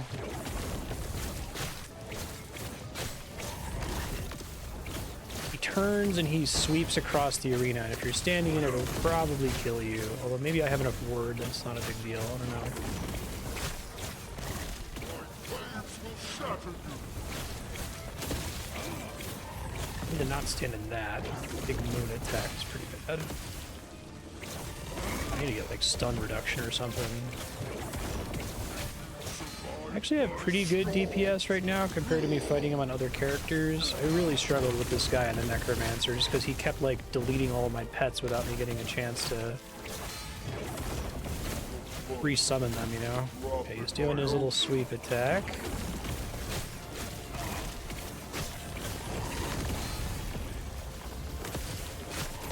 Stun is really giving me problems. I think I have some access to stun removal I should probably invest in. Trigger a second phase here. We gotta kill his ads. Probably just want my mob clearing rune here.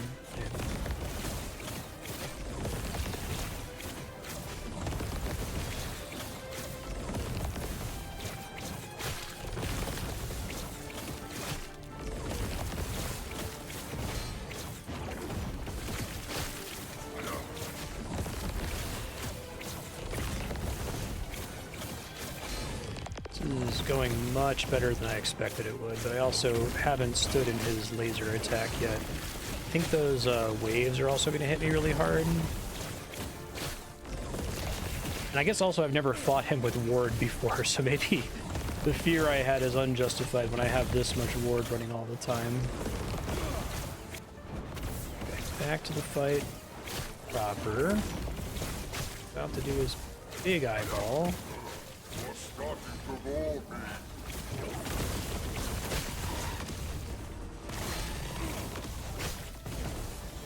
Scary eyeball sweep. Away.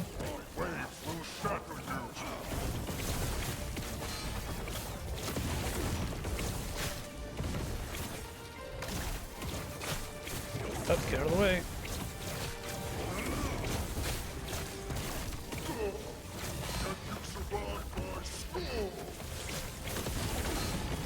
screws up my rhythm whenever he stuns me. So I'm like trying to do a very specific combo of 1, 2, 3, glyph, 1, 2, 3, explode, 1, 2, 3, glyph, 1, 2, 3, explode, right?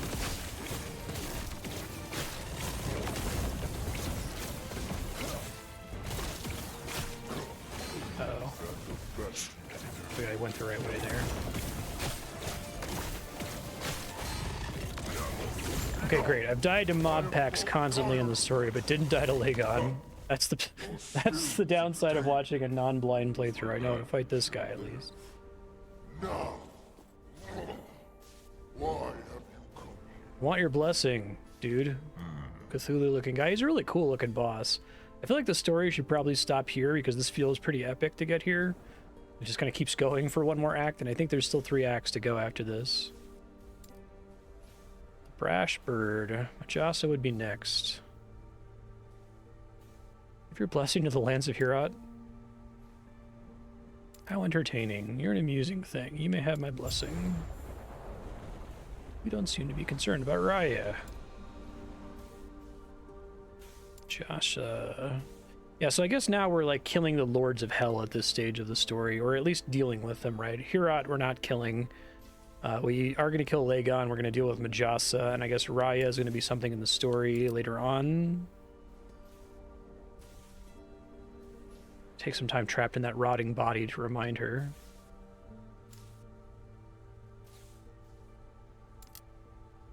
Conscience is boring. You're just a washed up god. Okay, bye buddy. Thanks for the loot. This all has stuff on it that I want.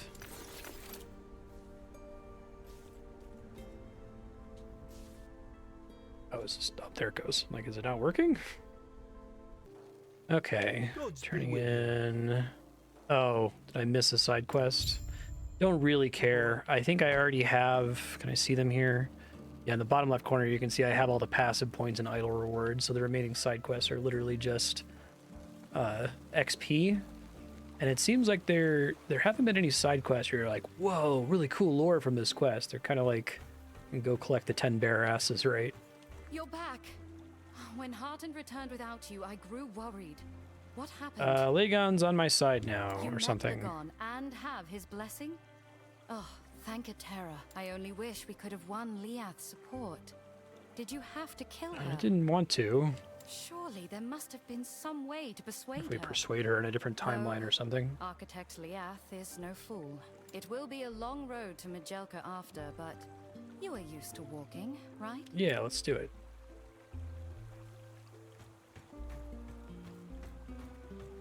Okay, so here we go. And we're close to the end of the story. I think I'm able to do this all in one 6-hour or shorter VOD. So that's nice. I'll be back next time. Let me talk to these folks. I guess from your perspective, like a second's gonna How did pass. you enjoy the trip? Glad to hear it. I do not. Though be on guard. You will need to arrange a caravan to Majelka. Caravan to Majelka. Unfortunately, no. I do recommend you seek out the Sapphire Nagasa before you go. Okay, Good. so like now we're in the Then I'll desert see you in area, Majelka. but we're in the Divine era instead of in the Imperial era when everyone's undead. See you soon. There you are. I've been questioning things. My devotion to Lagon. Despite years of telling myself things would get better, they never have. Doing all right? I needed a change of scenery. Also, I'd like you to take this. My idol of Lagon. Hopefully it can help someone else. What do you want me to do with it? There's a shrine just outside the city. People leave idols there to protect others on their travels. Thanks. Okay.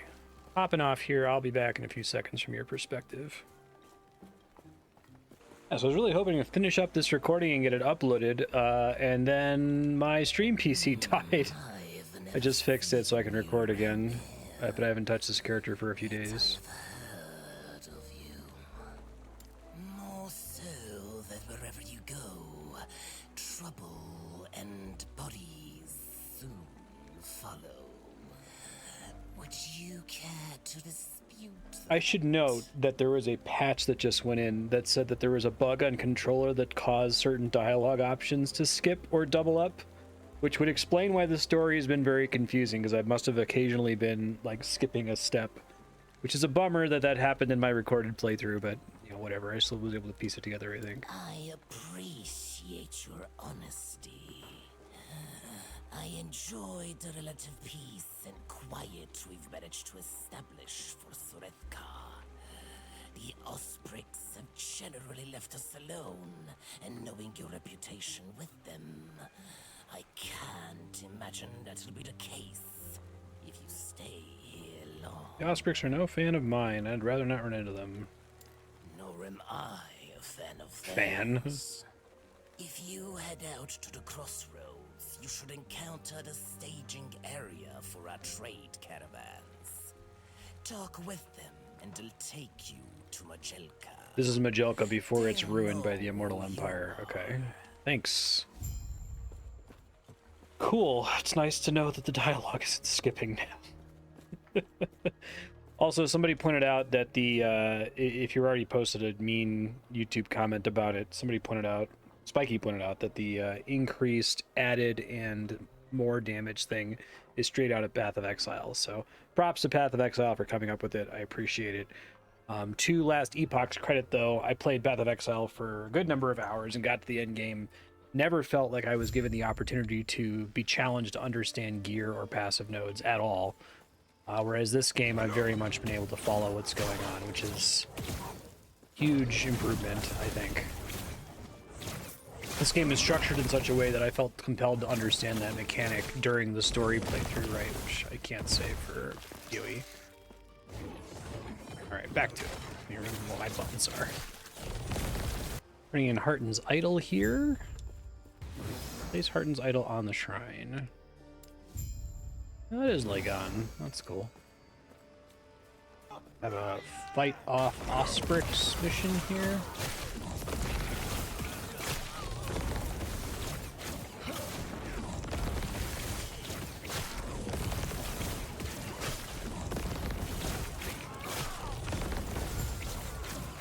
Turn to Surethka. Okay. I guess the point of that is that the caravan didn't quite make it to Majelka. Another side quest to pick up in town here. Hello. You look capable. We're gonna head off to the dunes. Why not just take the main road? Okay. What should I do if I find your friend? I want to know what happened. Okay, sounds good, bud. Turn in this blue quest. I can't believe the Ospreys would destroy the crossroads. Surethka doesn't have a standing military. They're here on Raya's orders. Is that I what think you this is want? just a symptom of what Raya wants. I wonder, have I been blind to it? Have the gods always been this way? Didn't know better, now you do. I suppose you're right. Please.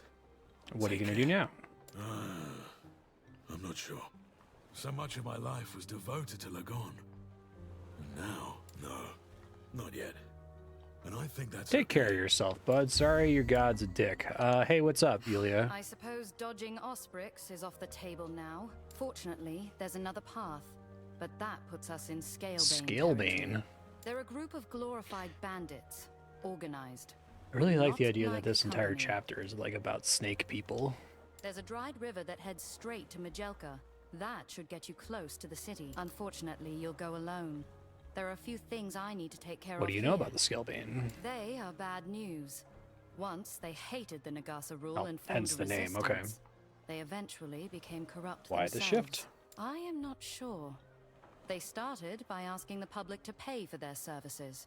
Asking became demanding. Now they're no better than Nagasa. Citizens are trapped between two evils. I'll be headed out then. Take it these are the remains of that guy's friend? Yeah, look for more signs of the missing merchant. Okay. Nope, I think that's the missing merchant. Could have caused this. Slayed the Scarab Broodkeeper. Oh, well, the long search is over.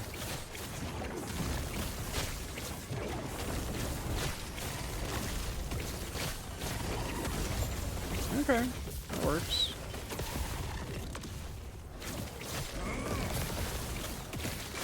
I'm supposed to just take it to Majelica. That's nice of them. There's only a couple times where it kind of arbitrarily makes you backtrack, which is nice.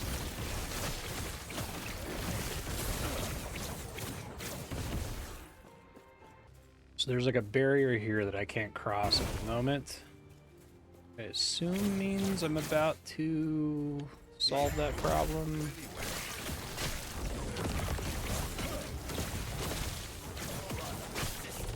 Guy has some cool attacks.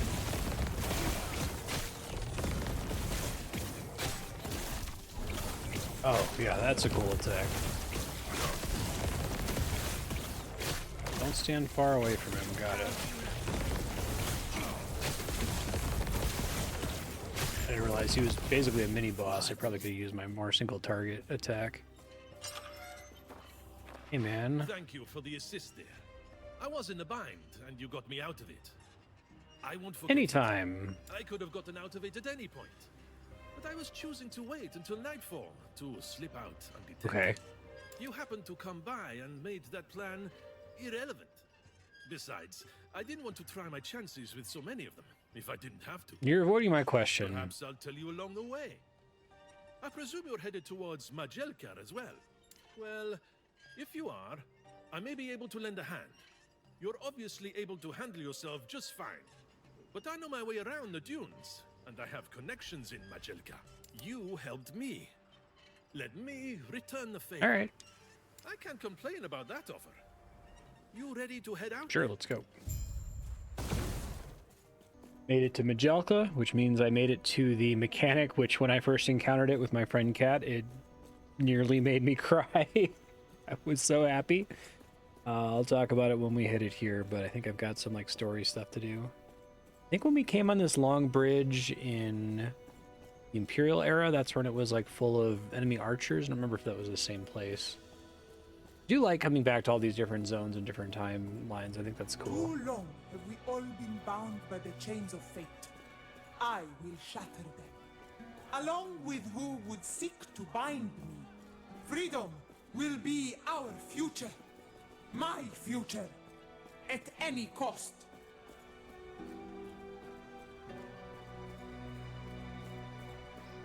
Okay. Can I help you? Found a desert treasure relic. Contacting the Majelica slums. Okay. Safe, traveler. Do you like having a quest called Desert Treasure? Makes you wonder. Hmm? The Falcon bearing a message to expect you. I found the dead merchant. It's bad news.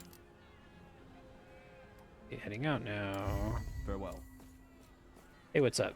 No one is permitted inside the temple of Majasa. So Majasa is another one of the gods. She's not just like some random Gorgon. She's like literally one of like the four lords, right? Raymond, whom everybody loves, kind of a thing. Could be days, could be years. Grave Lord Nito. There's plenty to see and do in Majelica. Scurry along. The temple is closed. Leave. I don't want to see you here again. What warm hospitality. What's up, Yulia? Was it just me, or was that speech unusual? I don't know much about their customs, but it is the first time I've heard of their temple being closed. Who was that? That was the vessel maiden, Apophis. She aids Majasa with little power of her own. The authority lies with Majasa herself and her diamond matrons. Sacrifice. Apophis is a figurehead, and, according to rumors, a sacrifice. As the rumor goes, vessel maidens are sacrificed to rejuvenate Majasa's power. And if that's true, the sacrifices are older than the city itself. Oh, that's interesting. I wonder whether the other gods don't have to do that. It is not my place to speculate. But if the rumors are true... Something was super weird about it. If we're not able to get inside the temple and speak with Majasa, everything will be for naught. I made a friend. You have a plan. I am not sure if we can trust this friend of yours, but I trust you. Sweet. Thank you. Glad you do. Tracking down another merchant. Had a similar fate. Near the oasis. Okay. Farewell. I overheard your conversation with the cute brunette over there. I might have a Yeah, you have really good mutually hearing. That beneficial was all the way arrangement. down the hall. Given how you have no real connections here, I do believe I'm your only option. While I obviously appreciate it, I really need your help. Afterward, I'll Oh, me owe you too, and I'll think about it. Deal. All right. I want you to help me take over the Scalebane. Why do you want to run the Scalebane? You've seen what they've been reduced to. They're nothing but common criminals nowadays. They were established to help people. But now all they do is prey on the citizens they were made to protect. They're corrupt. And I intend to fix that. It's a noble goal. It's well within your abilities, I assure you. I've established quite the reputation for myself here, and I should be able to insert myself into the role of guild leader with relative ease. But we have to dispose of the current guild leader then you'll help me get to the first. temple? Absolutely. I've got to drop by the temple for a little errand as well, so this works out perfectly. And hey, if you're looking for a little detour before you dispose of the guild leader, let me know. And you have I side might have quests. just the thing for you. Fancy a little extra work? It pays well, and you'll also receive the warm, fuzzy feeling you get from helping out. Hold a the friend. feeling that I don't want you getting me sick. Now you're just trying to be mean. No matter. You'll just have to direct those feelings towards a new target instead, because you're going to be working a bounty job. Bounty? As I'm sure you've gathered, some people around here like the Nagasa, and some hate them. There's one Nagasa in particular that tended to attract more ire than admirers. Admire. His name is Arjani, and he's a Ruby Nagasa that serves as a guard captain. Track him down. Bring me his Bring head. me his head, of course. I'll be around here when the job's done. Let me know if you have any questions. Sounds good. Okay. I am so ready for the greatest thing in any video game. I'm not going to be able to reproduce my, like, naive excitement at it when I first encountered it, because I had no idea that this was in the game when I started playing it. Before we go any further, it will be best to introduce yourself to some of the powers within the city. Taking over the Scalebane is only one step. We'll need Tell me allies. about them. First, there's the Merchant Guild. The Merchant Guild. You were in Thetima before, and you likely ran into some of them. Melvin, ring a bell? They've got a foothold in the bazaar and grow more influential by the day. Then there is the Circle of Fortune, scholars and mages who have the ear of every noble in the I'm city. smiling really big right Being now. able to grease the wheels of fortune makes you popular. They hardly leave their observatory, but introductions are easy. You will find both the bazaar and observatory nearby. Keep in mind, picking one ally is the same I almost as wish that shunning they'd another. required you to just pick one and not break, but I understand why they allow you to break. The other until you break those ties. Decisions, eh? Okay. So, this is the most non-choice ever for me. If you know anything about me, basically it's pick the team that lets you trade unfettered with other players. Open trade, free market. A nightmare, essentially. I hate trading in online games. I think it just, like, shrinks the game so much and makes it so miserable to play. I hate it, hate it, hate it. Always play with it turned off. Or you can pick the Cool Kids Club, the Circle of Fortune, where you get giant magic find bonuses and the ability to, like, target farm your own items. So it's, like, so cool that they actively allow me to do this and say no, never, I will never take the Merchant's Guild. I'm sure the Merchant's Guild is, like, strictly better because you can just buy the things you want, but then you're not playing the game. So I'm going to take the one that has you play the game. That sounds better to me.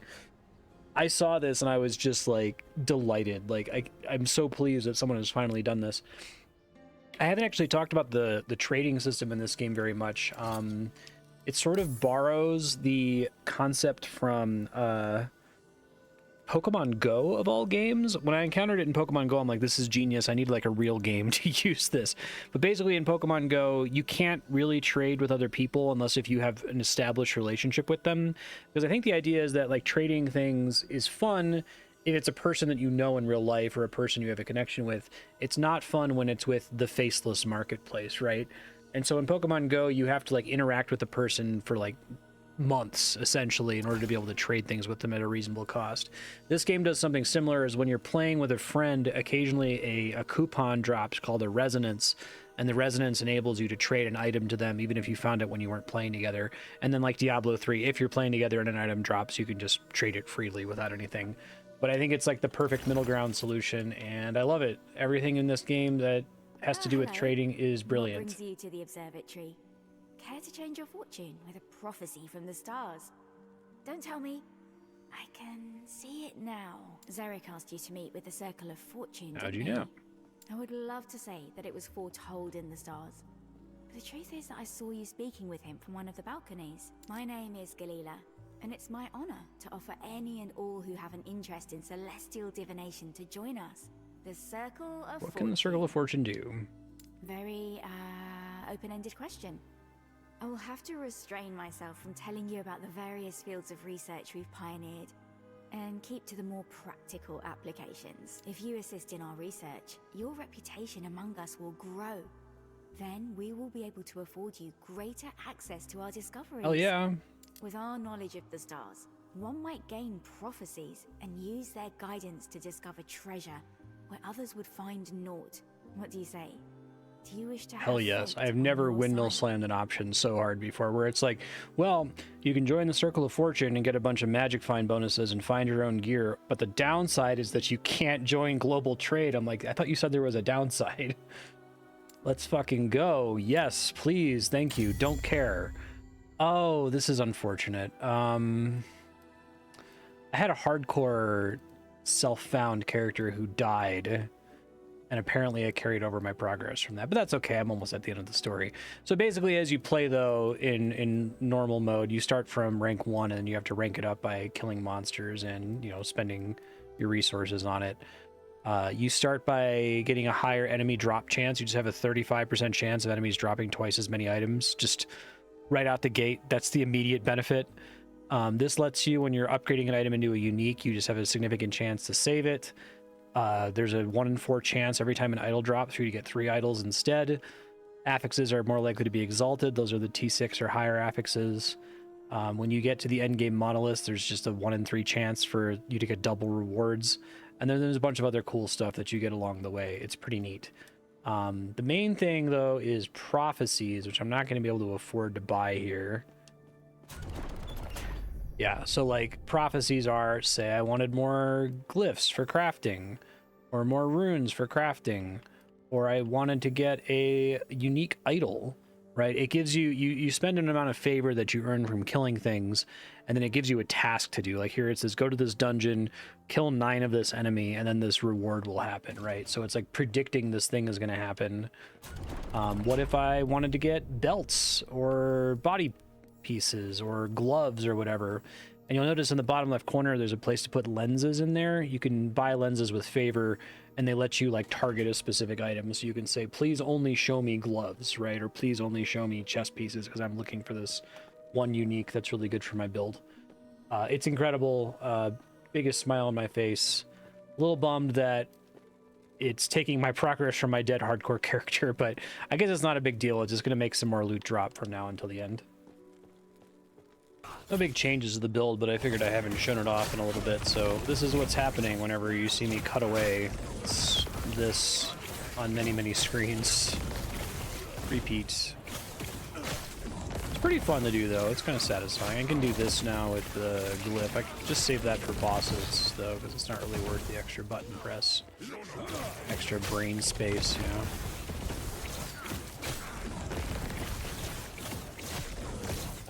Here's a side quest. I gotta murder this guy.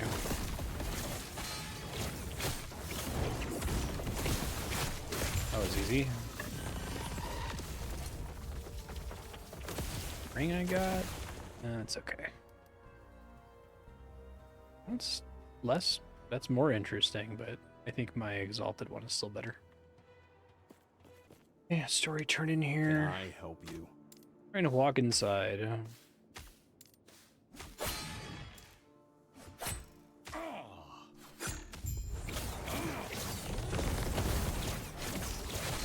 I think they're all like humans who are anti-snake people. That's the read. That was easy enough. Bringing in a treasure I found in a side quest. What brings you here? Be my guest. Party for 5,000. Oh, I have to haggle? Aren't you gonna haggle? You 20,000. Okay. It's a pretty good deal. Farewell. How's my... An interesting quest. You have to like check all these different slums to see if they contain the guild leader you're looking for. Yeah, looks like I found her.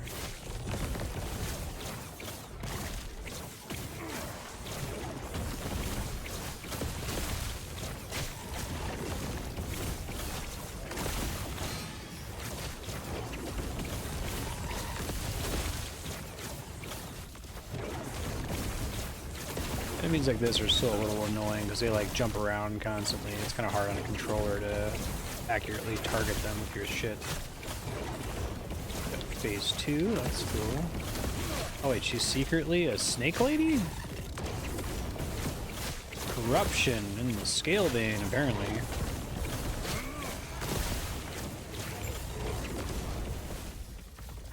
Operation continues with great success. The scale vein are unaware of the fact that I stole the face of their leader. The leader was... Oh, that's cool.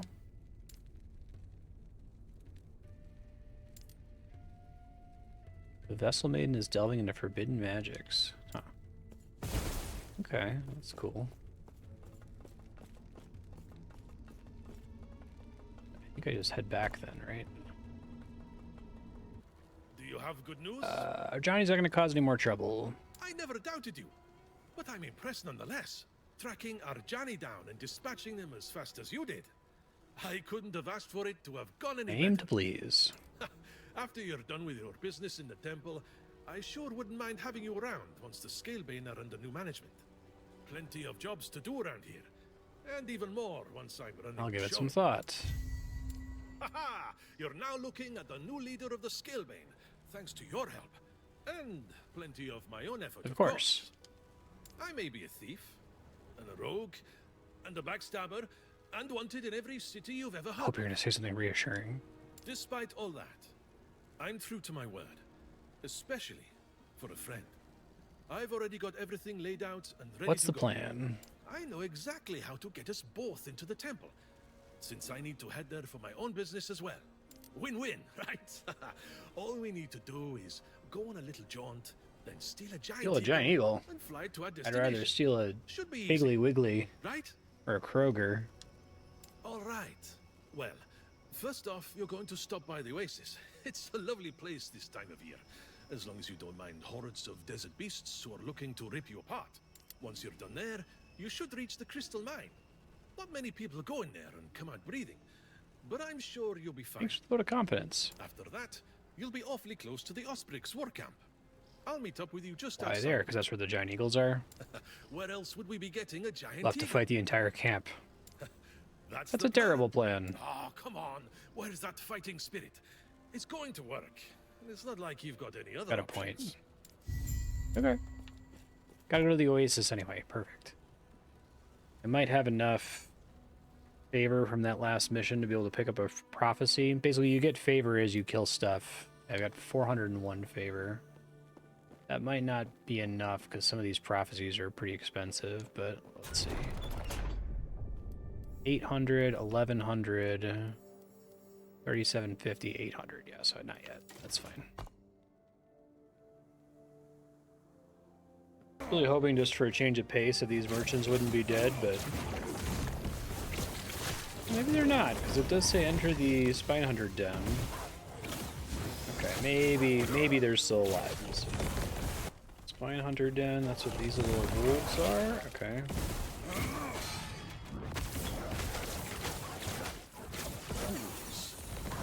Fools.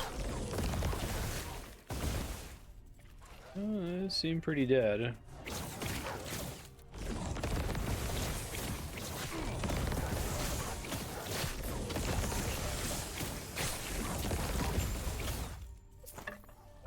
Lion Hunter Elf.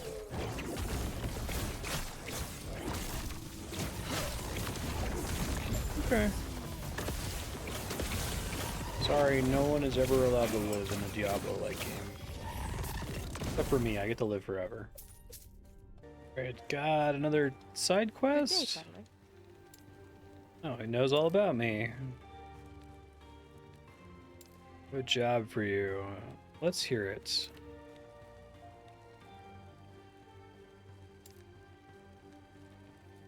I'll make sure to check it out. Farewell. Oh, more dead people. Too greedy and too deep, eh?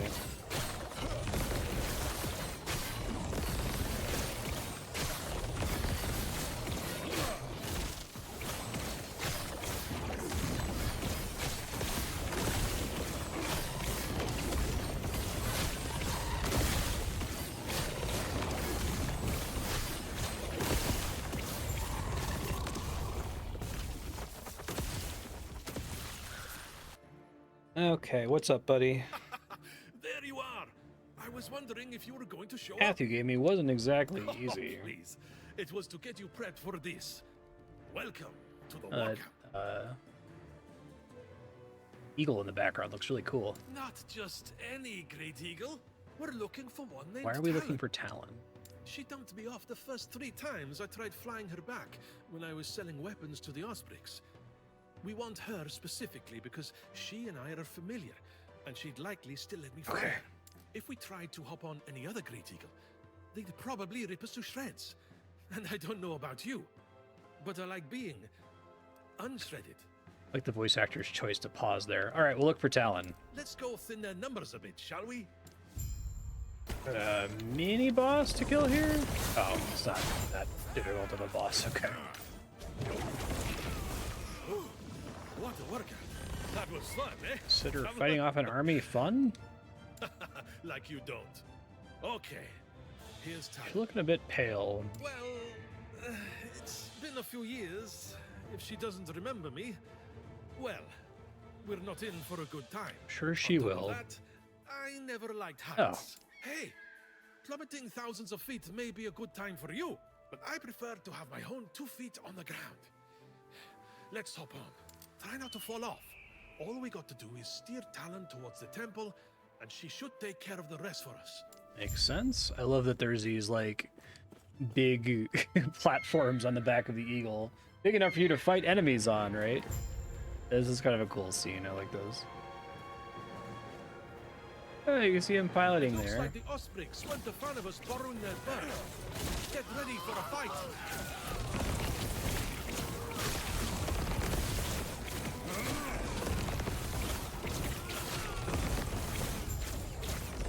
Land safely. Oh, shit. We're hit. Grab onto That something. sucks. Big crystal just impaled the bird.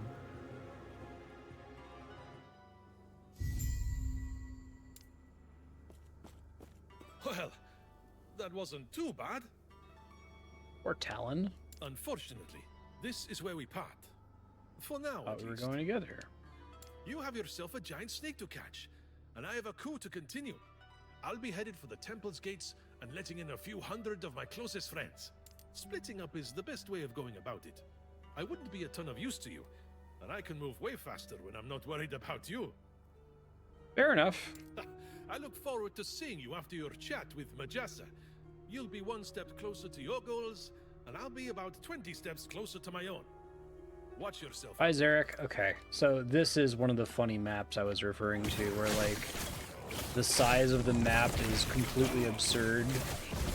I'll just play it through here, see my build in action for a while, and it's when I pause the recording, I'm like, is this wrong? Should I be doing this? Should I be skipping past all the action? But I really think you're not seeing too much. You're seeing this combo and then a big explosion. And it's really fun for me to do it when I'm pressing the buttons, but you watching it at home, maybe in like a monolith. I'll probably do a monolith episode where I try to go through and just fight all the different monolith bosses and comment on any cool loot I find, that sort of a thing.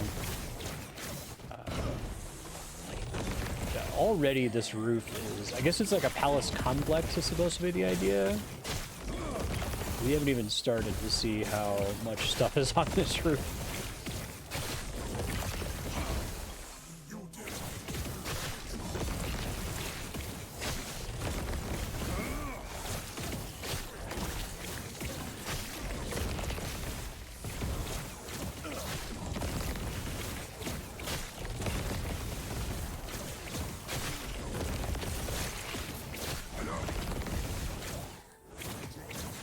Where I think a lot of these games, like the monolith or map style content, really excels because it's like canonically a weird random zone that can be huge like this and not be kind of silly. Oh jeez. Well, now I gotta walk all the way back. Even with all of my word, this character is still extremely squishy. I guess I haven't stopped at all to adjust my resistances. The fact that I'm able to get this far without touching resistances at all. This zone is like, what, level 60 maybe? 56. That means enemies are penetrating 56% resistance. So the resistances I haven't leveled up are essentially all in the deep negative. I guess it just goes to show how strong Ward is that I'm surviving as much as I am.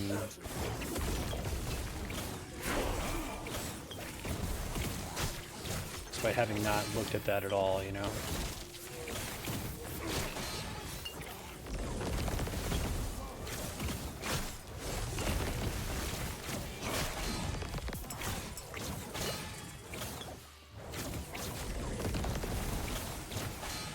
That's something that's hitting me for like a ton of damage. I don't know what it is. Oh, weird. I might need to respec and get some resistance before this boss fight. We'll see. Okay, back to progress. And I still haven't found the thing. I think I have to go southeast. I think I finally found the exit. This is one of the most ridiculous maps in any game I've played.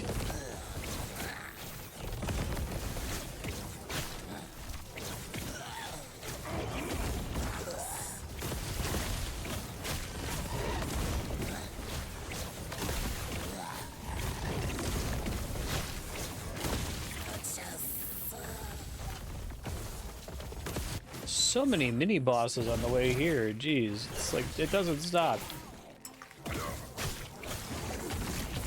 I need to start breaking some stuff down. I'm out of space. Whew, finally found the exit. I don't think I can show you how big this map is, but it's huge.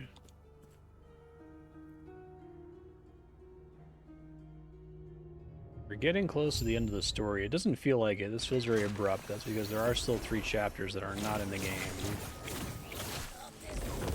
Probably take advantage of this waypoint to go bank really quick. Running in a mission here, and I think I probably have enough favor to get a prophecy now. So sorry. Spine Hunter's got a hold of her. Wish you luck.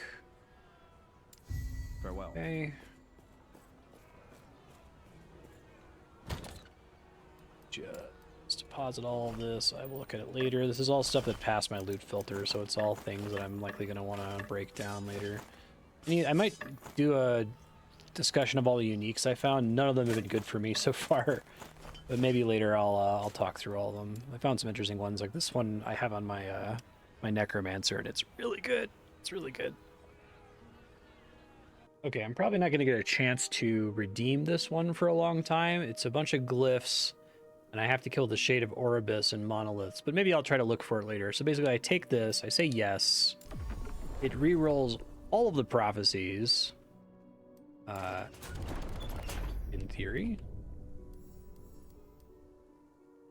Like glitched. There they are, yeah. Now it's Death of a Giant Scorpion. That would have been a much better take. Oh, I can still afford that. Let's do Death of a Giant Scorpion. Can I? Oh wow, it's really having a bad day today for some reason. Hold on. 117 favor. I just like freaked the game out. Go. Okay. I think I just freaked it out. Here's the actual prophecy that I bought.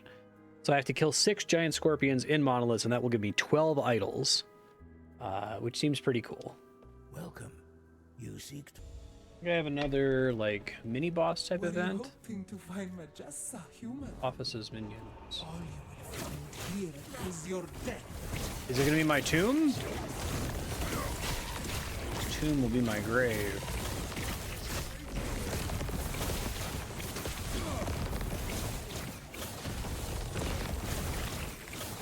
just summoning all these guys.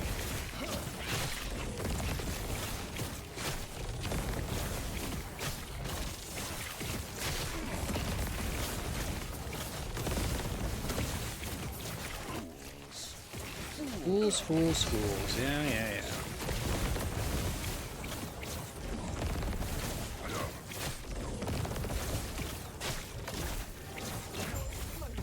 Orbis, aid me. Nothing Oh, can Oribus, stop me. aid me. Nothing. Calling on What is the Oribus. boy doing here? And This makes no sense. thanks, mage. Okay, yeah, so this is our one time seeing the void outside of the Age of Ruin, I guess, which is kind of cool. So, like, Office is working with them somehow? She's like a servant of... Because we didn't see the void at all in the Immortal era, the Imperial era, which is further in the future. Or very close to the end here. What do you think you're doing, my pitiful vessel maiden? I am breaking the cycle. I refuse to be your sacrifice. Disgraceful. Rage is Majasa might really screw me up with my terrible resists. I'll give her one try and then I'll try to craft some resist into my gear if she kills me. The vessel maidens have died so you could live. Now feel the unending abyss of their despair. I don't say that's void magic. What are you doing?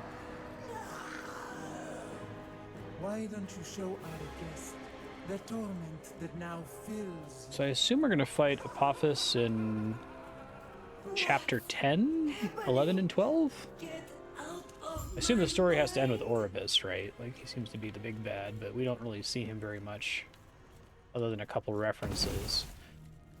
Okay, so this boss fight is similarly difficult to Lagon. Lagon's quite a bit harder. It will probably go fine because I fought her several times, but try to point out what her abilities are and why she's nasty.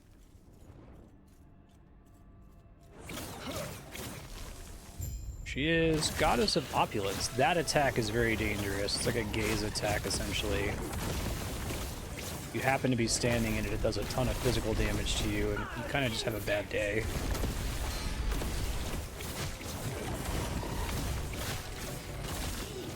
DPS is pretty good. She said it. She said the thing. She said it's my tomb. Okay, so she summons these adds that do different elements of damage. Seem pretty reasonable to take care of. She does a lot of physical and poison damage. Oh god. Okay, thank you, teleport.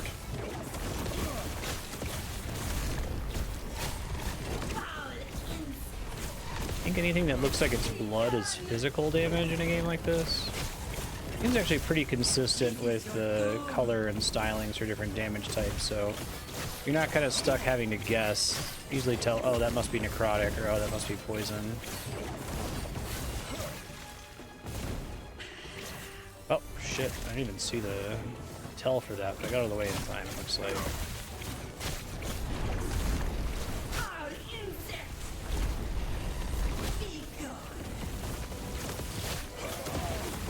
My word is doing me favors here, big time. Are you phase 2 now? Get out of my mind!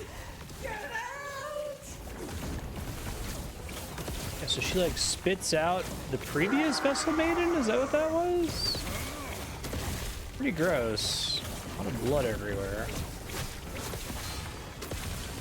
Oh, she got the petrify off on me. Shit.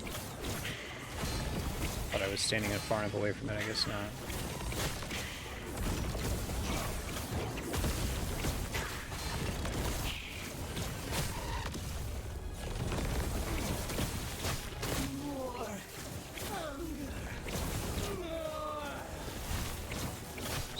Drink a bunch of blood from that. Level healed herself by a ton.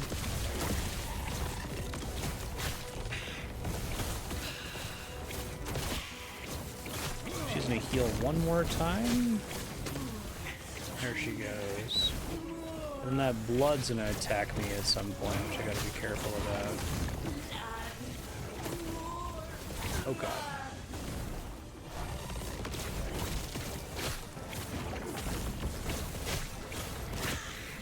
It's really funny that this is going so well and I have no resist solved. I don't think I have a single resist anywhere near close to cap. I just think that... Oh, wait, no, now it's not going so well. Now I might fuck it up. Let's see. Big blood attack. Okay. Wasn't too bad. Get my blessing from her. Like, I need your blessing. I think that's the blessing coming in on the lance of Hurat.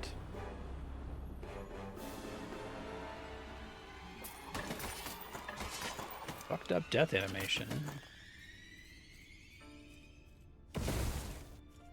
In front of You Apophis. must stop this. I promise you.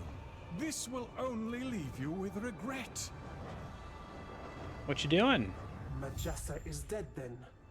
Just as Oh, he must be Orbis. This would be so much easier if you had died with her. No matter. I can still take I what can feel I the need. Epoch's power fading. Oh, does she steal the power from me?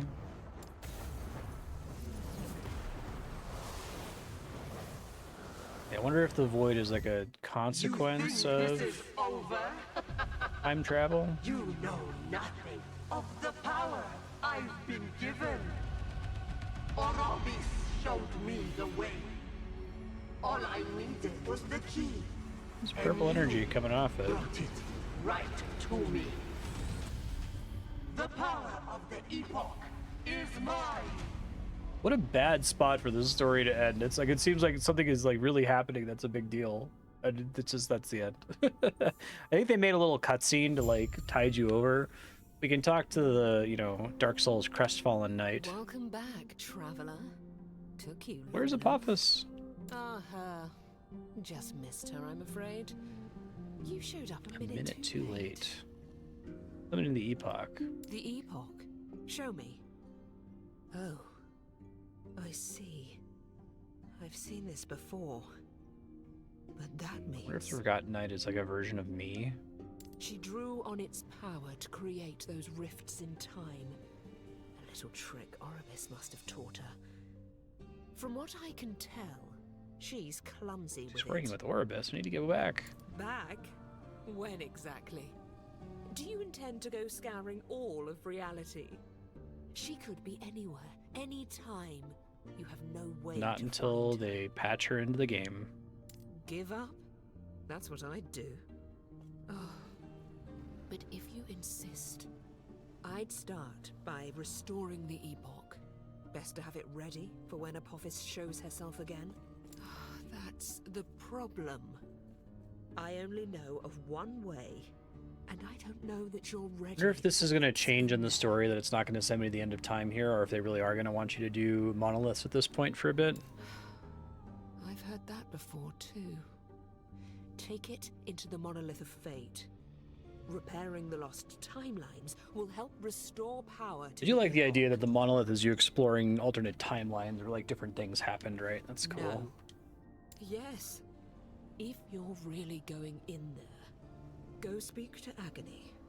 She's more patient than I am. Farewell, traveler. And good luck. Thanks. Stay safe. Hey, what's up, Agony? What is this? Oh, yes. Hold fast your fear. Walk through these gates.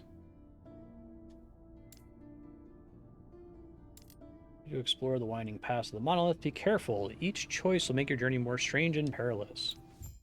Here's our final cutscene, I think. Do you feel it, traveler?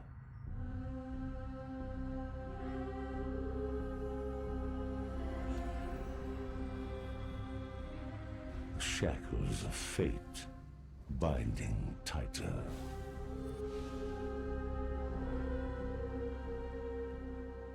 Apophis slipping beyond your reach. Your fate is set, and it always ends with me.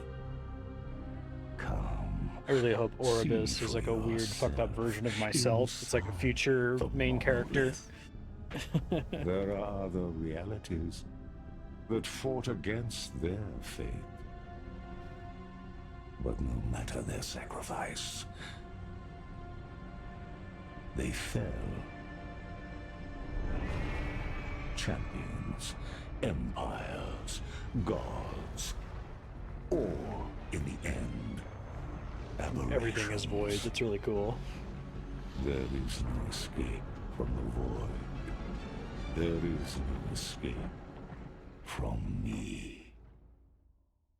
Well, that made it seem like Orbis is like evolved Raya or something.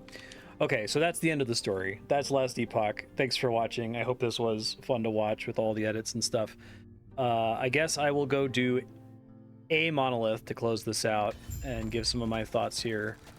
And then there might be an episode 2 where I just like go through the monoliths and fight all the bosses and comment on them as well. I already started this. I need glyphs really badly, so let's start looking for glyphs. Yeah, so the way this works is we fill up the stability bar at the top of the screen. You can see the flashing green shows how much stability I can get maximum if I kill all the enemies here. When I get to these different locks, I unlock these quests on the left. When I unlock the third quest, I can fight the boss, and the boss gives cool stuff that I'll talk about in the next episode. Also, each of these individual items, the further you get away from the base, the better they get, or the more stability they give. Increased item rarity, increased XP gain, and I get glyphs if I don't die. So let's go for it. We'll call this the credits for Last Epoch, so I can talk about it. This game's really good. Like I said, I think it's my favorite action RPG. I've played a lot of these games in my life, like Torchlight, Diablo 2, Diablo 3. Tried and did not like what I played at Path of Exile. I played Marvel Heroes, I don't know if anyone remembers that, and this is by far my favorite one. I compared it to Monster Sanctuary, that it is to Diablo as Monster Sanctuary is to Pokemon. That might not mean anything to you if you haven't played Monster Sanctuary, but I really recommend it. It's just... It's like, what if the developers cared about the math of Pokemon abilities, and what if most of the Pokemon abilities felt pretty balanced with each other, that you could just kind of pick a build and do some fairly difficult content and have a fun time with it. Similarly, I think that's what's great about this game, that anyone can just kind of pick it up and just put their skill points wherever they feel like. It's not very intimidating. You can get through the story, you can do pretty well in monoliths. Like, I'm doing fine in monoliths, even though I've, you know, screwed up a lot with my build. I don't have resists figured out, for example. You know, I think the depth is still there for the players who want the extreme Path of Exile depth. Maybe it's not as insane as Path of Exile, but the other quality of life benefits and the feeling of just being able to play the game, I think, is worth that trade-off, for me at least. If you really want to go crazy on getting your passives and your skill tree exactly right for what you're trying to do, I think that that's very possible to pull off in this game as it currently exists. And that's in like 1.0, right? That's not even with years and years of iteration and development. I can only see good things coming from this so far. The dev team has been very responsive. Oh, what's this? It does not fit in inventory. What the...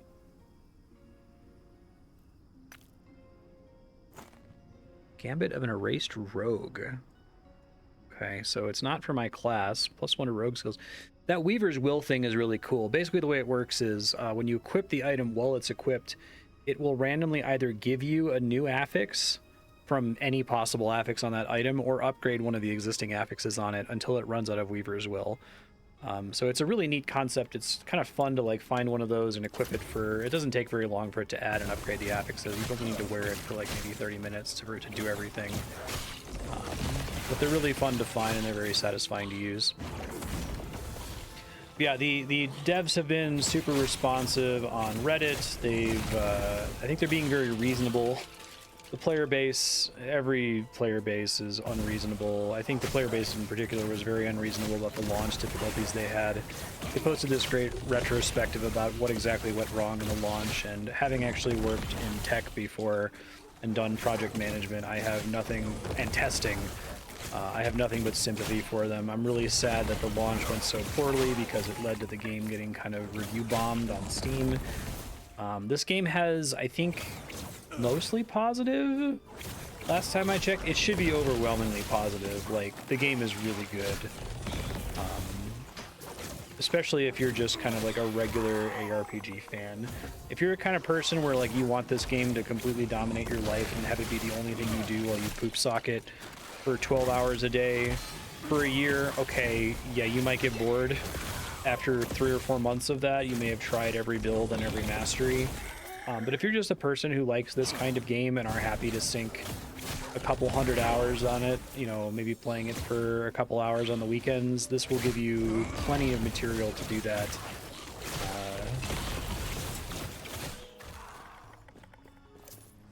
It's fun the entire time. There is no getting to the good part. Like, I think a lot of people would probably say that this monolith stage of the game is more fun than the story, but even just playing through the story and messing around with items and picking skills and doing your build feels really good to do. And I can't say the same for a lot of other games. They've really thought about all of their systems very thoroughly, and I'm blown away by it. I'm happy to see a developer who so obviously cares, has their own vision, right? They're not just getting walked over by fans. They're not just doing whatever fans say and changing the game. And it looks like they've learned, like they've really done their homework too. I appreciate that it feels like they've played every other ARPG that's ever existed and taken some inspiration from all of them. There's even a thing that's an inspiration from Marvel Heroes. There's like a helmet that turns all your wolves into squirrels. It reminds me of the Squirrel Girl, which was basically Pet Necromancer in Marvel Heroes. So they've got a little bit of everything. And there's my actual first completed monolith without dying. Hooray. To get some glyphs.